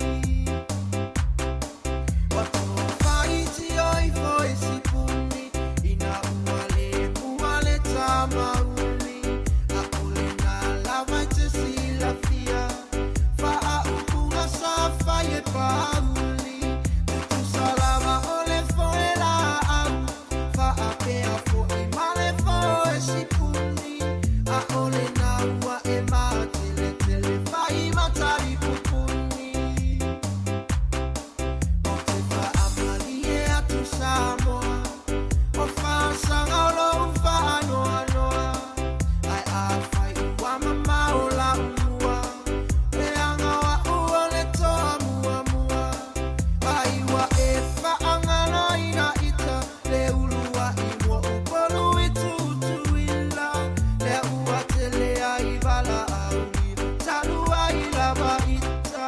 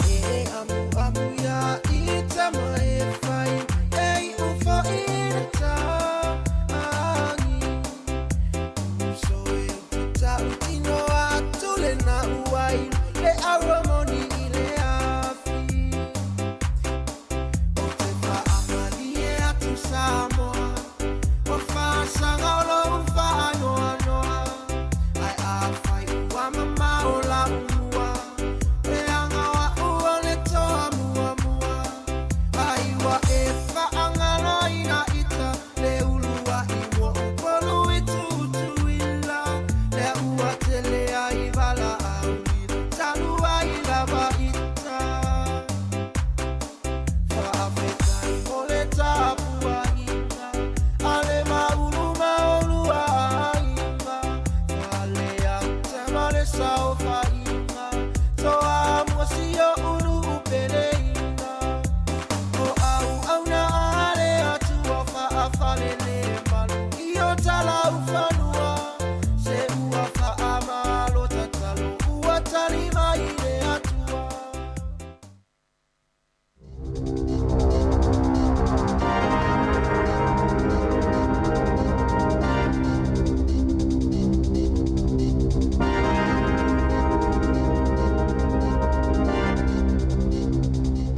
Ta alofa lava o telefou o le si ufongo le lumua ta pena ina I Wellington nei.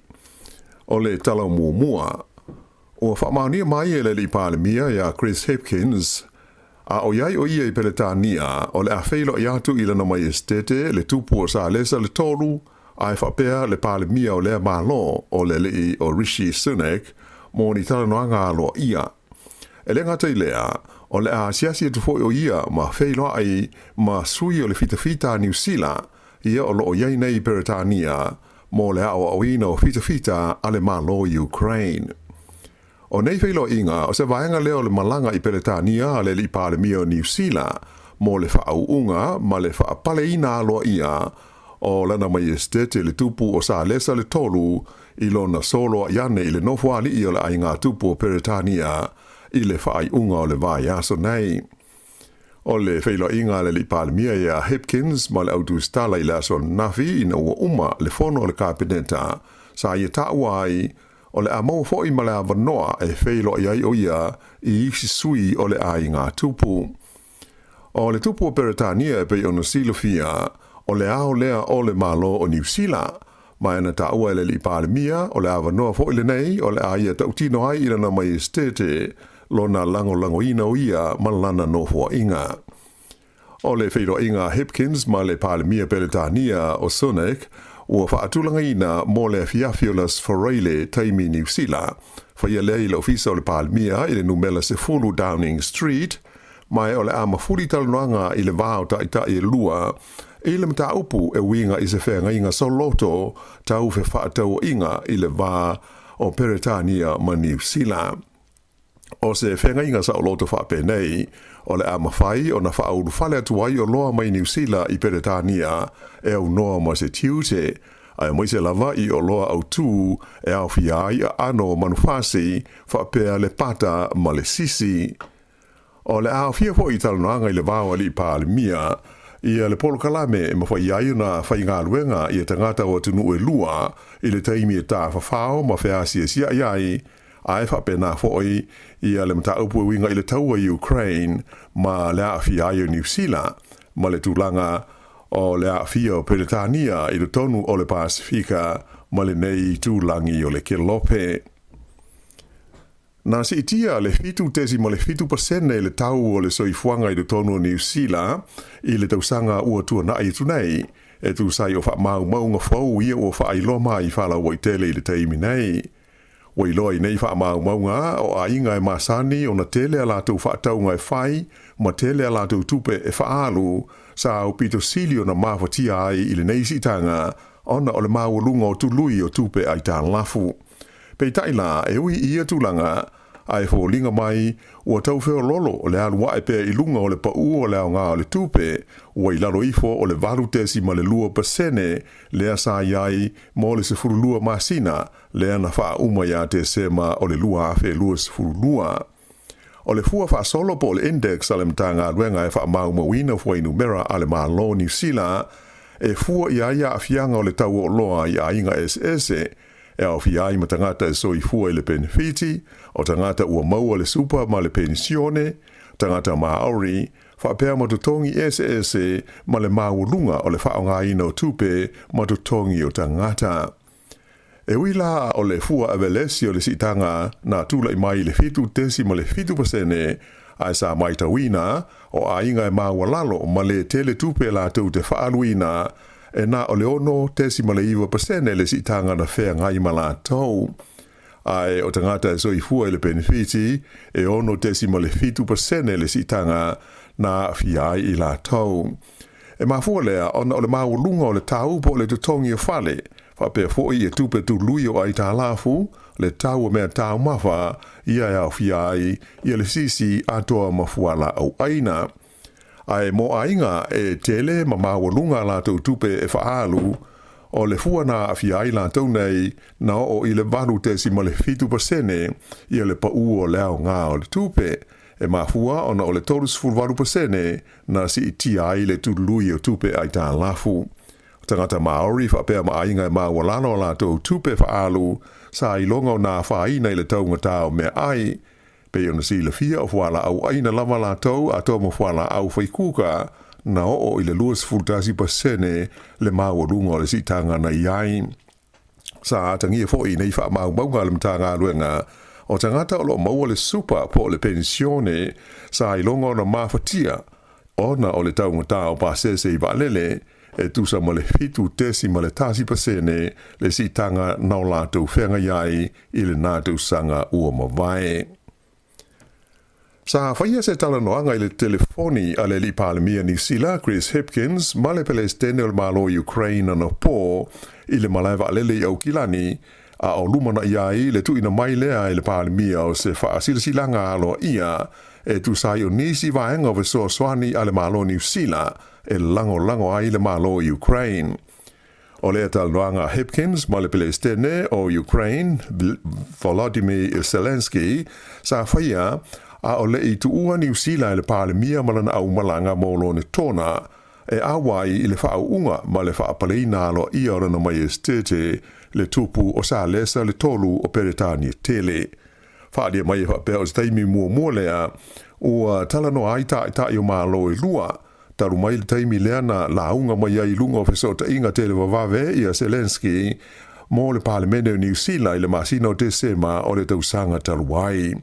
Na whaadia mai se lipoti mai le ofisa le li palemia o New Zealand, te le isi mata upu taua sa ofia i nei tala noanga, ai mai se o le ofo inatu o le langolongo sua le malo New Zealand ia Ukraine i le taua o lofa i Malusia. O le a whaailo mai whalau i tele le palemia o New Zealand, a o iai o iei lo ne tona, i a nisi so swani o le a tu inatu e New Zealand ia Ukraine. Ua whaatonu ina i le taimi nei e le malo New Zealand le whaia leo se suenga whaanatinati i le company o le Kiwi Rail ona o le whaafita audi le ua ilonga o nā whaina aife malanga inga o na whaafi i do tonu o le lau mua i le nei vai aso. O le mafuanga utu o le whaafita auli o na ua leanga ma ua whaale tonu i a le taamale tasi e whaapitoa e siaki na i le saunga le mu o awala ua mea i e wheoa i ai na whaafi. Ele ngata la ua whaititi ai la whai o malanga masani taimi pisi o le tai au male e fiafi ai ua whapena whai o na whapa ua i lalo ma le sawa o pito mawarunga ai ma whai o na alua i se train. O na nafi, na wala awina ai ele ministau a wala o whela ua inga o Michael Wood i le pulenga o le Kiwi Rail mo se wheilo inga i le mauto le palemene e tusa o le mata upule nei. Sa fia i loa le ministau ma le malo le au o le paipa a toa mani fuafuanga ua whaia ina ia tonga fiti ai se teimi wawe le whaafita auli.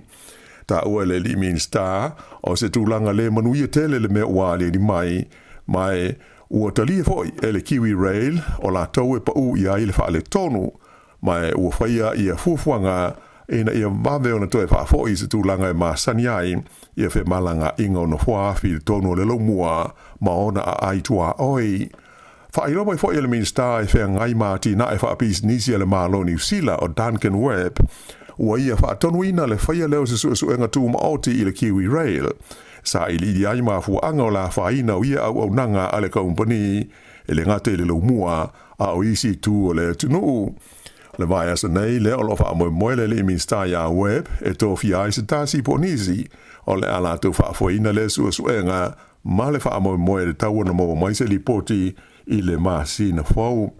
E talu mai le tausanga lua afes furufitu, e tusa male valu tesi male ono piliona ta la, le a whai o vanga tupe o whaalu le malo New Zealand, i le whaale leo a wala o mawhesota inga ono whaafi, i do tonu o le tunu a toa.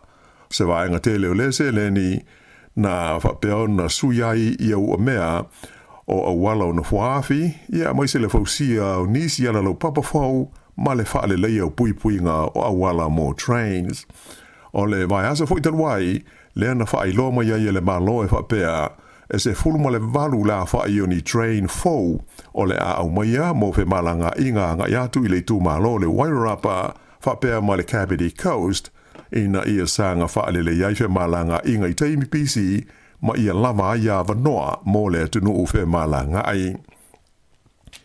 Ua whaia le malo New Zealand ia se swinga i lana whainga whaamae mo tupe whaafoi po rebates i ta vale fo nei ta ua o ta vale ma le lei mo le sio manga o le whaamoe moe au tu o le nei swinga ina ia sanga whaititi ai kasa o ona masua atu i le ea male si umanga ona o taavale alu i le sua u ma le pensini. E taru na amata mai le nei whainga whaia le malo le tausanga lua afe luas futasi o sidi atu i le se lau afe la whai o rebates o uma o na whaia mo tangata sa whaatauni alatu taavale elitise ia e alu i le maa.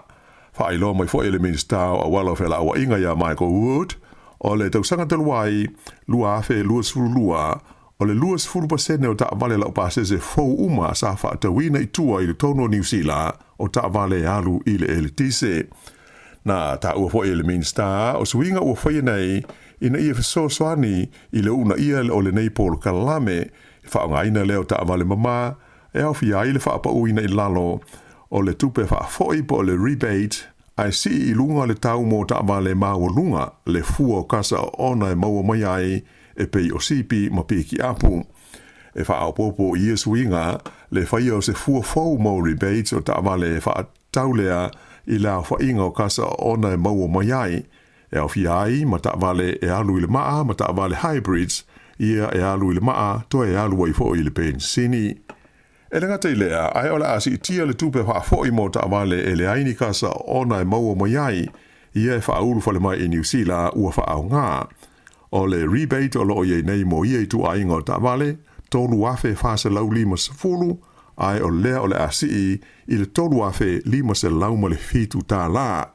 Ta ua le minister ia Michael Wood o le neisi tanga o lo fua e so sonia i ainga e wha leonga lua le tulanga o la tau tongi ma le tamao ainga ina ia ngawhatia o na suia la tu taavale ia e le lamatia ai le mama o le ea ma le sio manga. E se fulmal dasi afe ma le onus ful tolu la whaio mai fau o le COVID-19 furuiva sa wha mawina i New Zealand i le vai aso o mawai atu nei.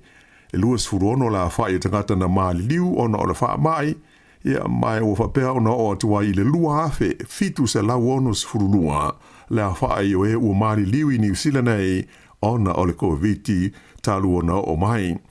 E o mai i le vai luanga o le pole sa na mawai atu nei e to lua se lau onus furu lima la whaio tangata na tā fia i whare mai mo tonga fitinga e au fia i tangata to malu na i tonu o potu mo mai tinga hina. O i tu malo na maulu ngai la whaio mai fau e ai Canterbury manukau whapele tu malo i saute. O le vai aso i ona tua atu sa tula i mai ai le se furu lua afe tolu se lau walu se furu tolu la whaio mai fau i le tonu o le tunu ai lua se furu la whaio maliu. O le vai asa o mawai, lea na toe whaapawhala ai se fuafuanga ale matanga luenga le soifua malo loina mo le whaatino ina leo se suenga o le tūlanga pi pisi o le COVID-19. Whailo mai e whaape o mafua o na toe whaatatia ese leo fuafuanga o le a le whaataunu ina o na ua le o toe mo o mia i le nei taimi. O leisi vahenga o le tātou tala, ua lipotia mai le whaia fuafuanga mo se asi singa le Palestine o Amerika o Joe Biden i le tunu o Papua New Guinea i se taimi o le masina nei. Ta ua mai se lipotia le ABC, le ofisa o whaasa launga Australia, le ono whaila i le Palestine Amerika o Joe Biden, ma le ao le malo Papua New Guinea o James Marape, ai whapea i fo i matai o isi malo le Pasifika, i le ai o Port Moresby, pe a uma le fontanga tai o malo le G7 le whaia Hiroshima i Japani i la so luas fulu ma le luas fultasi o me. O la so luful wha me o lo fuafua ia whea ai Australia Joe Biden mai a whai o le atau nuu o na malangatu o ia i Papua New Guinea o lona winga o le a vea ia Biden maulua i Palestine o Amerika ua malanga siasi i se atu nuu o le Pasifika e se aia tu motu ia o loo i lalo pulenga wha territory a le United States. O le palemia foi o le malo initia o le li o Narendra Modi ua uma o na ia wha ilo mailo na wha moe moe e fia wheiloa ai matai o malo le Pasifika i Port Moresby le lau mua o Papua New Guinea pe a foi ane o ia mai a pani.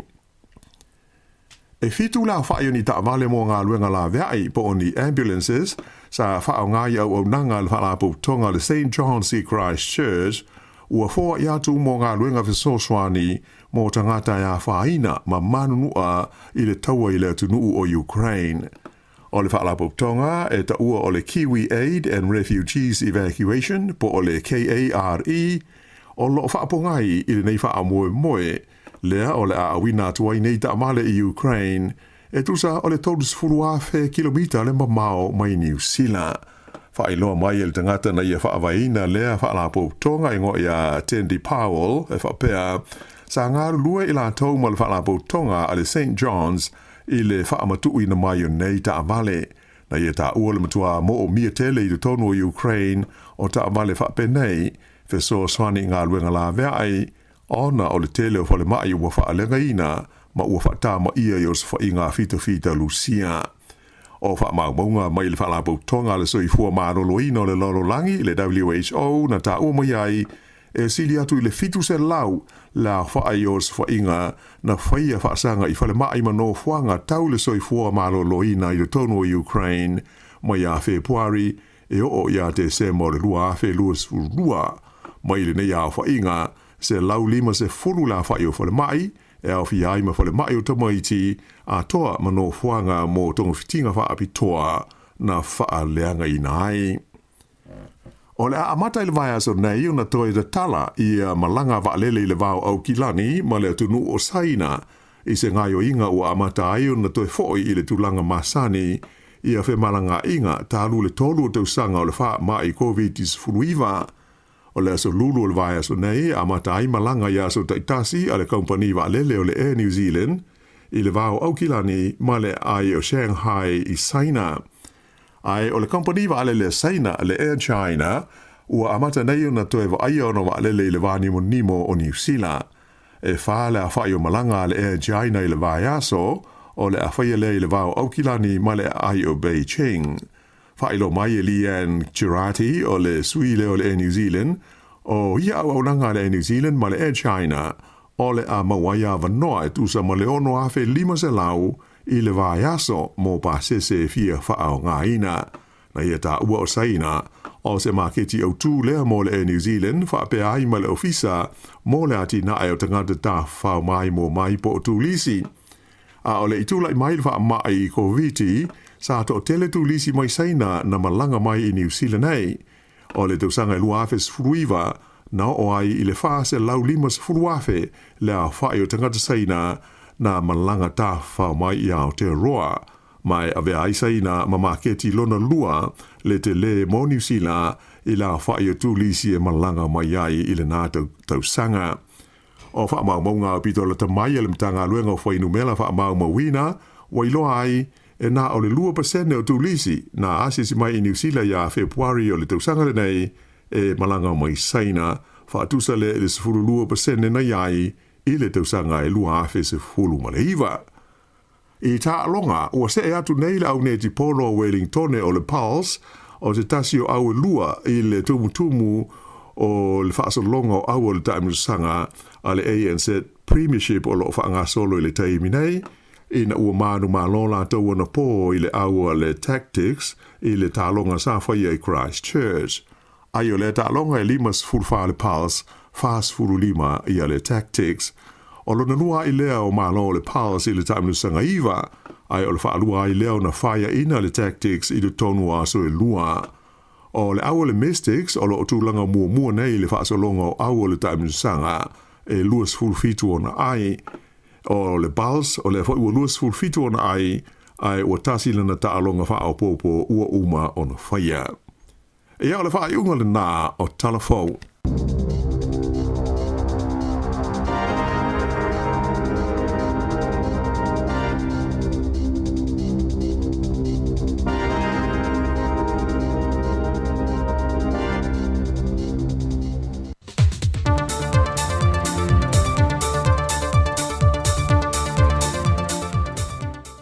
O te tue whaatalo whātu se isi whaopoponga le nei o tātou telefon mai Samoa, mai le tautua whaawau le si whonga le lau moa. O te tala loa ia ina nei le official whonu whaawai le tu malo veisi ngana no mera mo moa, e li poi e mata opo ati na e o whaata te tia le tu malo. A wale whaongai no le selenial poloketi o le tasi le miliona tala le whainga Malo. O le saunoanga au tu o le wha moe moe, na sauno i eile a fionga le minister o lo fitu i tonu i eile nei poloketi, le a fionga leota laki la mostele, e whala e au ma whaaftai le ngā wenga, wa se ele waa o le tu Malo vaisinga na numero mo mua. Lau a fionga le taitai fono, o sui o le fono whaamai, nato whapena o na whai. Le au a mori mawina le ofisa au tu, wa mai a whato tonga, ma ua whatu langa fo ilo o wa, ta mai tai mari, a to atua le anga wa, ta matama ma au lei pe o fōlinga file mua le ngata ula, e mata alia, e whama ite i mere lei, au wāl manuia o le tu Malo. Vai singano nung mele mua mua, se tu Malo ta ua e a Samoa, e me se mta upu ta upu whai o Malo. Awa, ona i ai ta maari i o le tu Malo, sa taita ia tato Malo i tau sanga o mawai. Na le ngata i lea, sa tele le sao le nei tu Malo, i lea tina enga o tamau a inga o Samoa. Awala mai whato anga, na me se koko, mane wau matua, lea sa i ai le ili lau papa, lea ua pina wha mau nisi o a seta tele li tato i tu Malo, e i ai malai ma lele male wafu. Le tau selu atu fo, i le tele o tala tuu mata anga, o lo i tonu o le tato i tu Malo, ma o ala oa ia, ua wha manuia ai le atua, ia waisi ngano mua mua. O le tūna i mau i o lau fionga le teitai fono malo a waa. I maa tawina ai, o le asi tia le nei tu Malo i se isi la sanga, o le soifuanga manuia, ma o se wha malu si au lea i le tato Malo, ona le whātua whala inga lea o lo mo i ai, au si ai soifua manuia o tangata umma. Wai singano mua mua, le manuia le na wai o tau a au. A muia oe, te lie lau lau ele mansami e te tua i ai, le na o mai au na whātua tonga a seta tele mala o a whana tūrua, e te tiu ai.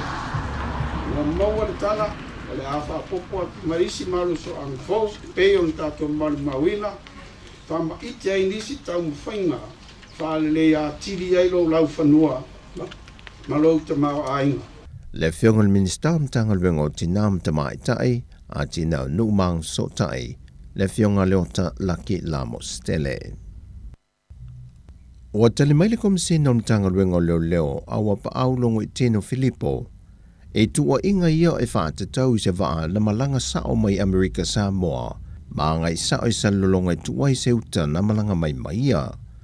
Whai loa o apa au, o le waa le neipe ana ta ue nisi, o le waa se tasio li whai pisi nisi mai le fio anga o salolonga i savai, na malanga mai tutuila ma seuta, e na fi mo le wafu whawao ma loi ma tau tu ma siaki ai leuta, peitai o le wha le tonu e pe ana ta ue au apa au, o le pēmita na malanga mai ele waale maliuta, wa whaonga ina se pēmita te whao, mai le whaatanga ina. Wa toe whaamatu ule waae malanga e se lalo le tau whinga mtanga luengo leo leo. Malapta inga wa tuu ina iai, e le mawhai o na whaonga ina i lalo le tula fono se pēmita te whao, e au mai ai niuta mai le motu i sasae, e whaodu whale mai i Samoa. E moli maua nisi no lātou tā ua, o le wha alua i lea o no lātou wa ia le wa leo malanga mai Amerika Samoa, mani wha amomoli o uta e avatu i se vai.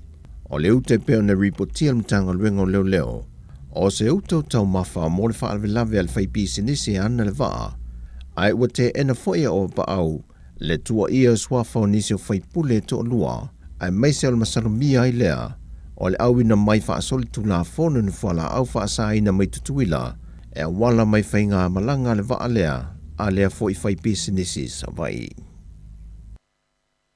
Wa saunia li matama i tai pis koa to fitu mai Amerika, e toi a mata le lato o nanga ofa fo mai mo Samoa, e a nga ia tule ia o nga ese tu tonu le antunu, e whaatino i le lato o nanga.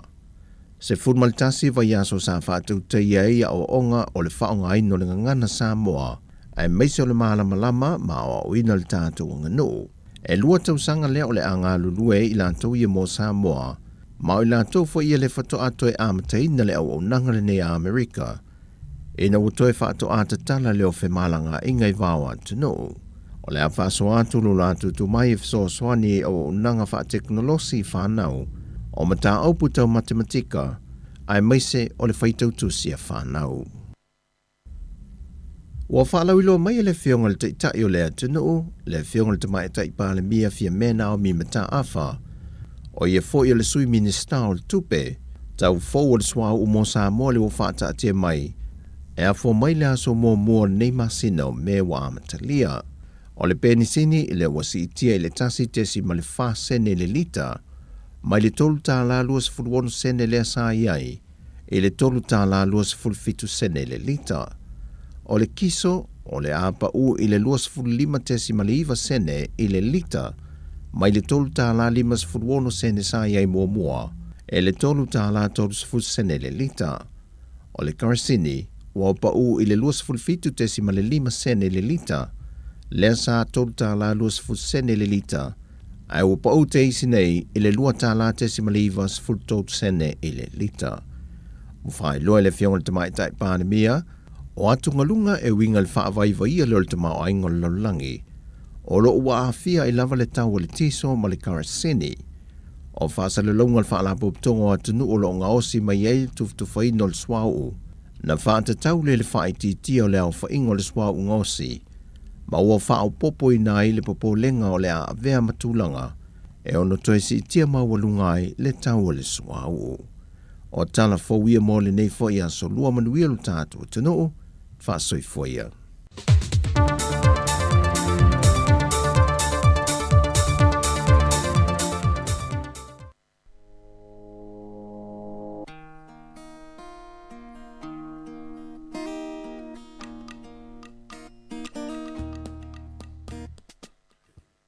Ia toi whamaro atu tato au whafunga nei vaenga o lewa uli. Lewa luas minute te ereitu lai sfululua ia nau mai a foi le awina to tato le whapuponga o tato tala fōu. Ia malo lava le on sa inga luinga wha malo atu whawhiloa e atu foi. Ia e ne o tato mātua matutua ia leo lo mafuta mai tutono maota malawa. Ia malo soifua manuia, malo foi le nofutapua e foi whaiwale atunu o nei aso. Ia o le tatua siufonga lau mua, ia i Wellington i lona ofisa fasa laupōrua nei, malo lava le ngā lulue, wha malo atu le au ngā sese, ia wha malo atu le au ngā lulue, ia le sawhianga i mga luenga lewa mapu mai, ia mō sina wha asiri ngā malosi, ia ona toi wha awau i leo ngā luenga nei aso. Ia tatou wha whiwhianga sui whiwhiloi, ia awina atu ia wā fo i le whafonga mai fo i tato atu no ia awalo whaiva fo i tau mawhitanga o lea huli, manuia tele ia whainga vai ainga fo i ia mata mawhitanga o le nei aso, ia ai le me ai palini, ia au tu eset faspo maasima, ia tamana ola sa. Whaiva o tama, ia mai a vania toloa, whawhiawhia toile sunga ia vania nea huli.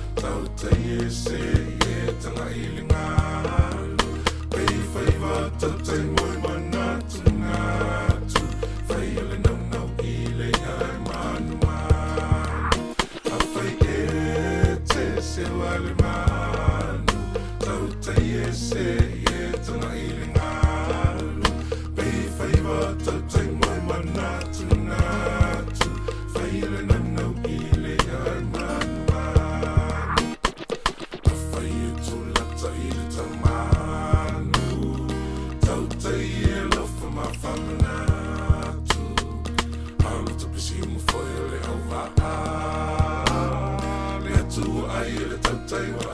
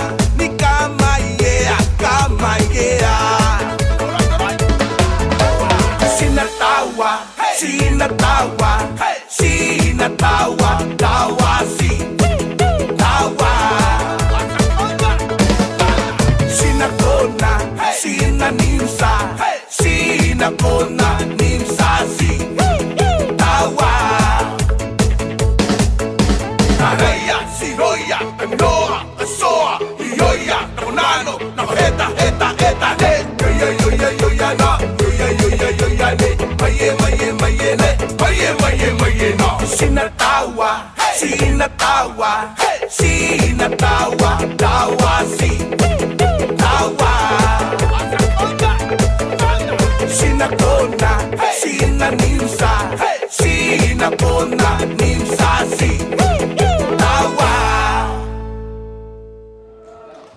ayo sangat jauh pada tenua minte mewa sana go up ayo Isina whawhiwhianga ni vaenga o lea wa uli. Ia mana ia fo i vats fo inisi o whamanatu. Au ni ngalo lea o loo tele ia whewa inga anofo a while o whatanu ina nei aso. Ia maila nafi e au whia i newe aso a toa. Ia aia fo ile tele o poloka la wala i tai Wellington. Ia le foisari potia mai fo inisi o tato pa anga il tai au na le la. Ia il pokalamel atal tai au. Ia e fufua fo ia whewa inga nei vai aso. A whapea fo eo ini au fufuanga whapea o ni. Ia mana il tu atu ni ta whaunga si whailia vai aso. Ia AFP whaava noale au wala. Ia mo na i o tato tangatei whainga nuenga. Le ngata ili o nai tangatei e o e pu e waa. Ia po o tata fo eo i tai e tuli ia appointment. Ia po o vai fo i fōma i tai le tau langa. Le wea vai atu fo i lungo o talafou le wa avel talo sanga pe wa wala au le pulen o Wellington le tamaitai o Tori whanau. Ia wa talo sanga ia matua ia whaamalosia pe whaopoponi si whaasalanga mo tangatai ian e olo o whaia pia ia sol te e tai ile awala pito sili o na pisi o Wellington. Ia lepe o i whaonga ia kilu se tulo e whakilu e o lato tino ile awala. Ia le lau mo mia se se tulafono whaamalosi mo lato ia. Ia ona ole si ole e poloka wala ile le whewa i ono foafi. Ia ole e toi whaupopoi ma lato ile whawhita auli. Ia e afo e sao foi. Ia te le loa pulea lava tangata i ana whai unga. Ia au nisina vaenga tā ua e fuafuanga ia au fuafuanga neva i aso. Vai atu au kilani ma le aluanga ilunga le motu. Pito ilunga le motu i matu. Ia leo lo te leiti i munga ia ai whaftai le li tato Wellington le mana ia lava le sulo la. Ia ele o maalosi telefo il savili. Ia fuafua ia whainga malanga fo ilunga wala tele vave. Ia tautua nā fo i.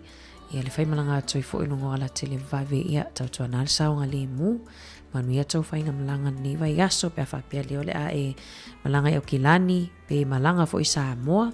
Ia manu ia te le lava tau fuafuanga ia o whanga solo mata pena atu iai. Ua toi luas furulua minute tali tulai tasi. Tali tasi whaamuta tato tautua i lunga o le tato wala leo. Ia po le frequency. Whaawa watoi pel tautua se e paiali tulai lua. Whaamuta fo ileo tautua i lunga o le YouTube ma le Facebook. Whaawa watoi whaafifianga so i fefiloi nei vaenga o la wauli.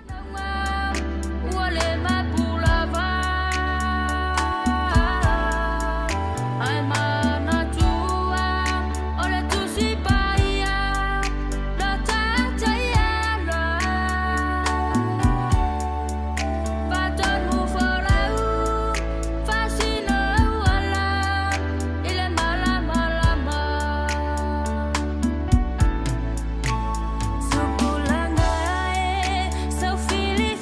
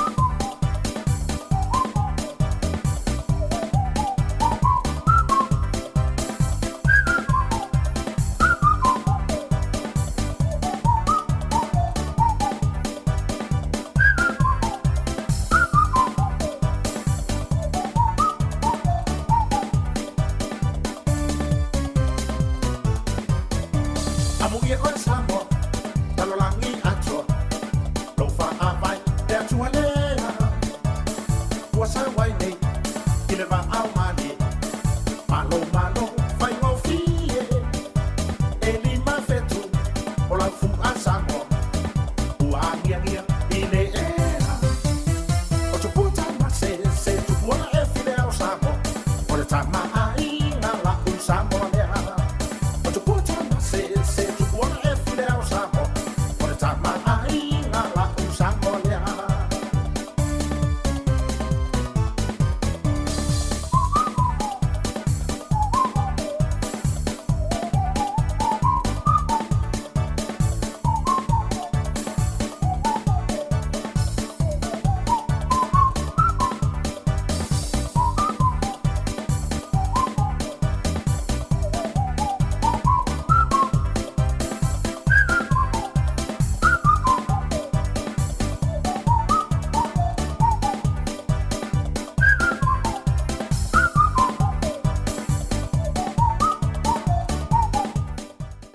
Whawhiwhianga me le sunga ia tōna manawe misiru ki sua. Mal pese na whamalo atu Samoa, ia whamalo atu Samoa lo o lala i New Zealand. Ia ma Samoa umalawa lo o lala i so se wahenga lalulangi. Lea lo o ato il tautua si ufonga lau mua. Mana e o le sitala le na whaalau iloa nei i Australia. E whatatau le i le wahenga foi lea po le vape, ia po le sikaleti foi lea le peni, whaingoa ia o le peni. Le o whailoa lau iloa e le malo Australia. E a mata atu, lala whaile whainga fau i Australia e tā uwhia i le whaatau atu o le vape le tele o stete. Se i wanga nā lava ua mana ua muumia i le tangata matua o nā lula ia i le mai foi le talavai e whaatalavai tu sa e watu e watu le prescription e au mai ai o le vaenga le whai ai ona tau fia ai le watu o tamaiti tai se fulu fituanga i lalo, se fulu anuanga i lalo e tau fia ai le watu o tamaiti na whaatau le vape o le stete o Victoria le na ripoti ai i to tono o le se fulu lua maasina e 5 se fulu le lei ia wala au na whaau o atu i le poison hotline ia po le telefoni le vili pe whape o masalomia o nā ia sesi 5 se fulu wala au na wala au atu mo se fisosoani whatatau lea i tamaiti ta i whatau sanganga i lalo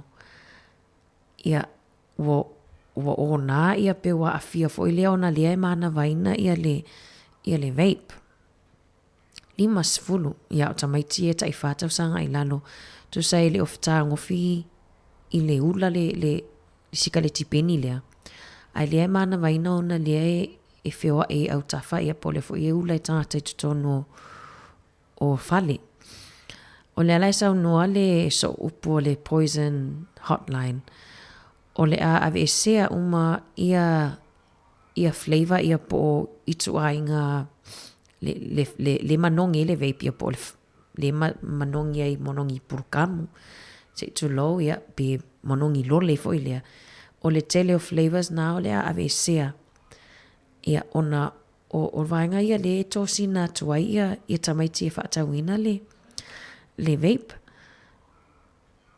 ia ole ta ia mana ia tele o te lo stala fia lea mo nei o tatou mātua fo i Australia ia lea o tau whaititia ia o tau tauwhi fo i whaonganga e tamaiti ta esfuru waluanga i lalo e ia awane i ne a whaina swina ngā lo sesi lea i wha malulu atu e leo ta ia lava ia tātou tangata matutua ia lo o whaonga ina lea vaenga a o alum whanau ia pefo e whawhitau li tele lea lo o tula i mai ia e le ngata i New Zealand ia lea fo i lo whamaoni atu i tala fo i mai Australia o le vaenga lea wape se whaamai tu sa wape o le be pesir ko viti ia e le whamaoni mai o le pe o le si whaamai tele leo lae pe pesi nei o le halu vasolo atu o alum whanau e whaonga le vape ai le o sila fia la tau le onga tu langa e ono o iai pe a tango fia ia le mafuta mai nisi o tatou paanga mai Australia Malo atu le uso ia i mai matafola Malo a sina leo le mafuta mai tai Wellington ia o nisina mai ngata ua e a tonu fo o E au ngā fwoi mō tātou e mafuta mai Australia, mana ia whainga whauna, New South Wales, na wā amata mai nā, ia le whainga lea o le a le toi tele whale o loa tono Australia o le a le toi whaatangai nai le whaatauina o le vape. Se ilonga lava ua iai sau talavai, sau pepa talavai. Ona mwhaile na awea wā pe ole na amata mai nā lana whai o le tau whaititia leo o le ulaula tapaa o tangata ulaula. E fisosoane I quit. Ia ai ua avea I lama vaenga fwoi lea iau te lo fwoi wana ofisila fia o male atunu o lea lava e tatanoa toa I lava le tautua si ufonga lau mua I vai asta I tasi. Ua avea lea ma vaenga fwoi lea ua amata ina ulaula tamaiti. Ulaula I le vape. Aile I ulaula mua. E onga la tūlanga I o ia tatou walom whanau na. Ni usila o le numera pitosini no la ititi o tausanga le na maua talua I nei o le tamaititi ai tangofia le vape. O le ono, fitu, valu, ono tausanga. Ata o le ono tausanga la e tusa la e sasa lava e tinamta mai Samoa tulia le onga sa. Ono fitu, valu tausanga le olo maua pe ia onga I nei. Io a tatou porua tele fo ia onga len sau lava I tatou newspaper. Ia, le olo o tele na wato I fui mua e whapea lai mu tono o whale ui ai le loa lai o tamaiti lai ula I tutonu. Ia, o nisi na whamanatu, nisi o talai nonglong pueli e fwoi tato atunu o nea wauli. Vai fwoi se pese, tato to tali umai, tato whaama vai fwoi lea nei tato wompa anga I lunga o le tato wala leo.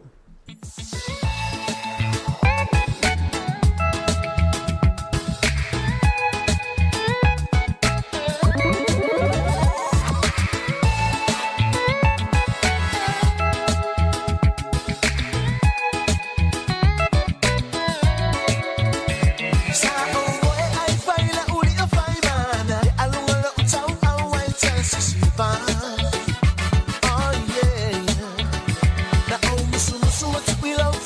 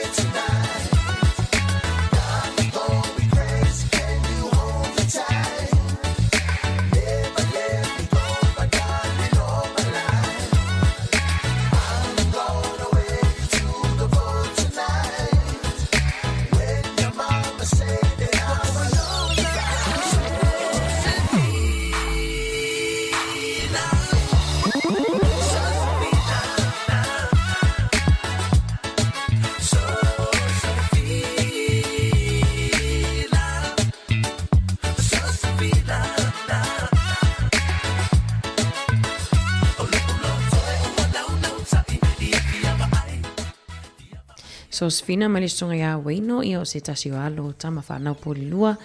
Ia mo le atuenea whaftai nei tatou wompa anga umalava o lo whaonga aina mai. Ia le tatou ala leo mafuta mai ai aso taitasi whaftai le mafuta mai. Whamangala fo le tautua nei aso. Pea o ia se sala foi ia po se ngangana foi wa sala i lau whafonga. Ia ai whamanuia le atoe fuafuanga umo tutoe. Whamanuia le atoe la asanga umo tutoe nei aso. Tatou lungo le Facebook ma le YouTube mafuta mai pea. Tātasi to arina atu tatou talafou. Ia whamuta tatou tautua i le Julai lua. Ia ai mail taimi nei mātou te whatou wha. I nei o tatou wompa anga i nungo le tasi o no tesi ma le tasi wha mō.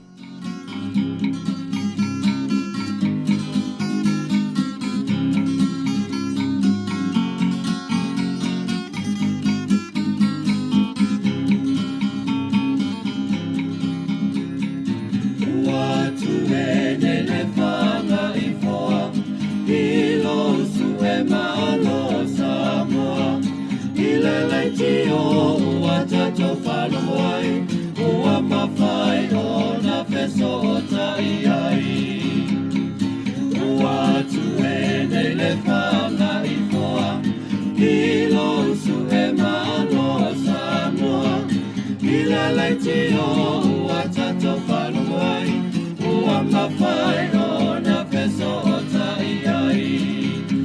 Tai au le taralele, wala yon tato pene.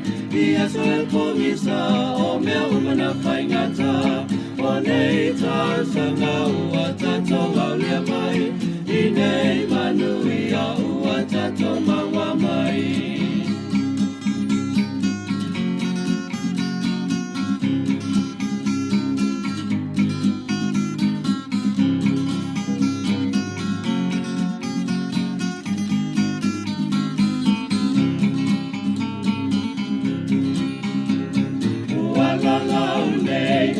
Fanga I pau, uai loa ai e tato whana, e sa ili malo na I matua, e ai le si fofo mau le lau mua. Uala lau nei o le fanga I pau, uai loa ai e tato whana, e sa ili malo na I matua, e le si fofo male la umua. Ole tai ole tolele, wala yon tato pene. Ia sole pomisa, o mea umana whaingata. O nei ta sanga ua tato wale mai. I nei manui a ua tato maua mai.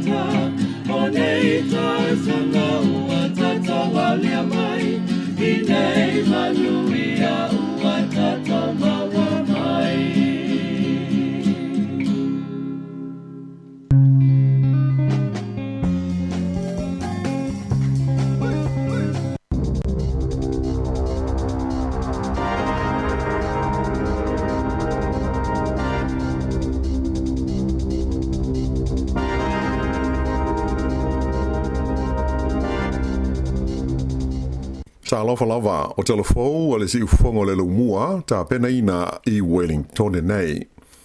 O le tala mua. O whamania mai e le li palemia ia Chris Hipkins a o iai o ia I peletania o le awhailo I atu I lana mai estete le tupu o sa lesa le tolu ai whapea le palemia o le Malo o le lei o Rishi Sunak mo ni tala noanga aloa ia. E le ngata I lea o le a siasi tu foi o ia ma whailo ai ma sui o le fita New Zealand ia o lo o iai nei peletania mo le awa o ina o fita ale Malo Ukraine. O nei whailo inga o se vaenga leo le malanga I peletania le li palemia o New Zealand mo le whaauunga ma le whaapale ina aloa ia o lana mai estete le tupu o sa lesa le tolu I lona solo iane I le nofo ali I o le ainga tupu o peletania I le whaaiunga o le vai aso nei. O le whailo inga le li palemia ia Hipkins ma le autustala I le aso nafi ina ua uma le fono o le kabineta sa ia tauai o le amau foi ma le avanoa e whailo iai o ia I isi sui o le ainga tupu.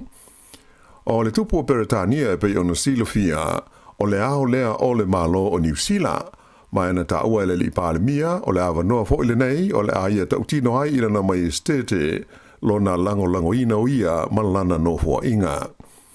O le whailo inga Hipkins ma le palemia Peretania o Sunak ua whaatulanga ina mo le fiafiolas foreile taimi New Zealand whaia lea I le ofisa o le palemia I le numela se fulu Downing Street mai o le ama fuli talanoanga I le vāo ta ita I lua I le mta upu e winga I se whenga inga soloto tau fe whaatau inga I le vā o Peretania ma New Zealand.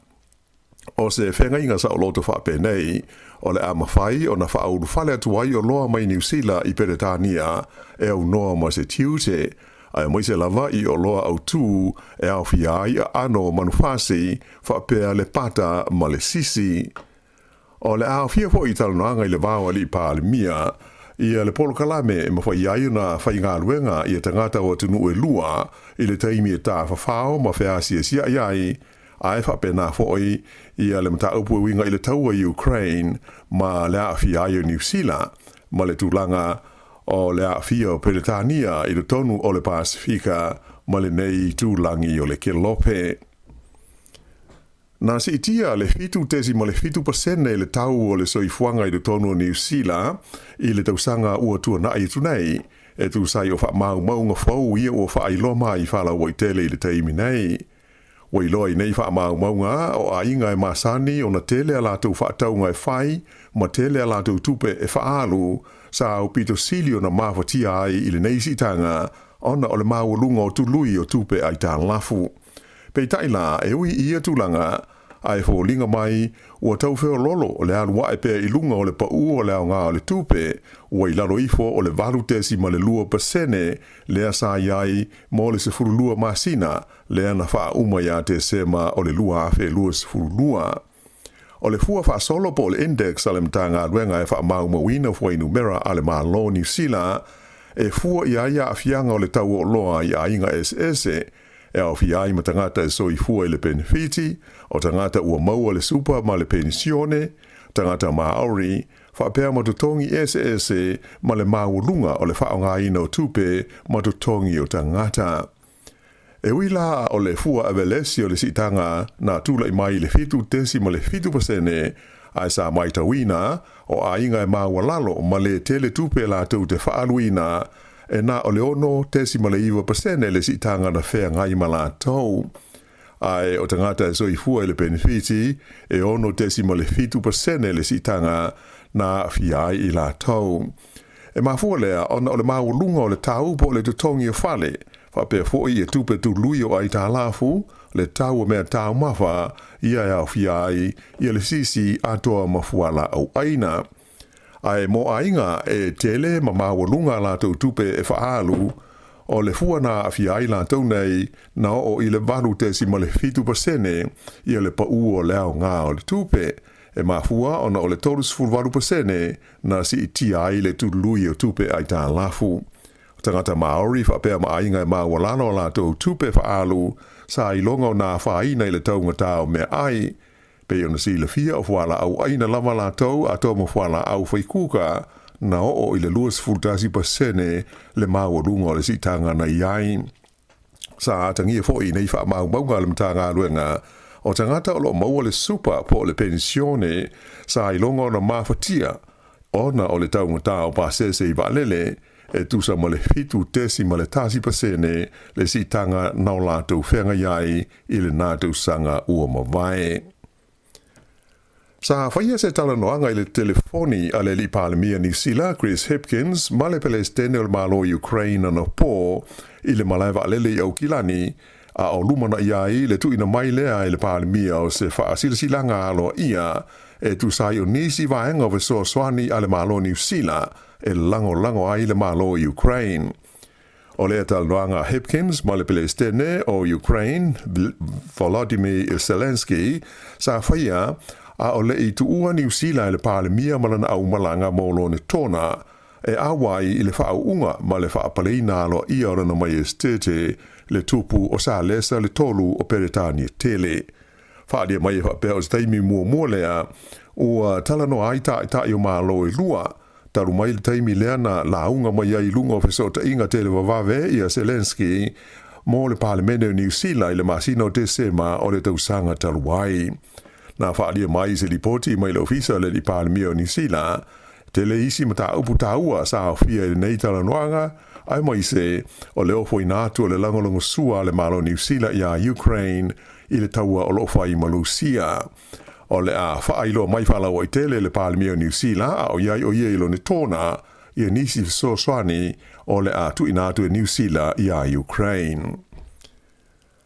Ua whaatonu ina i le teimi nei e le malo New Zealand le whaia leo se suenga whaanatinati i le company o le Kiwi Rail ona o le whaafita auri le ua ilonga o nā whaina aife malanga inga o na whaafi i le tonu o le lau mua i le nei vai aso.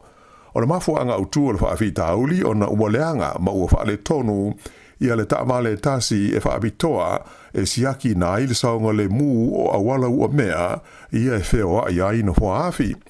E le ngata la ua whaititi ai la whai o malanga masani taimi pisi o le tai au male e fiafi ai ua whapena whai o na whapa ua i lalo ma le sawa o pito maua runga ai ma whai o na alua i se train.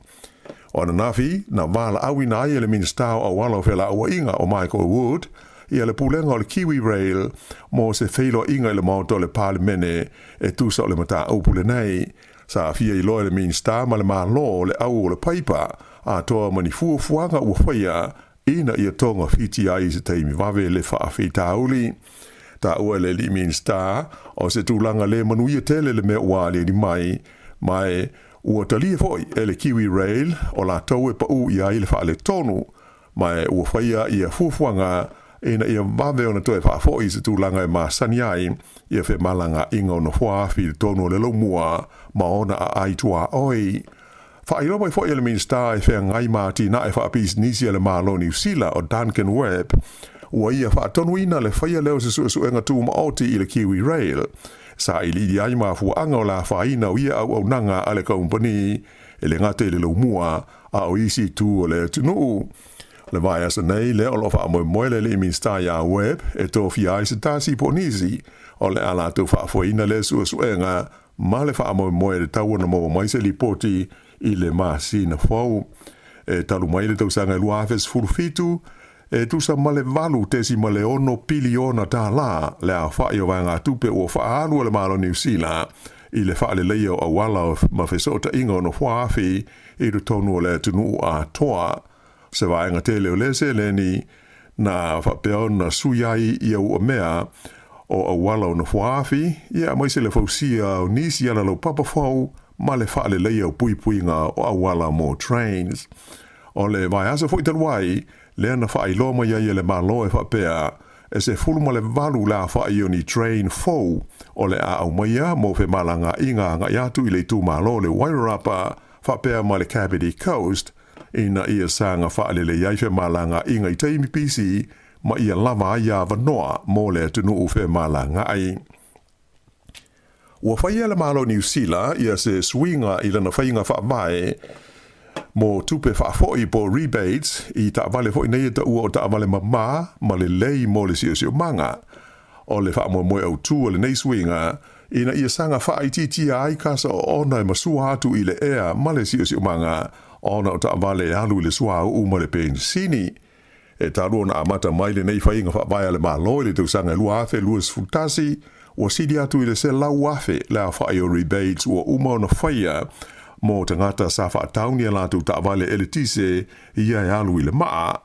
Whai lo mai whai le minister a wala whela awa inga ia Michael Wood o le tau sanga taluai lua afe luas furu lua o le luas furu pasene o taavale lau pasese fau uma sa whaatawina i tua i le tono New Zealand o taavale alu i le elitise. Na ta ua fo ele minister o suinga ua fo nei ina ia so swani i le una ia o le nei pol kalame fa nga ina leo taavale mama e au fia i le fa pa uina i lalo o le tupe fa fo i po le rebate ai si i lunga le tau mo taavale maua lunga le fuo kasa ona e maua mai ai e pei o sipi ma piki apu. E wha au popo i suinga le whaia o se fua fau mo rebates o taavale wha taulea i la whainga o kasa ona e maua mai ai. E au fiai ma taavale e alu i le maa ma taavale hybrids ia e alu i le maa to e alu ai fo i le pen sini. E lenga te lea ai ola asi tia le tupe wha fo i mo taavale e le aini kasa ona e maua mai ai ia e wha ulu fale mai i New Zealand ua wha au ngā. O le rebate o loo iei nei mo iei tu ainga o taavale tolu afe fase lau lima se fulu, ai o lea o le asii i le tolu afe lima se lau ma le fitu tā la. Ta ua le minister ia Michael Wood o le neisi tanga o lo fua e so sonia i ainga e wha leonga lua le tulanga o la tau tongi ma le tamau ainga ina ia ngawhatia o na suia la tu taavale ia e le lamatia ai le mama o le ea ma le sio manga. E se fulmal dasi afe ma le onus ful tolu la whaio mai fau o le COVID-19 furuiva sa wha mawina i New Zealand i le vai aso o mawai atu nei. E luas furuono la whaio tangata na maali liu ona o le wha mai ia mai o whapea ona o atua i le lua afe fitu se lau onus furunua la whaio e ua maali liu i New Zealand nei ona o le COVID-19 talu ona o mai. E o mai i le vai luanga o le pole sa na mawai atu nei e to lua se la wonus furu lima la whaio tangata na tā fia i whare mai mo tonga fitinga e au fia i tangata to malu na i tonu o potu mo mai tinga hina. O i tu malo na maulu ngai la whaio mai fau e ai Canterbury manukau whapele tu malo i saute. O le vai aso i ona tua atu sa tula i mai ai le se furu lua afe tolu se lau walus fulu tolu la whaio mai fau i le tonu o le tunu ai luas fulu la whaio maliu. O le vai asa o mawai, lea na toe whaapawhala ai se fuafuanga ale matanga luenga le soifua malo loina mo le whaatino ina leo se suenga o le tūlanga pi pisi o le COVID-19. Whailo mai e whaape o mafua o na toe whaatatia ese leo fuafuanga o le a le whaataunu ina o na ua le o toe mo o mia i le nei taimi. O leisi vaenga o le tātou tala, ua lipotia mai le whaia fuafuanga mo se asi singa le Palestine o Amerika o Joe Biden i le tunu o Papua New Guinea i se taimi o le masina nei. Ta ua mai se lipotia le ABC, le ofisa o whaasa longa Australia, le ono whaila i le Palestine Amerika o Joe Biden, ma le ao le malo Papua New Guinea o James Marape, ai whapea i fo i matai o isi malo le Pasifika, i le ai o Port Moresby, pe a uma le fontanga tai o malo le G7 le whaia Hiroshima i Japani i la so luas fulu ma le luas fultasi o me. O la so luful wha me o lo fuafua ia whea ai Australia Joe Biden mai a whai o le atau nuu o na malangatu o ia i Papua New Guinea o lono winga o le a vea ia Biden maulua i Palestine o Amerika ua malanga siasi i se atu nuu o le Pasifika e se aia tu motu ia o loo i lalo pulenga wha territory a le United States. O le palemia foi o le malo initia o le li o Narendra Modi ua uma o na ia wha ilo mailo na wha moe moe e fia wheiloa ai matai o malo le Pasifika i Port Moresby le lau mua o Papua New Guinea pe a foi ane o ia mai a pani. E fitu la wha ni ta vale mo ngā luenga la veai po o ni ambulances sa wha o ngai au nanga le wha tonga le St. John Sea Christ Church ua foa i atu mo ngā luenga fesoswani mo tangata ia whaina ma manunua i le taua i le atunuu o Ukraine. O le whaalapoptonga e ta ua o le Kiwi Aid and Refugees Evacuation po o le KARE o lo whaapongai i le nei whaamoe moe lea o le aawina tuai nei ta amale i Ukraine e tusa o le tolus furuafe kilomita le mamao mai New Zealand. Whaailoa mai e le tangata na ia whaavaina lea whaalapoptonga ingo ia Tendi Powell e whapea sa ngāru lua i la tau ma le whaalapoptonga a le St. John's i le whaamatui na mai o nei ta amale. Na ia ta ua le matua mo o mia tele i le tonu o Ukraine o ta amale whaapenei feso swani ngā luenga la vea ai ona o le tele o whale mai ua whaalenga ina ma ua whaata ma ia i os wha inga fita Lucia. O whaamaunga mai le whaalapoptonga le soifua marolo ino le lololangi le WHO na ta ua mai ai e sili atu i le fitu se lau la whaai os wha inga na whaia whaasanga i whale mai mano whanga tau le soifua marolo ina i le tonu o Ukraine mai a Februari e o ia te se mo le lua afe luas lua mai le nei a wha inga se lau lima se fulu la whaio whale mai e au fi ai ma whale mai o tamaiti a toa mano whanga mo tonga fitinga wha api toa na wha leanga i nai. O le amata i le vai aso nei o na toi da tala i malanga wa lele i le vau au kilani ma le atunu o saina i se ngai o inga o amata ai o na toi foi i le tulanga masani i a fe malanga inga ta alu le tolu o tausanga o le wha mai COVID-19 o le aso lulu o le vai aso nei amata ai malanga i aso taitasi a le kompani wa lele o le Air New Zealand i le vau au kilani ma le ai o Shanghai i saina. Ai o le company wa ale le saina le Air China ua amata nei na toe wa ai ono wa ale le vani mo nimo o New Zealand. E whaale a whai o malanga le Air China i le vai aso o le a whai le le vau aukilani ma le ai o Beijing. Whai lo mai e Lian Chirati o le suile o le Air New Zealand o ia au aunanga le Air New Zealand ma le Air China o le a mawaya vanoa e tusa ma le ono afe lima se lau i le vai aso mo pa sese fia whaao ngā ina. Na ia ta ua o saina, o se maketi au tū lea mo le Air New Zealand, whaapea ai ma le ofisa mo le ati na e o tangata ta whao mai mo mai po o tū lisi. A o le itulai mai le wha mai i COVID, sa to tele tū lisi mai saina na malanga mai i New Zealand nei. O le tausanga i luafes fruiva, na o ai i le wha se lau limas fruafe lea whae o tangata saina na malanga ta whao mai i Aotearoa. Mai ave aisaina mamaketi lona lua le te le mo New Zealand i la whae o tūlisi e malanga mai ai i le nā tausanga. O wha maunga o pito la tamai le mtanga luenga o whainu mela wha mawina, wailoa ai e nā o le 2% o tūlisi na asisi mai i New Zealand ia Februari o le tausanga le nei e malanga mai saina wha atusa le 2% na iai i le tausanga e lua afe se fulu maleiva. I ta alonga, ua se e atu nei le au neti polo o Wellington o le Pulse, o te tasi o au lua i le tumutumu o le whaasalonga o au o le taimusanga a le ANZ Premiership o lo whaanga solo i le taimi nei, ina ua manu malola tau ana po i le au o le Tactics i le talonga sa whaia i Christchurch. Ai o le talonga e limas fulfa le Pulse, fast fulu lima i le Tactics, o lona lua i lea o malo le Pulse i le taimusanga iwa, ai o le whaalua i lea o na whaia ina le Tactics i le tonu aso e lua. O le au le Mystics, o lo o tūlanga mua nei le whaasalonga o au le taimusanga, e luas fulfitu o na ai. O le Pulse, o le whaua luas fulfitu o na ai o tasi lana taalonga whaao popo ua uma o na whaia. E au le whaai unga le nā o talafou.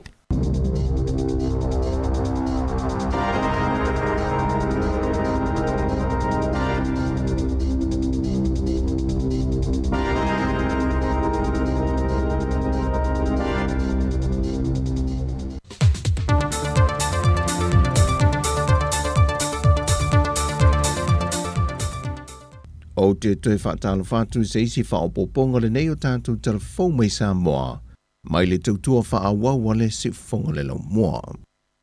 O te tala aloa ia ina nei le official whonu whaawai le tūmalo vaisi ngana no mera mo mua, e li poi e mata opo ati na e o whaata te tia le tūmalo.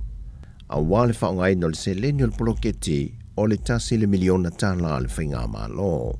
O le saunua ngā autu o le wha moe moe, na saunoa i eile a whionga le minister o lo fitu i tonu i eile nei polo keti, le whionga leota laki la mostele, e whala e au ma whaaftai le ngā wenga, wa se ele waa o le tu Malo vaisinga na numero mo mua. Lau a whionga le taitai whono, mo sui o le whono whaamai, nātou whapena o na whai. Le au a mori mawina le ofisa autu, wa mai a whato tonga, ma ua whatu langa whoilo o wa, ta mai tai mari, a toa tua le anga wa, tama ma au lei pe o wholinga file mua le ngata ula, e mata alia, e whama ite i mere lei, au wāl manuia o le tu Malo. Vai singano nung mele mua, se tu Malo ta ua e a Samoa, ai me se mta upu tau whai o Malo. Awa, ona i ai ta maari o le tu Malo, sa taita ia tato Malo i tau sanga o mawai. Na le ngata i lea, sa tele le sao le nei tu Malo, i lea tina enga o tamau a inga o Samoa. Awala mai whato anga, na me se koko, mane wau matua, lea sa i ai le ili lau papa, lea ua pina wha mau nisi o a seta tele li tato i tu Malo, e i ai malai wa lele male wafu. Le tau selu atu fo, i le tele o tala tuu mata anga, o lo i tonu o le tato i tu Malo, ma o ala oa ia, ua wha manuia ai le atua, ia waisi ngano mua mua. O le tūna i mau i o lau whionga le teitai whono malo a waa. O maa tawina ai, o le asi tia le nei tu Malo i se isi la sanga, o le soifuanga manuia, ma o se wha maru si au lea i le tato Malo, ona le whātua whala inga lea o lo mo i ai, au si ai soifua manuia o tangata umma. Vai singano mua, le manuia le na, wa ia o tau a au. Amuia oe, te lea lau ele marsami e te tua i ai, le na o mai au na whātua tonga a seta tele mala oa whana tūrua, e te tiu ai. Wa maua le tala, le afa popo marisi malu so ang fo pe on tato mal mawina fama ite ai nisi tau mfainga fa le ya tiri ai lo lau fanua malo te mau ainga le whionga minister mtanga lwengo tinam te mai tai a tina numang so tai le whionga leota laki lamo stele o tali mai le komisina mtanga lwengo leo awa pa au longo i tino Filipo e tua inga ia e whātatau i se waa na malanga sao mai Amerika Samoa, ma ngai sao i salolonga i tua i seuta na malanga mai maia.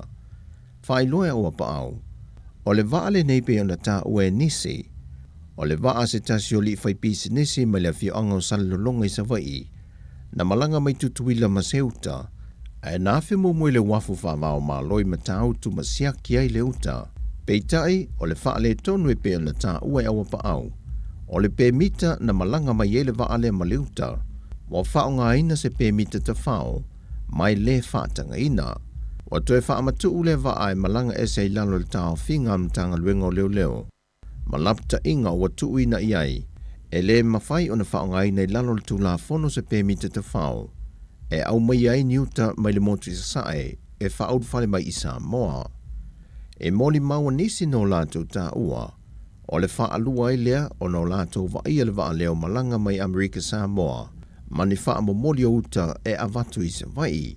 O le uta e peo na ripotia mtanga luengo leo, o se uta o tau mawha mo le wha alvelave al whaipisi nisi ana le wa, ai ua te ena foia o pa au, le tua ia swafa o nisi o whaipule to lua, ai meise o le masalumia i lea, o le au ina mai wha asoli tu la fono ni whala au wha asa ina mai tutuila, e wala mai whainga malanga le waa lea, a lea fo i whaipisi nisi sa vai.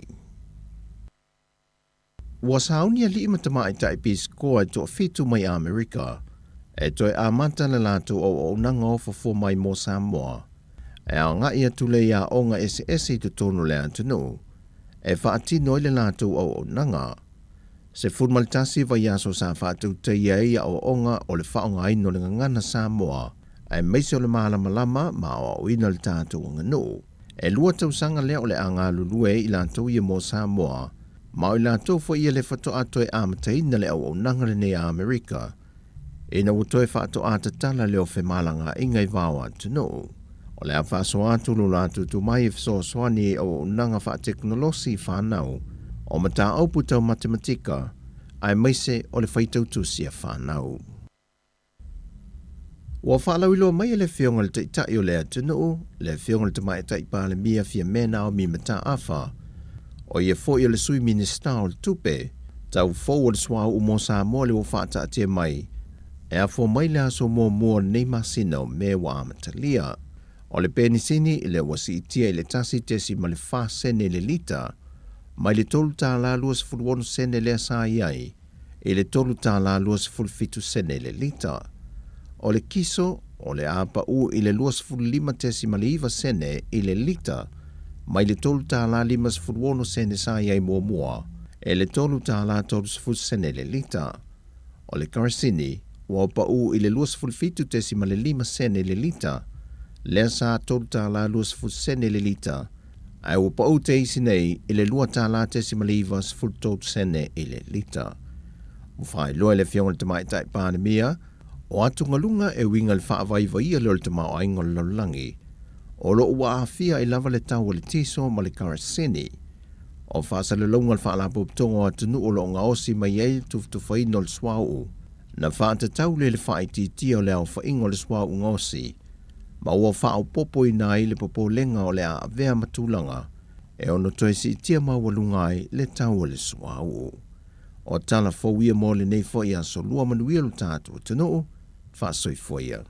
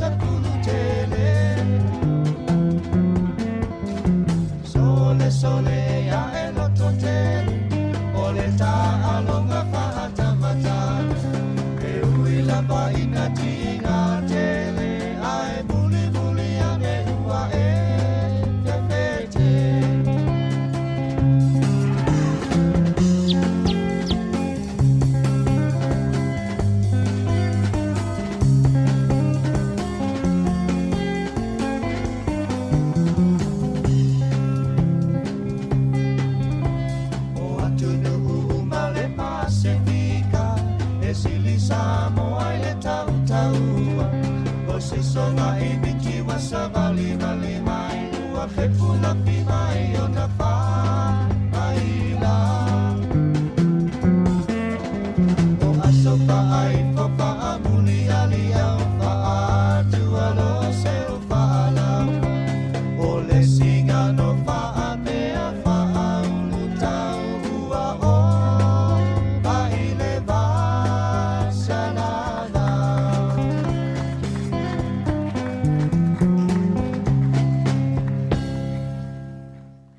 Nisi o whātunga tuwai, lava nā ia mai le Golden Ali'is, ia malpesena i le tataua Samoa. Toi whamalo atu nā o mai ale awina munumuli atu tatu talafou, ia whamalo atu le aunga lulue. Whamalo atu ia la tole whapitoa ili nei tu la munumuli o tatu tautua, ne aro mafuta mai nunga o tatu wala ata. E ile tala lea, e ile mta upuntula i mai au kilani vai aso le watea i South Auckland ia pole tu i South Auckland ia le ia se tasi fo o tangata Pasifika ia ole ali i Tonga ia le ana ave wha maalosi i le taimi fo ile ia taimi manatua le lua tau sangata lua ile sa whaile whato e se aloa ia New Zealand ia le sa whato e se ia a taimi o Palemia Jacinda Ardern i whainga fo ile pini whainga whailonga lanu i vainga fo ile Dawn Raids ai le pewa vai atu fo i telefone nei aso e le vainga whaapele na tupu au ki lani vai aso le watea i si tama tonga lea ia pena o atu ia leo i le itu lai lima i le vave au ia ma ave wha maalosi ia pewa atu i reporti wha mai matua ai ma fatia lava siana whanau ia ona o tu whato awa aifo i leo o tamaiti i whainga whaapea. Pewa ave wha malo sila tama ia vatula ia lokai i le na tu i le station ia po le taofi i le ofiso leo i manukau. Le ala wa sue e le malo ona o leana ngata lava ia whainga na ia so ia. Peo mafuanga fo ina al whato e senga leana whai. Ia le wato e langalanga hamana tō tangata na whai mai fo i le toi tupu a le wa toi tula e mai whainga whaapea ia nena a fia i sita maa lea. Le voi lava vai atu fo i na fisiningia fo i la e tustala ia le tamaita i o Kameo se punoni i o olo malanga le tatou Palemia. Kameo se punoni la le sui Palemia le olo o whaima Palemia po acting prime minister taimi nei. Na fisiningia po le aso na manatu i le mta upu. Na whamanino e Kameo se punoni ia ele ai masena ele o ia se ele i sila fia le malo ia pe whatoa i loa i fo ele minister o whemalanga inga ia po Michael Wood ia aiwa umana tupu ia le ala wasu e na ia olo o wha maulalo mai fo ia na malo ele o ise lato wha moi fo ele to tupu ni tūlanga ia mo tātou a mese lavana i tātou tangata Pasifika. Ia peo ni sina o tala ia talo whai ia o le mai tau atu o sta mālea na ave whamalo, ave ese whamalo si mai mamalato whale le vaveao. E le ai mani ona solitu la fono. Paule me o sasia ia ua le toi whatu mua le pepa foi le toi whaupopoa iaso ia pe toi extend le visa. Ia ele ua wa mafatia i foi sia ainga ia e mesena i alom whanau ia nai o nalo. Ia le te i le tu i leo te leo tutoa. Titi leo tui whafo ta awale leo lai tutu mai whafo. Ia tawhituni mai leo mātua o nai mātua matutua le nofo matamaiti. Ia le tawhituni mai waifo ngā whale lua. Tawhituni mai lalo e waaita maiti ma whailea tau wha calm down tamaiti ona lea ua i loa la tau le mea le la tupu i le tamao tamaiti. Ia nisi nao tala, te lo fo ila tele nisi la au ili atu tatu tala fo il tai awa tai au. Ia ai malo le on sai, malo le mafuta mai, fa malo tina ia wika maoe, lo fatu mo olo maroi ma le whanau. Ia ma oto umalawa no mafuta mai, au ina atu tatu fa afifianga sui fifiloi awa fo ile nei awa uli. Lea ua toi luasu 5 minute tali tu lai lua ia i mātou i New Zealand. Whamaloti au toi Australia, Amerika, so se tafonila langi o e maua mai tatu al si fonga lau mua. Tato atu puni ala va a malipese mana o na o fa alupe ile neo.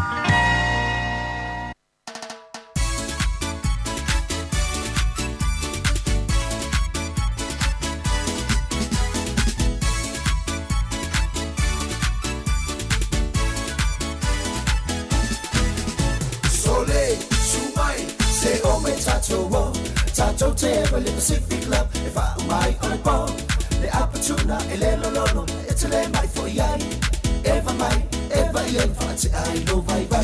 Yati, Tais, Tia, Seka, Visa, music like to be yai.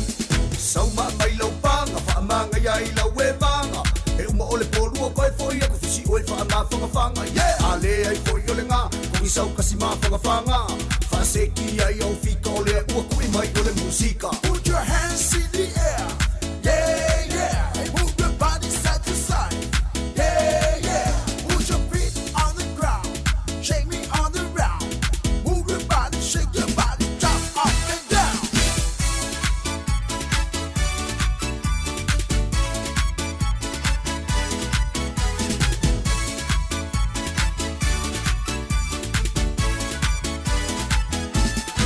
Say Maya, sing the fun.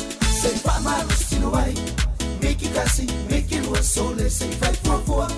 Fire Lima, fire away. They are everything on the way. S Malo Musica, it's a vibe Maya. Yati, Tais, Tia, Seka, Visa, Musica, it's a 50. So my Malo Banga, Famanga Yaila Webanga, Elma Ole Polu, Koi for you, Fishi Oil for a mouth of a fanga, yeah, Ale for Yolinga, Kuisau Kasima for a fanga, Faseki, Ayo Ficole, Ukui, my Ole Musica. Put your hands in the air, yeah, yeah, and move your body side to side, yeah, yeah, put your feet on the ground, shake me on the round, move your body, shake your body, jump up and down.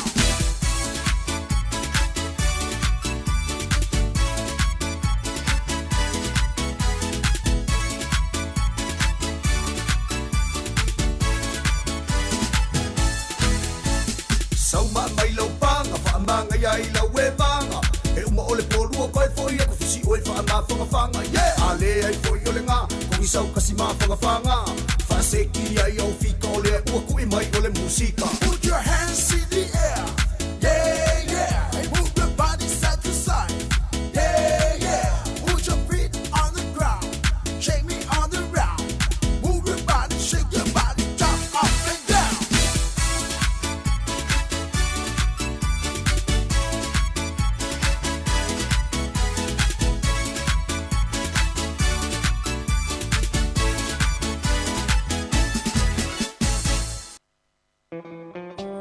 Tony!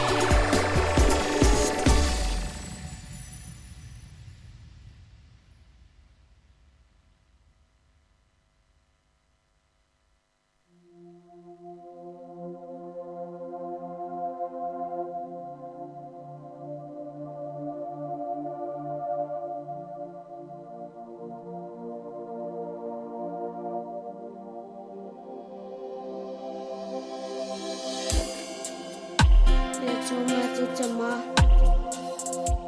Alofa mai ia Samoa, no watungu pele. Ia e sau wina i le mana o lo tatu. Ona o Yesu. Tina le matu i tu i mao ona. Pine o langa talofa. I le tangi oe. Tama lave ai mai lo uneola. Ia elofa mai a vese.